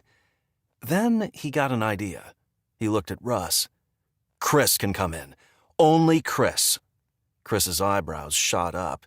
Russ stared at him. "Fine." He turned to Chris. "You know what to do." Chris nodded. Someone from behind Chris handed him a small box. Russ moved aside and Chris stepped forward. Cleo's deep barking intensified. Chris looked meaningfully at Cleo before lifting his gaze to Matt. Matt held Cleo's collar. "It's all right, girl." She settled down, and Matt stepped back enough to allow Chris to enter. The moment Chris cleared the threshold, Matt closed and locked the door. "What happens now?" Matt asked, glad Russ had agreed to let Chris come in alone. He didn't want anyone coming in, but he could at least stomach letting Chris in. Chris grimaced. "Now you show me your food supply, and I take some of it." Even though Matt and his family had hidden the vast majority of their food, the idea that an outsider could force his way in, rummage through their personal items, then take what he wanted, ripped a deep streak of resentment right through him. But what could he do? 6 armed men were at his house, and by all appearances, they would take what they wanted by force. Were a few cans of green beans worth dying over? Trying not to grit his teeth, Matt said, "You can look in the pantry." With an expression of discomfort, Chris nodded. "Show me where that is." Matt felt himself tensing up. This way, Jessica said, saving him from having to say something he might regret. Matt watched Jessica lead the way into the kitchen. He followed Chris, watching with clenched fists as Chris carefully looked over what they had. Chris took out several cans of food, including chili and vegetables, placing them in the box, which he'd set on the counter. He added a packet of crackers to the pile, then turned to them with a tight smile. Do you have any food in your basement? Pressure was building in Matt's head. He thought he might explode. This time he couldn't stop his teeth from clenching as he spoke. You've taken enough. Shaking his head, Chris sighed. The rule is to take 20% of all food stores. Blood rushed to Matt's face. 20%? Do you want to take one of my kids for slave labor, too? Chris's face reddened as his jaw tightened. Just show me your basement. More grateful than ever they'd hidden most of their food, he had to slowly breathe in and out, in and out. Jessica placed her hand on Matt's arm. I'll show him. You stay here. Filled with rage, Matt didn't respond. 5 minutes later, Chris and Jessica emerged from the basement. Chris held half a dozen cans of food. He went to the kitchen counter and set them in the box. Then he picked up the box and turned to Matt. I'm sorry about this. A look of indecision came over him. I'm not going to ask if you have food anywhere else. Matt gazed at him. Did Chris suspect they had more, and he was purposefully ignoring that? Feeling his rage dissipating a hair, Matt didn't reply. Instead, he walked to the front door. Chris took the hint and followed. Matt opened the door. Chris went out and handed the box to Russ, who looked over the goods inside. When a smug grin formed on Russ's lips, Matt's rage reignited, and it took all of his self-control not to wipe the expression right off of Russ's face. Thank you for your donation, Russ said with a smirk. Livid, Matt's nostrils flared. I assume our family will be covered by your security and medical services now? Russ's eyebrows went up as he made a scoffing sound. Afraid not, Matthew. This just covers payment for Dr. Larson's services. He couldn't believe the audacity of these people. First, they demanded that Matt pay them for services that should have been handled between Matt and Dr. Larson. Then they threatened to break his door down and made it clear they would shoot him, and when he let them in, they took whatever they wanted. And now they said the payment only covered the stitches Dr. Larson gave Kayla and nothing else? Blood boiling, rage erupting, Matt couldn't take it any longer. He'd had enough. He stepped onto the porch and lunged for the box of food. Russ yanked it away. What do you think you're doing? Russ asked. Matt stood inches from him. Taking back what's mine. Russ shook his head. Nope, this is no longer yours. It now belongs to the cooperative. Feeling like his head was about to blast right off of his shoulders, Matt didn't even think before he drew his .45, pointing it in Russ's face. Wrong. Now set it down and walk away. Russ just laughed. That's when Matt realized that the other 5 men were pointing their guns at him. Looks like you're outgunned, Matthew. Think again, a deep voice said from behind the men arrayed on Matt's porch. All eyes swiveled in the direction of the voice, including Matt's. A thrill of relief swept over him as a grin curved his lips.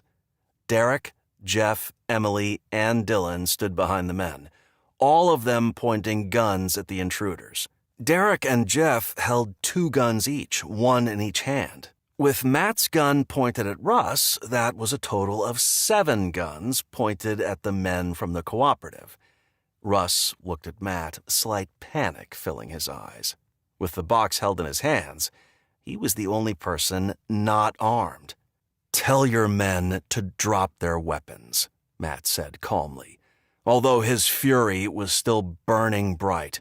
Russ's eyes widened. "You're taking our guns?" Matt grinned. This was so sweet. "Looks that way." Using his chin, he gestured to the box of food. "Put that down, too." Russ's face turned bright red, but he loudly said over his shoulder, "You heard the man." The 5 men set their guns down. "Step back," Derek said, giving the men room to walk past him. Russ looked at Matt, muttering, "You're gonna regret this."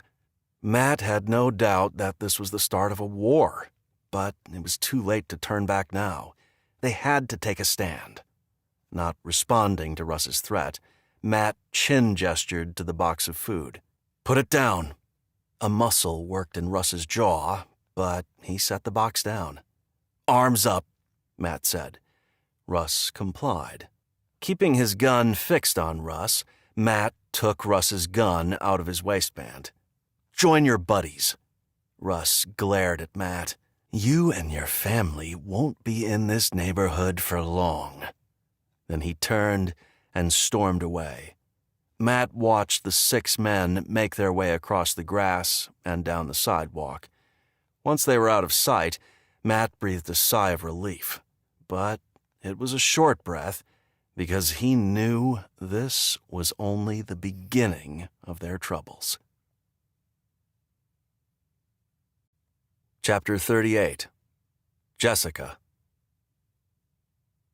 Jessica's heart was still pounding. What if Derek and the others hadn't shown up when they had? What if a gunfight had ensued? Dylan would have been in the middle of it. Torn between gratitude to Derek and his friends for showing up just in time and anger that Derek had put a gun in Dylan's hands, Jessica stood behind Matt and listened as Matt thanked Derek and his friends for coming. They gathered the guns the men had left. Then Matt introduced Jessica to Derek's friends. "Hi," Jessica said, stepping back to allow everyone to come inside. As Dylan walked past her, wearing a huge grin, she narrowed her eyes at him. "Hi, Mom," he said. "Give that gun back to Derek," she said in reply. "Then go get the girls and let them know it's safe to come down." Disappointment washed over his face, but he gave Derek the gun he'd been holding, then went up the stairs. Jessica went into the family room where the group was assembling. Cleo lay on the floor at Matt's feet. The men set the guns on the coffee table. "These will definitely help," Matt said. Then he looked at Derek and Jeff. "How do you want to divide them up?" "How many do you need?" Derek asked. Matt glanced at Jessica before turning back to Derek. "At least 3. "Take 4, Derek said, as he pushed them toward Matt. "Jeff and I will take the other 2. Not sure if she liked the idea of more guns in the house, Jessica was also torn. If they'd had more guns initially, 1 for each person in their family, they wouldn't have been so outnumbered by the men of the co-op. Of course, she and the kids had 0 experience firing guns, whereas the men of the co-op surely had experience. Still, having extra firearms would be a good start. "Thank you," she said to Derek as she sat beside Matt. "That will help." Matt looked at her in surprise. She slipped her hand into his. They had to be on the same page. If they weren't a team, their entire family would suffer. Dylan and the girls joined them. "What happened, Mom?" Kayla asked. She and Matt recounted the frightening events. Kayla and Brooke listened with shocked faces. "What do you think those guys will do now?" Kayla asked. Jessica wondered the same thing. Derek shook his head. "No doubt they'll retaliate. And since they know how much food you have, you can bet your last can of chili that they want every bit of it." That wasn't what Jessica wanted to hear, although he was only confirming what she already knew. She thought about Russ's parting words. "They said we won't be in the neighborhood for long." Matt gently squeezed her hand. "They don't get to decide who belongs here." That may have been true, but in the world they lived in now, a group like the co-ops could make it impossible for their family to stay. "We have to be ready for anything," Jeff said. "You'll help us?" Jessica asked, thrilled to know they wouldn't be alone. Emily nodded with a smile. Jeff chuckled. We're the ones who flanked them. We're in it just as much as you are now." Matt turned to Derek. "Any ideas on what we should do to prepare?" Everyone was quiet as they considered options. All the while, Jessica's heart raced. The men of the co-op had to be furious over what had happened. No doubt they would be thrilled if the Bronson family left, as well as Derek and Jeff and Emily. "I have a plan," Derek said. Everyone looked to him. "Are the houses on either side of yours occupied?" Matt looked at Jessica. She shrugged. "I'm not sure, but I doubt it. I haven't seen anyone around for over a week." "What about the houses across the street?" "Same thing there," Matt said. Nodding, Derek said, "Perfect. We'll scope out the surrounding houses and choose the ones with the best vantage point of your house. Then," he looked at Matt and Jessica, "you'll take your family and temporarily move into a neighbor's house." Though she wanted to protest, she decided to hear him out. "I'll stay in a different house," he continued, "and Jeff and Emily will stay in another. That way you'll be out of the target house, and we'll all be in a good position when they strike. That's when we'll strike first." She liked it. Go on offense. Then she frowned. She couldn't believe what she was thinking. The men they were planning on going on offense against were people who were in her neighborhood. Now they were enemies? Then she considered history. During the Civil War, many neighbors had joined ranks, but others had fought against each other. Subtly shaking her head, she focused on the conversation. "We should move anything of value," Matt said, "like food and water, out of this house. There's no telling what they'll do to our house." What did he mean? Did he think those men would destroy her house?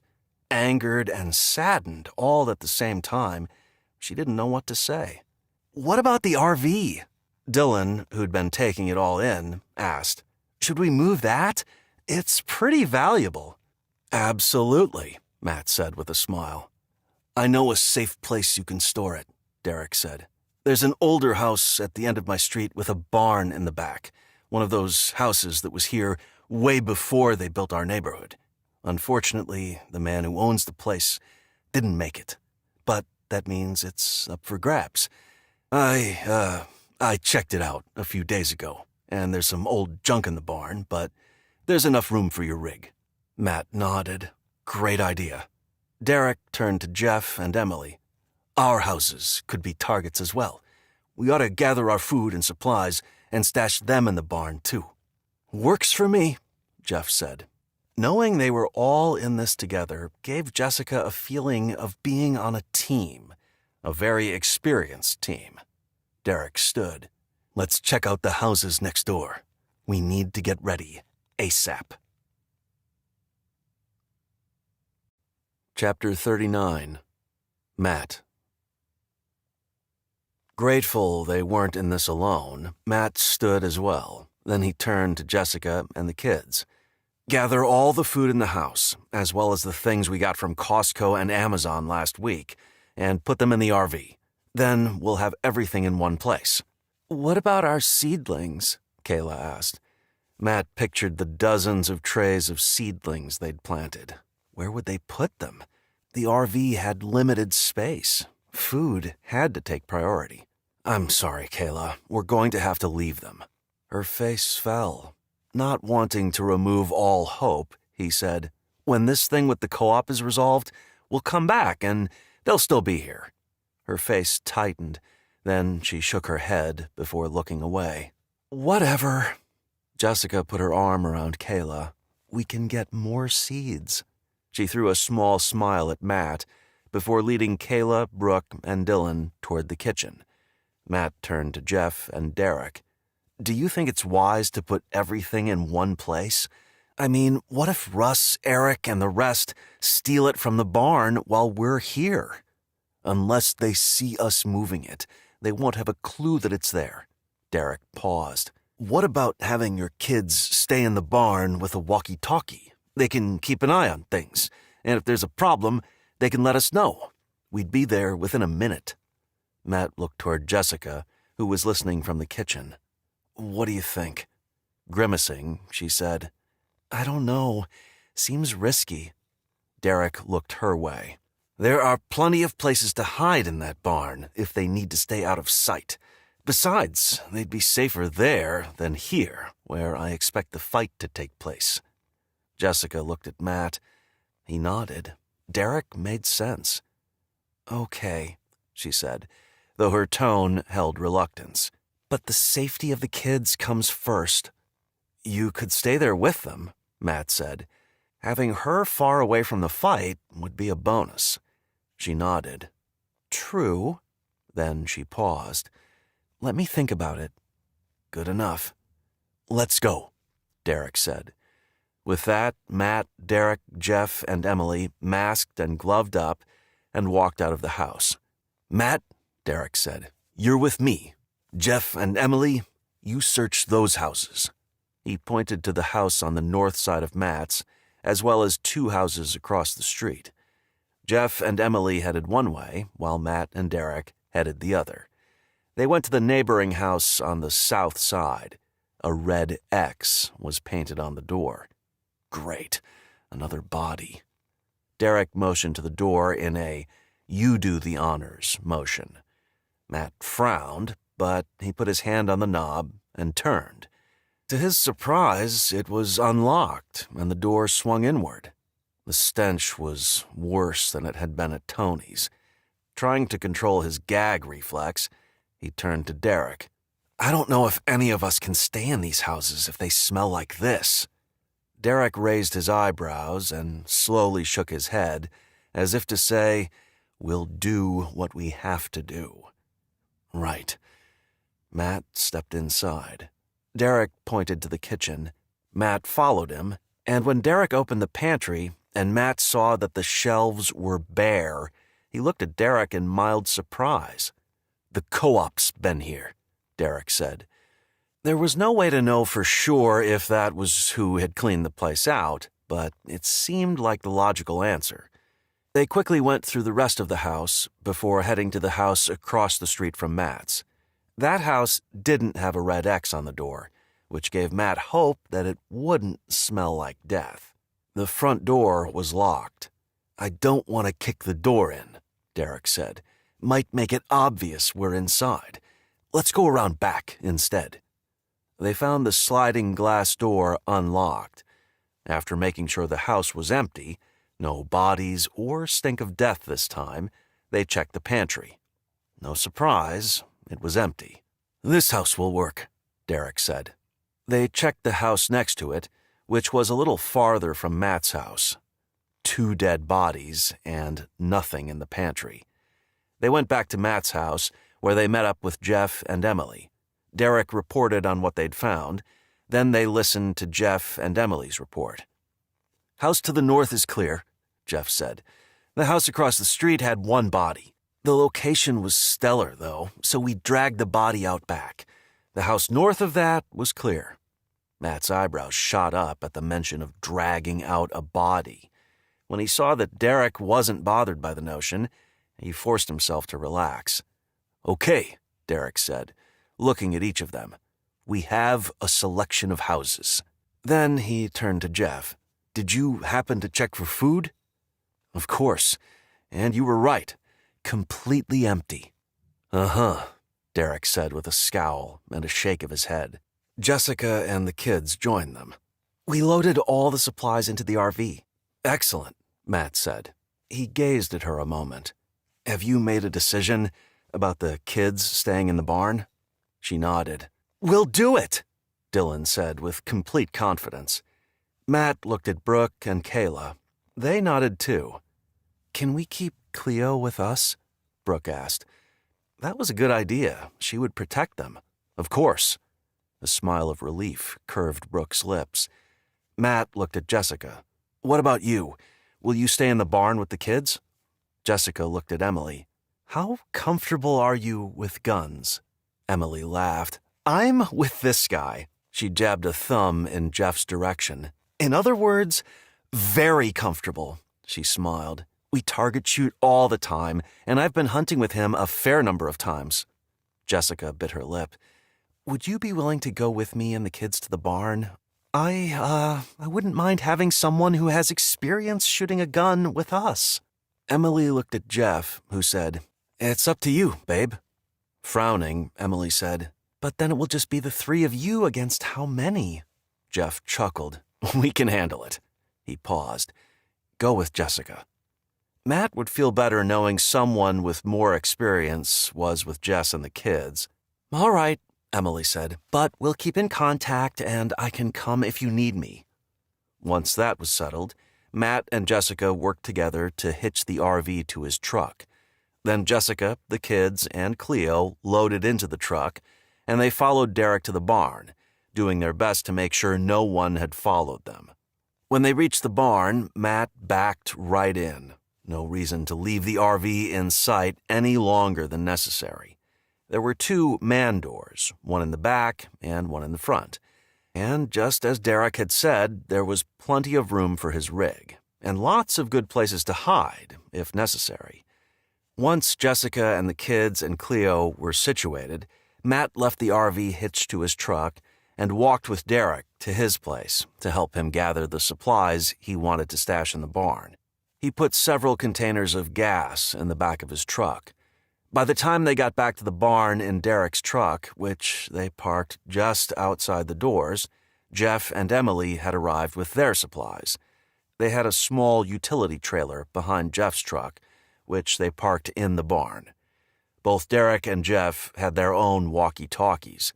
They put theirs and Matt's on the same channel, which gave them enough walkies for each adult in the group and one for the kids to share.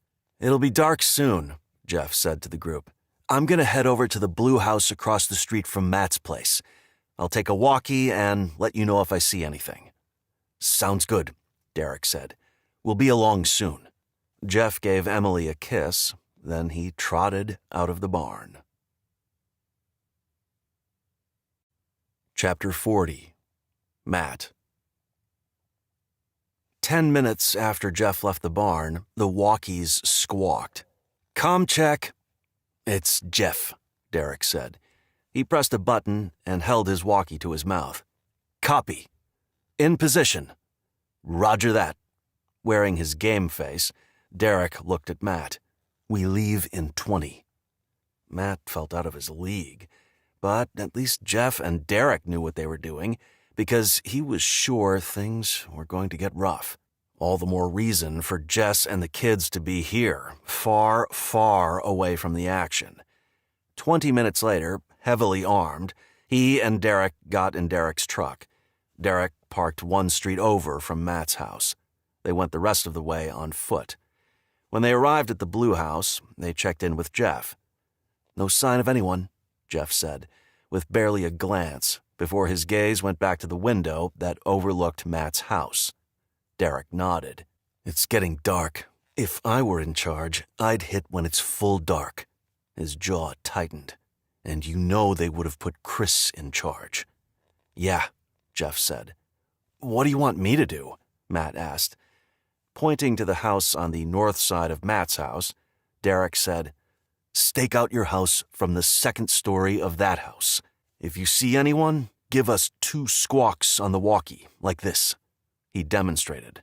"It's an open line, and although we're using a random channel, there's still a possibility that the wrong person will join our party line. Then squawk once before squawking how many people you see." They discussed other signals and code words they would use. Matt just hoped he would remember everything. He nodded. "Got it. I'll be in the house to the south of this one," Derek said. At that, they split up. Matt made his way to the house next door to his, staying close to the tree line. When he reached the front porch, it occurred to him that someone from the co-op could already be inside. What if they'd come early to stake things out as well? Heart slamming against his ribs, he turned the knob and pushed the door slowly open.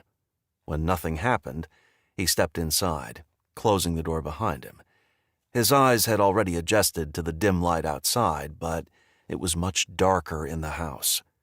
Pausing a moment with his eyes closed, listening, he reminded himself that he was not alone in this, that Derek and Jeff were fully on board, that they had combat experience, and that the men of the co-op didn't know that Matt and his family had left their house. Not a sound. He opened his eyes and could make out the furniture and the shape of the room. Much better. Feeling more confident, he cleared the first floor using his .45, the way Derek had shown him when they'd checked the other houses earlier. With his .45 in his hand and his rifle strapped to his back, he climbed the stairs to the second floor. After quickly clearing that floor, he went to the bedrooms to find which one had the best vantage point. The one in the back had a clear view of his backyard. He opened the window and removed the screen, then slid the window closed. Getting comfortable, he parked himself in front of the window, letting his eyes sweep every inch of his property that was within view. As he waited and watched, he wondered if the men from the co-op would strike tonight or wait for another night when Matt and his family would be relaxed and unprepared. As the minutes ticked by, he began to think their plan was the latter, until he saw two men appear at his backyard neighbor's fence. Startled, he stared at them for a full second before grabbing the walkie and doing two short squawks. He followed it up with one squawk, a pause, then two more squawks. The men hopped the fence, landing in Matt's backyard. Two more men appeared at the fence line, climbing the fence to join their buddies. Matt squawked once, then two more times. Would Derek know what he meant? Straining to see if he recognized any of the four, when his walkie squawked once, then twice, he jerked. That's when he saw a pair of men coming into the backyard through the gate. Derek or Jeff had seen them. Good. His eyes were riveted on the action below. 5 of the men were holding things in their hands, but from this distance and in the dark, he couldn't tell what they were holding. Only one man had empty hands. Matt couldn't tell who it was, but he was the only one wearing a ball cap. A sudden bright flame nearly blinded him, then another and another. Then 2 more. Before he had a chance to react, every man but the one in the ball cap were throwing Molotov cocktails at the windows of his house. Glass shattered, but with the security bars on the inside, the flaming bottles fell back to the ground outside. Panicked that they were going to burn his house down, Matt completely forgot the protocol they'd set up. Instead, pressing the talk button, he said, "They're trying to set my house on fire." What if he and his family had been inside? Would those men care, or were they trying to draw them out so they could shoot them? Fury, powerful and black, surged through him. These men were ruthless, first trying to steal their food, and now trying to burn them out. He had to do something, had to stop them. He set the walkie on the ground. Then, after sliding the window open, he used his rifle to sight in on one of the men, sliding his finger to the trigger. Then it hit him. He would be killing in cold blood. Was he really prepared to take that step? Derek must have known the way Matt would react. Maybe the way he'd seen him nearly blow Charlie's head off the week before had clued him in, because the walkie squawked and one word came across. Hold! Chapter 41. Matt. Matt's gaze shot to the walkie as his finger slid away from the trigger. Derek was right. He needed to rein in his emotions and focus on what was happening. The Molotov cocktails had been a failure. His house didn't appear to be on fire. Staring at the men, Matt watched as they seemed to wait in ambush for Matt and his family to come running out. When no one did, the men went into a loose huddle. What would their next move be? Had they figured out that Matt and his family weren't inside? Matt felt a light tap on his shoulder, while at the same time he heard Derek's voice beside him. "It's me." heart thumping at Derek's unexpected appearance. Could anyone else have snuck up on him? Matt turned to Derek with a frown before both men looked out the window. Then, to Matt's stunned surprise, one of the men broke off from the group, pulled out a gun, and blasted the sliding glass door to bits. The men rushed inside, except the man in the ball cap. Was he their lookout? Matt turned to Derek. Should we take him out? Derek stared at Matt. Not yet. Then he smiled. Won't they be surprised when there's nothing worth taking? Though that may have been true, it still made Matt's blood boil to think of those men ransacking his home. We should go in there. Derek's eyebrows rose. And do what? Get into a gunfight? Over what? He shook his head. I only risk my life when something of value is at stake. But it was his house.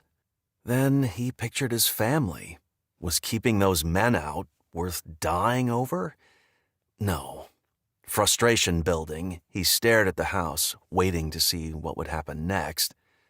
It didn't take long. 5 minutes later, the men poured out of the broken sliding glass door. Moments after that, smoke followed. They'd set the house on fire from the inside. Then the 5 men who'd gone in the house pulled out their guns and began shooting out all the windows. Matt didn't care what Derek said. These men had to be stopped. They'd killed Tony, and now they'd set his house on fire. Did they think Matt and his family were asleep upstairs? Were they trying to kill them?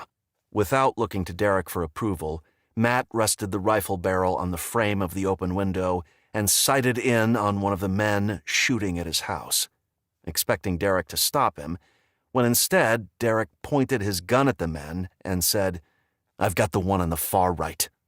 Matt slid his gaze to Derek in surprise before saying, far left. Half a second later, the blast of Derek's gun filled Matt's ears. The man on the far right dropped, and the other 5 men looked around in confusion, searching for where the blast had come from. Soon they would know exactly where to aim their guns. There was no time to hesitate. Their position had been revealed. Forcing all unnecessary thoughts away, Matt turned his focus to aiming true, sighting in on the man on the far left. He pulled the trigger. To his stunned surprise, the man fell. 4 men were left, but just as they found the window where Matt and Derek knelt and raised their guns to fire, the man in the ball cap turned his gun on the man beside him and shot him dead. Then he shot the next man, who fell to the ground. The last man dropped at the same time. Matt's gaze jerked to the side of his yard, where he saw Jeff standing, pointing a gun at the man who'd fallen last. Jeff shifted his gun to the man in the ball cap and yelled, "Drop your weapon and get on the ground!" The man did it immediately. Overwhelmed by all that had just happened, Matt took a moment to catch his breath. He would have to take time to mentally process it later. "Let's go," Derek said. At that, Matt and Derek leapt up and cautiously made their way down the stairs and toward Matt's backyard, careful to make sure no other men were hiding in wait. A few moments later, they joined Jeff in Matt's backyard. Matt's eyes went to the 5 men who were down. Not one of them moved. Among them were Russ and Eric. Were they all dead? Sickened by the thought that he was responsible for any of their deaths, when the smell of smoke filled his nostrils and he turned to see his house in flames and saw all the windows shattered by the men's bullets, any sorrow he'd begun to feel was wiped away. These men hadn't had to do this. They hadn't had to get in the middle of Matt and Dr. Larson's interaction at all. They'd inserted themselves where they didn't need to be, prepared to take 20% of the Bronson family's food for themselves. And when that hadn't worked, they'd come after Matt and his family, prepared to kill them. Rage at their audacity blasted through him. Then he looked at the man who was face down on the ground. It was the man in the ball cap. Narrowing his eyes, Matt recognized him in the dim moonlight. It was Chris. He was the one man who hadn't thrown a Molotov cocktail at Matt's house. The one man who hadn't gone inside to set his house on fire. The one man who hadn't shot at his house. The man who had killed the others to keep them from shooting at Matt and Derek. Jeff holstered his weapon and gestured to Chris with his chin. "What do you want to do with him?" "Let him go," Derek said. "He's not the bad guy here." "He took out 2 of them," Matt said, pointing to the dead men on the grass. "I know," Jeff said. "I saw him do it. That's when I moved in." Chris got to his feet, his face showing clear remorse. "I wanted to warn you they were coming," he said to Matt, "but I didn't get the chance." He sighed. "I tried to talk them out of setting your house on fire, but Russ was livid that you'd taken his guns." A small smirk tugged up one side of Chris's mouth. "Nice move, by the way." Remembering the way Chris had taken 20% of the food he'd found, Matt felt his anger rekindle. "You were part of them." Chris's chin lowered toward his chest. Then he looked at Matt, his eyes bracketed with anxiety and fear. "I did it for my family." Picturing Chris's wife and small children, Matt couldn't fault him for agreeing to join the cooperative, and the fact that he'd actually killed 2 of the men, which quite literally could have saved Matt and Derek's lives, Matt wasn't going to fault him. Besides, he remembered Chris purposely not looking through his house for hidden food. "Look," Chris said, "we can work this out later, but you need to know." He looked at Derek and Jeff. "They were sending other men to hit your houses. I'm pretty sure they knew I wasn't on board with their plans, so they didn't tell me everything. You might want to check on your places." "We'll take my truck," Derek said. "I'll drop Jeff and Chris off near Jeff's house. Then Matt and I will go to mine." Matt looked at his house, where the flames were growing ever brighter. "What about my house?" "I'm sorry," Derek said. "There's nothing we can do about it." Matt knew he was right. "Let's make sure the same thing doesn't happen to you or Jeff's house." "Thanks," he said. The 4 of them took off at a run to the next street where Derek had parked his truck. Chapter 42. Jessica. What was happening at her house? Sitting on the tailgate of Matt's truck in the barn, lit only by the moonlight trickling through a high window, Jessica gripped the walkie in her hand, frantic with worry. She'd heard Matt say that someone was trying to burn their house down. The thought made her sick, especially when she considered what would have happened if they hadn't left.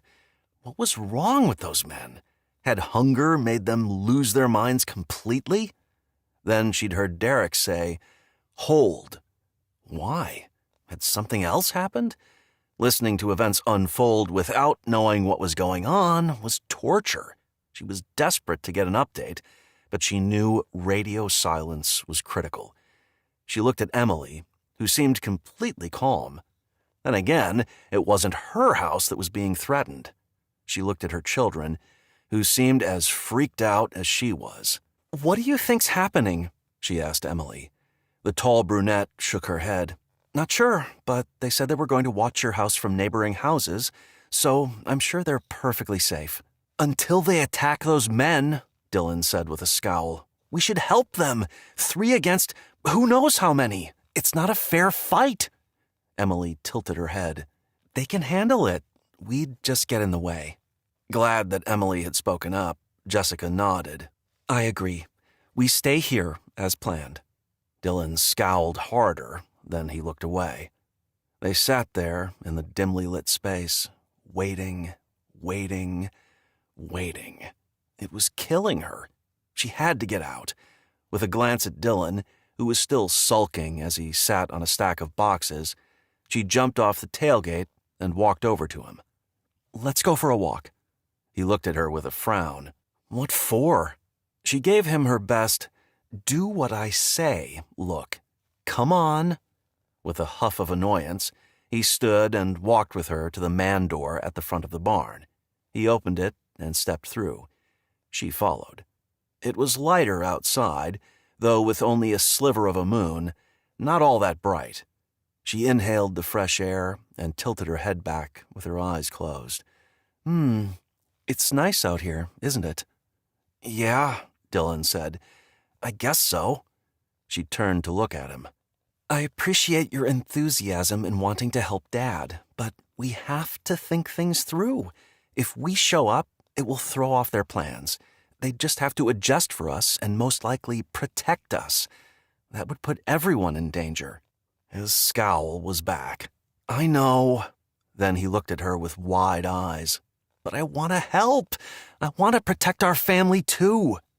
She drew him into her arms. I know you do, sweetheart, and I love you for it. But there are times when we need to let those with more experience take the lead and listen to what they say. She pulled away and tried to smile, but as she considered her next words, it was impossible. You'll have your chance. A noise caught Jessica's attention.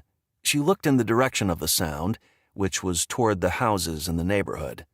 2 men were running away from a house. Then she heard a loud whoosh. Was it coming from Derek's house? What was that? Dylan whispered. Jessica walked away from the barn to get a better look, but she didn't see where the men had gone. Her eyes slid to the walkie at her hip.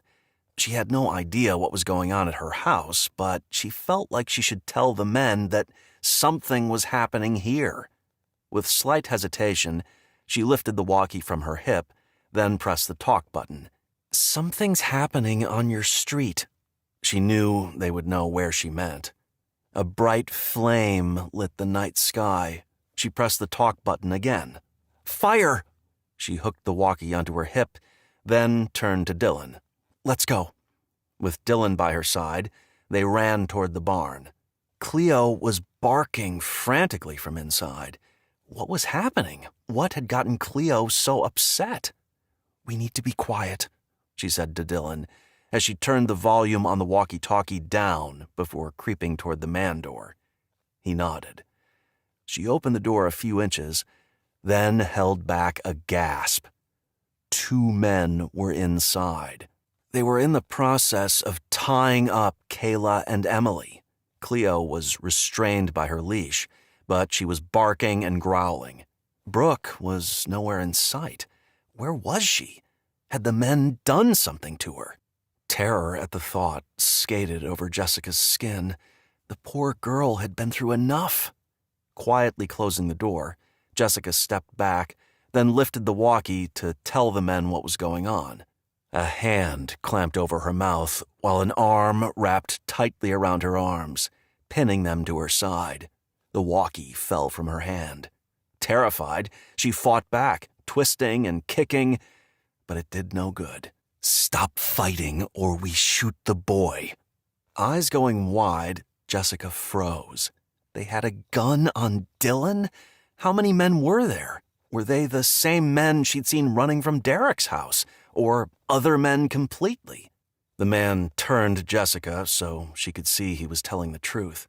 Another man held a gun to Dylan's head. Dylan looked on the verge of tears, all of his earlier bravado gone. Are you going to behave? The man said in her ear. Wanting nothing more than to draw her gun and shoot him dead, she nodded. Good. He released her mouth and arms. I'll take this. She felt him taking the gun out of the waistband of her jeans. He pointed her gun at her, then gestured to the man door. Go inside. Hoping and praying that Matt and the others wouldn't be too distracted by the fire, that's when she knew. The men of the co-op had known all along that all of their goods were inside this barn. They must have seen them moving their RV, as well as Jeff parking his utility trailer inside. Had they set the fires to distract the fighters in their group so they could take everything of value when they were at their most vulnerable? Furious at the thought, she spun around and shoved the man behind her with all her might. He was taken off guard and fell back a step, but he held on to the gun. "What the?" he asked, his eyebrows slashing downward as he glared at her. He stepped forward and gripped her upper arm until she cried out in pain. "Let my mom go!" Dylan shouted. "Shut up!" the man with the gun on Dylan growled. "Everyone in the barn," the first man said. Still fuming, Jessica did as instructed, opening the door and stepping inside. The two men already in the barn strode toward them, one of them dragging Jessica near Emily and Kayla, zip-tying her hands in front of her. Dylan joined her a moment later, with his hands tied as well. "Are you okay?" she asked the three of them. They nodded. "They took the walkie-talkies," Emily said with a grimace. Now there was no way to call for help. A man wearing a blue shirt came over to Jessica and knelt in front of her. "Where are the keys to the trucks?" She looked at the two trucks in the barn, one hitched to the RV, the other to the utility trailer. "I don't know." He scowled at her. "You wouldn't lie to me, would you?" Of course she would. She shook her head. "No." "Good, because I'd hate to have to shoot one of these kids to get you to tell me the truth." That got her attention. "I am telling you the truth. I don't know where the keys are." In all reality, Matt and Jeff had the keys. The man shook his head, then went to talk to the other three men. "I'm scared, Mom," Kayla whispered. "It'll be okay," she whispered back, although she knew no such thing. Glancing at the men to make sure they weren't listening, she leaned toward Kayla. "Where's Brooke?" Kayla shook her head. "I don't know. She went out the back door to go to the bathroom right after you left." That could be good news or bad. If the men hadn't seen her, then it was good news. But if they had and hadn't brought her inside, that could only mean she was hurt or worse. She couldn't let herself think of that just then. "What do they want?" Kayla asked. "I think they want our supplies."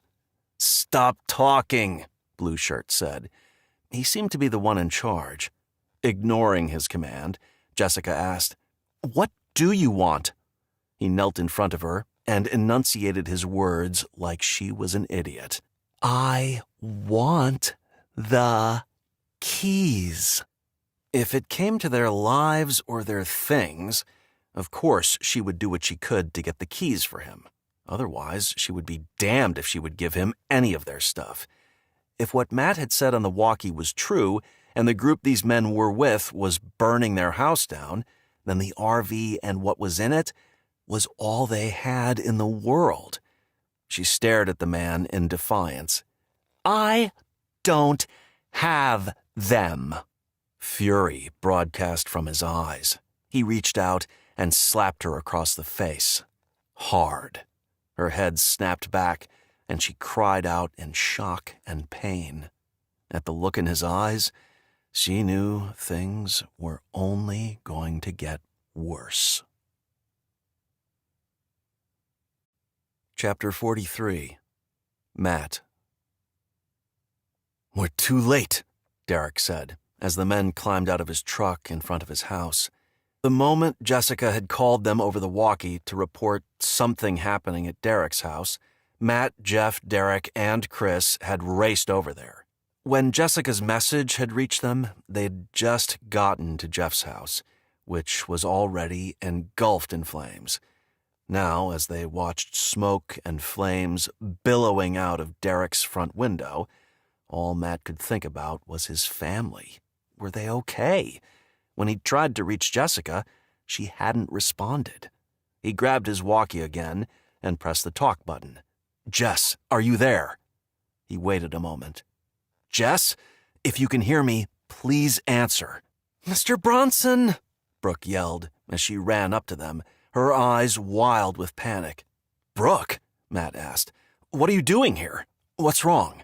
Seeing her there when she was supposed to be in the barn with his family sent alarm bells ringing in his head. "Where is everyone? Are they okay?" Shaking her head from side to side, she said, No, some men broke in and took them hostage. Hostage? He looked at Chris as if he should know about this, but he shook his head like he was clueless. Matt turned to Brooke. How did you get away? I left to go to the bathroom. When I was on my way back, I saw some men sneaking up to the barn. I didn't want to call you on the walkie-talkie because I was afraid they would hear too. How many? Derek asked. 2 for sure, maybe more. No wonder Jess wasn't answering her walkie. She couldn't. Matt set his jaw. I'm going. Derek grabbed his arm. Hang on. We can't go in there without a plan. This time, it wasn't his house he was trying to protect. It was his family, 1,000,000 times more valuable. He knew Derek was right, but he wasn't willing to wait long. Every second counted. Matt turned to Chris. What do they want? Revenge? Chris shook his head. I don't know. I didn't even know they were going to the barn. His eyebrows bunched. Why's your family in there, anyway? To stay away from the fight, for one thing, Matt said. We also moved some supplies in there. Had he said too much? Could Chris be trusted? Slowly nodding, Chris said, I know a man was assigned to keep an eye on your house after the, altercation earlier. He must have seen you taking your stuff there. Spotting a 33-foot RV wouldn't be difficult. Of course they'd seen him moving it. Are you saying they're after our supplies? Most likely. He would trade his food for his family in a heartbeat, but he wasn't sure the men of the co-op would be that easy to work with, not after what had happened earlier. But if the men knew their leaders, Eric and Russ, were dead, would that change their minds? Matt was quiet a moment, his mind spinning. I can give myself in trade as a hostage. All eyes shifted to him. He grimaced. Okay, I have a plan, but I don't know if you guys are going to like it. Chapter 44. Jessica. Jessica's mind raced and her heart slammed against her ribs as she cataloged how dire their situation was. She and her children and Emily were tied up, held captive by 4 men who wanted to take what they had.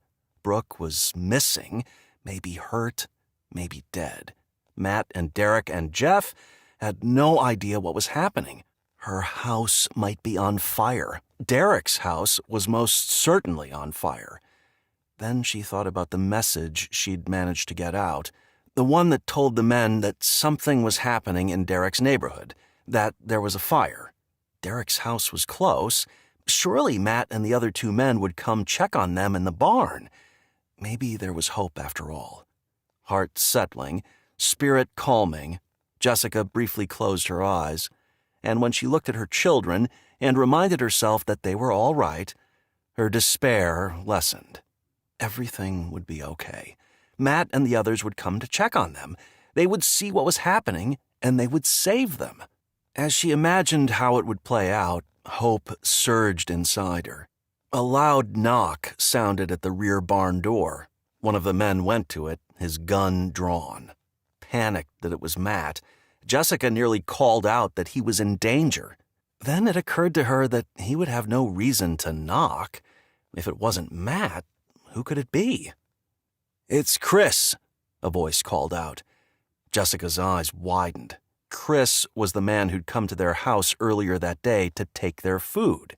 Matt had told her Chris was the head of security for the neighborhood cooperative. What was he doing there? Were more men from the cooperative on their way? The man who'd slapped Jessica pulled the door open. She couldn't see what was happening outside the door. It was too dark. But she saw the man grin like he'd just been handed the prize he'd been waiting for. As a sense of unease swept over her, Jessica kept her gaze riveted to the door. A moment later, Matt stepped through, his face downcast and his arms bound behind him. Jessica gasped. Derek was right behind Matt. He looked defiant, but his arms were behind his back as well. Chris followed them inside, his gun pointed at them. They'd been captured. Hope shattered around Jessica like a fragile vase being dropped on concrete. "Where's Jeff?" Emily whispered, her tone frantic with worry. Jessica shifted her eyes to Emily. Where was Jeff? Had he been killed? Heart in her throat. If they'd killed Jeff, would Matt and Derek be next? Her gaze shot to her children. What would these men do to them? To Emily? To her? Stomach roiling with terror, she turned her attention to Matt, trying to catch his eye, but he stubbornly stared at the ground like he'd already been defeated. "Another of their group is in the area," Chris said to the 4 men holding them captive. Then he gestured to 2 of the men. "Find him and bring him here." "Jeff," Emily whispered. "Yes, sir," both men said, before heading out the door. If Jeff was still out there, maybe all hope wasn't lost. Chris focused on the 2 remaining men. "Any progress here, Nate?" Nate, the man Jessica thought was in charge, shook his head. "She," Nate pointed at Jessica, "refused to tell me where the keys are." He grinned. "Even after I roughed her up." That's when Matt finally looked at her. Even though her cheek still throbbed from where Nate had slapped her, she tried to smile to show she was okay. Matt smiled back, but she could tell he was livid. He shifted on his feet like he was doing all within his power to keep from striking Nate. "Don't do it, don't do it," she chanted in her head, terrified that if Matt tried to retaliate, he would get hurt or worse. When Chris nodded like he approved of Nate's methods, Jessica's fear notched up several levels. What were they capable of? "Now that these men have been captured," Chris said with a glance at Matt and Derek, "maybe we'll get somewhere." He grinned at Nate. "Take this one." He gestured with his thumb toward Derek. "Somewhere private, and have a little talk with him. Todd and I will chat with Matt." Chris's grin turned into a smirk. "He's the owner of this lovely RV." A smile of anticipation curved Nate's lips. "Works for me." He grabbed Derek by the upper arm and led him to a corner of the barn out of Jessica's view. She was surprised Derek hadn't resisted. It seemed out of character for him. But when Chris and Todd each took Matt by an arm and practically dragged him in the other direction, she forgot about Derek. "Matt!" He looked at her over his shoulder and gave her a reassuring smile. But she wasn't reassured, not when both of those men were going to no doubt beat him until he gave them the key to his truck. Dread clogged her throat, and when she looked at her children, who looked more frightened than she felt, she forced aside her distress and focused on them. "It's going to be okay," she whispered. "Dad will give them what they want, and they won't hurt him." Eyes wet with tears, Kayla nodded. Dylan looked angry, and Cleo alternated between whimpering and barking.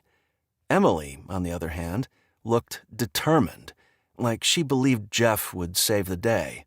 Jessica desperately hoped she was right. A man cried out from the direction Matt had gone. Tears flooded Jessica's eyes. The thought of her sweet husband being hurt devastated her. Moments later, Derek appeared, alone. Then Matt and Chris walked into view. Matt looked unharmed. He was even smiling. Confused, Jessica stared, her mouth hanging open. Matt hurried to her and wrapped her in his arms. After a long embrace, he pulled away and cradled her face in his hands. "Does it hurt?" In the confusion, she'd forgotten about her throbbing cheek. "A little." Chris came up behind Matt and said, "I'll be back in a few." "What's going on?" she asked. Matt grinned as he cut the zip ties from Jessica's hands. Then he cut the zip ties from Kayla and Dylan and Emily's hands. "Chris is with us now." He glanced at Derek, who ejected the magazine out of a gun he was holding, looked inside the magazine, then reinserted it. "Derek and I weren't really tied up. It was a ruse." Overwhelmed with happiness, She smiled. Then she remembered Brooke. Brooke's missing. Matt helped her stand. Brooke's fine. She's the one who told us what had happened. Jessica nearly staggered with relief. What about Jeff? Emily asked as she stood. He probably disabled those other two men when they came out the door. That's what Chris is checking on. What did you and Chris do to that man? Jessica asked. Though she didn't like the idea of them hurting him, what else could they have done? He's, going to take a long nap. She didn't want to know anything else. The important thing was they were safe. For now.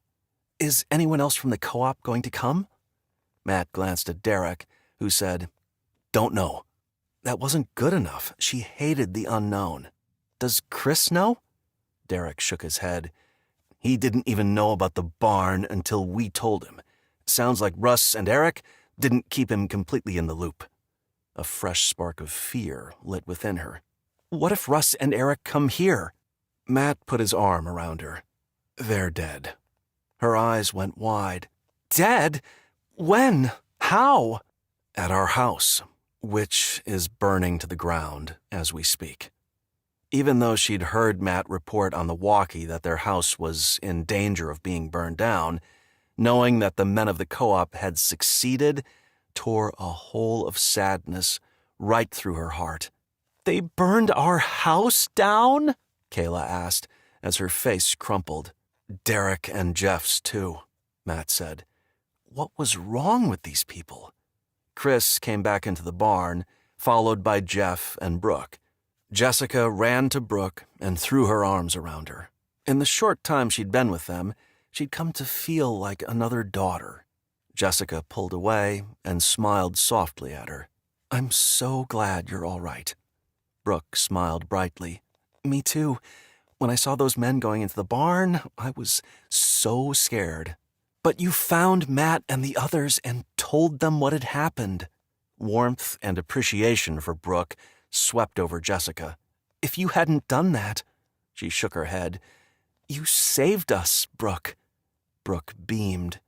Just like you saved me. Jessica hugged her again. Cleo was prancing around beside Brooke, who drew away from Jessica and knelt beside her dog, hugging her. Kayla and Dylan joined Jessica and Brooke. Mom, Dylan said, his eyebrows bunched with worry.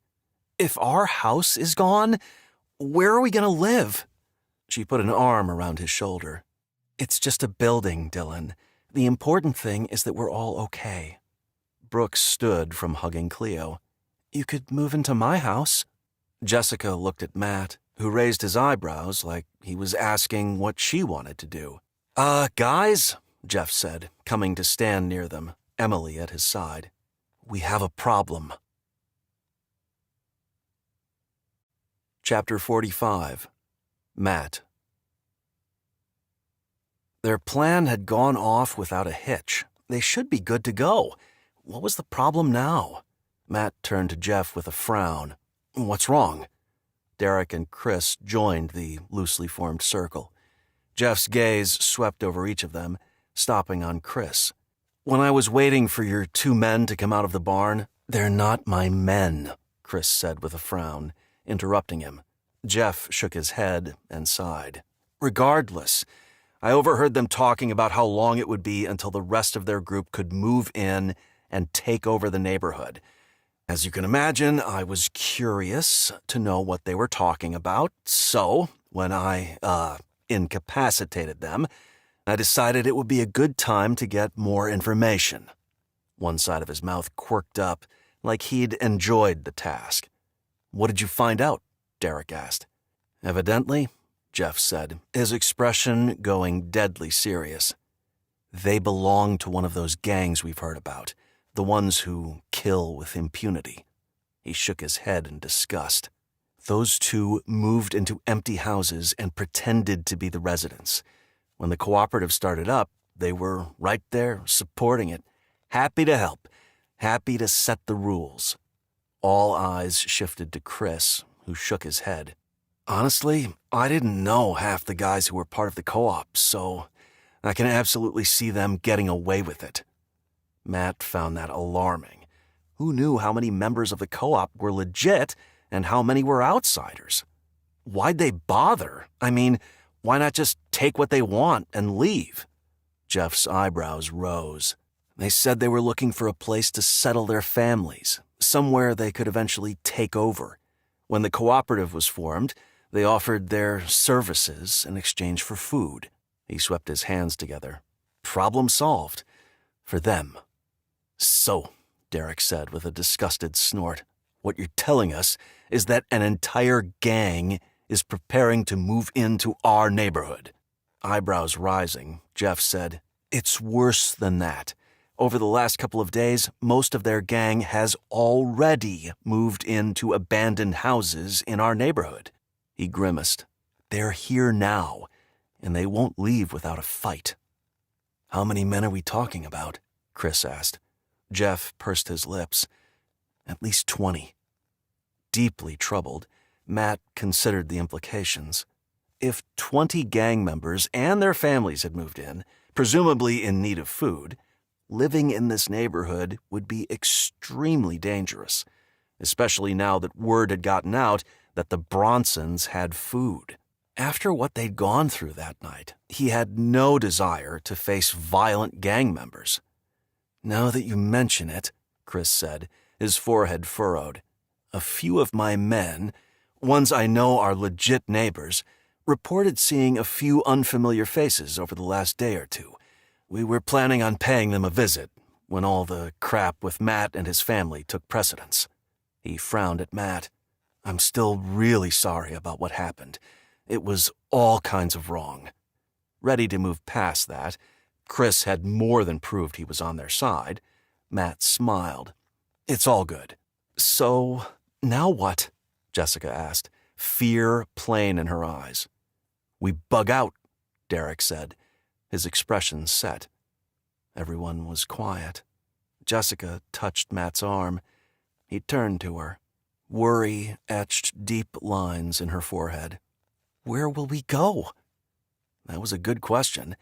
They had their RV, which would allow them to go anywhere, but they needed a place to land. Matt looked at Derek and Jeff, who'd known each other before the crap had hit the fan. If they had a place in mind, that didn't help him. Yes, he'd been on the same team as them, but that didn't automatically mean he and his family were invited to wherever they were going, if they even had a place to go. His gaze switched to Chris. He had a wife and 2 small children, and from what Chris had said, they were about out of food. What were they going to do? Stay here?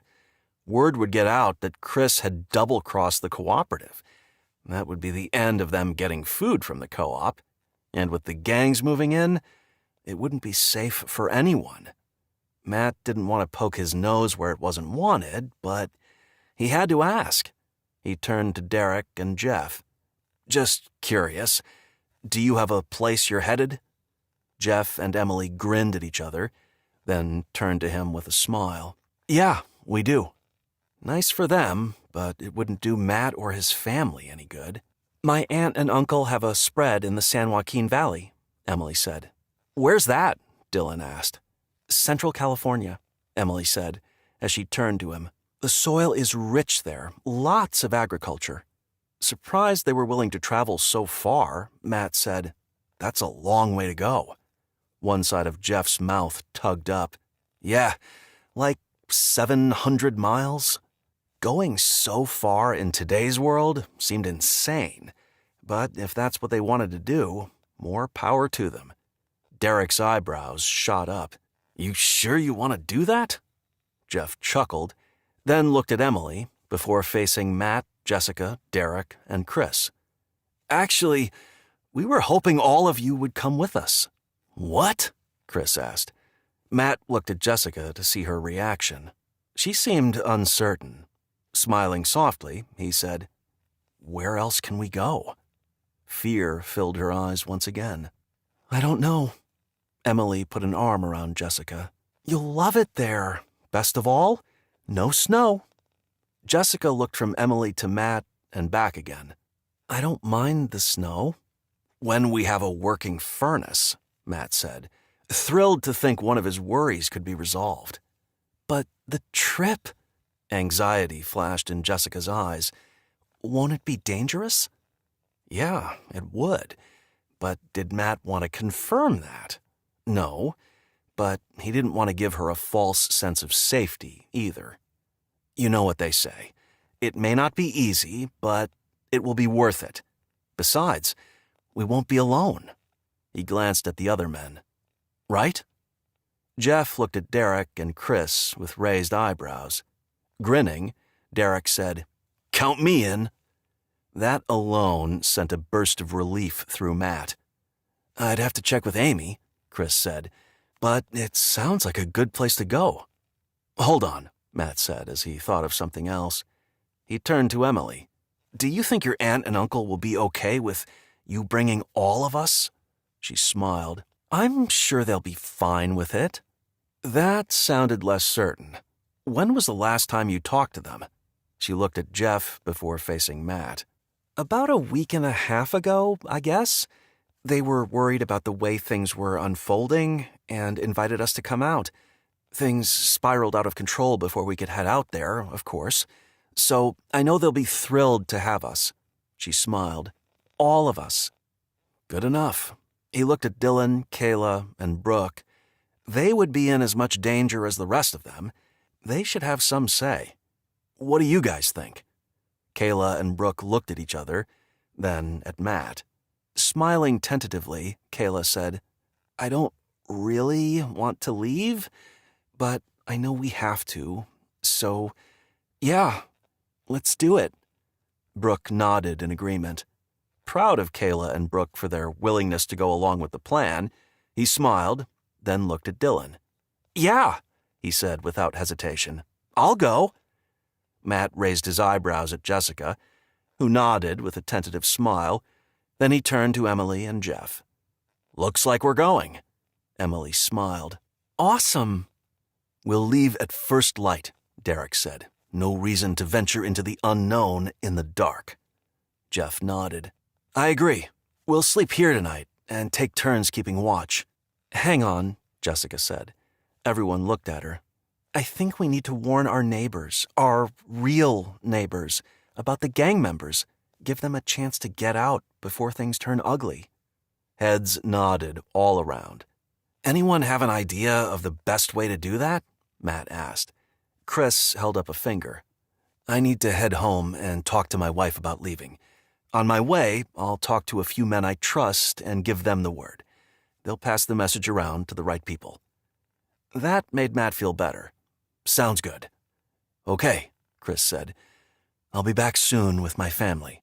Jeff clapped Chris on the back. "Glad to have you on board." Chris smiled. "Thanks. I appreciate all of you making me a part of your group, despite everything." No one said anything, just nodded. At that, Chris slipped out the rear door. Chapter 46. Matt. A moan sounded from the corner of the barn.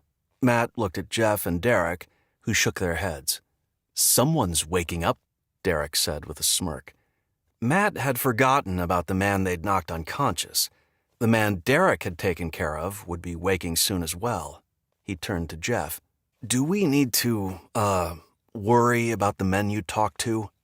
With a grim expression, Jeff shook his head. "They won't be causing any more trouble." Derek and Matt brought the two men, Nate and Todd, into the main space. After making sure their hands and feet were firmly bound, and after slapping duct tape over their mouths, they secured them to a post in the barn.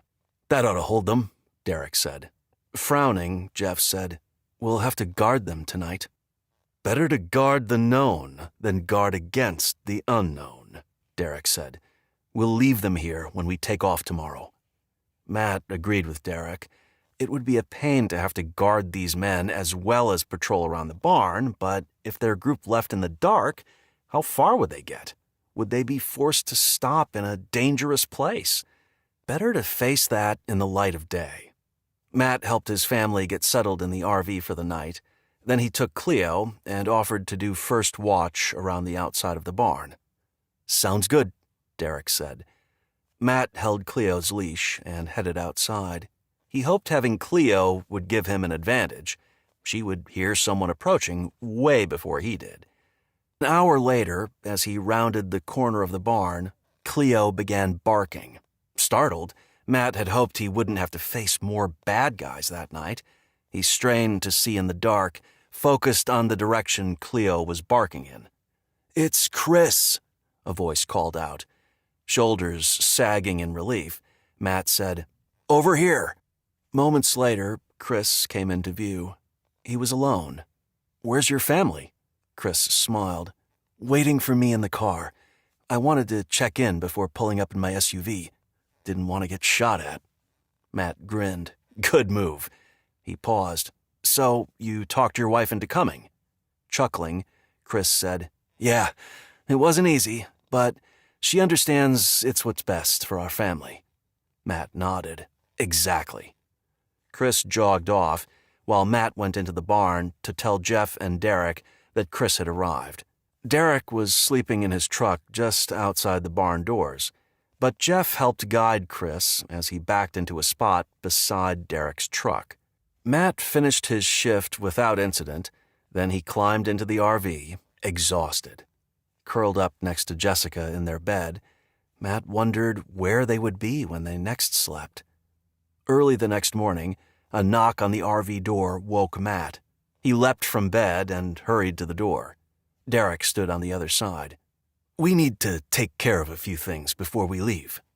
Matt nodded, then woke his family. The entire group gathered around Derek. "I've been thinking, and unfortunately, your RV will be a huge target on this trek. I suggest we distribute your food and supplies among all the vehicles in case we lose the RV. That way, we'll still have the bulk of your food." They were a team, so he didn't mind giving a large portion of it to them to carry. Besides, it made sense. "All right." With everyone's help, they spread the food and other critical supplies among the 4 vehicles. Once they were satisfied, they climbed in their vehicles and left the barn. The sun was just beginning to light the day, fiery orange and red streaks filling the sky. It was a gorgeous sunrise, and it gave Matt hope. They were headed on an adventure, one that would no doubt be fraught with danger, but one that would lead to a better life. Glancing at Derek's truck in front of him, and Jeff and Emily's truck, and Chris's SUV behind him, Matt knew their group was strong.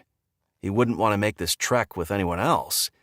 Sure, they would have their challenges, but they would stick together, protect each other. They were a family of sorts, one that could count on each other. In this crazy new world, family was the most important thing anyone could have. He meant to treasure his and do whatever he could to keep them safe. This has been Pandemic, The Beginning, Pandemic Book 1. Written by Christine Kersey. Narrated by Andrew Tell. Copyright 2019 by Christine Kersey. Production copyright by Christine Kersey. Thanks for listening.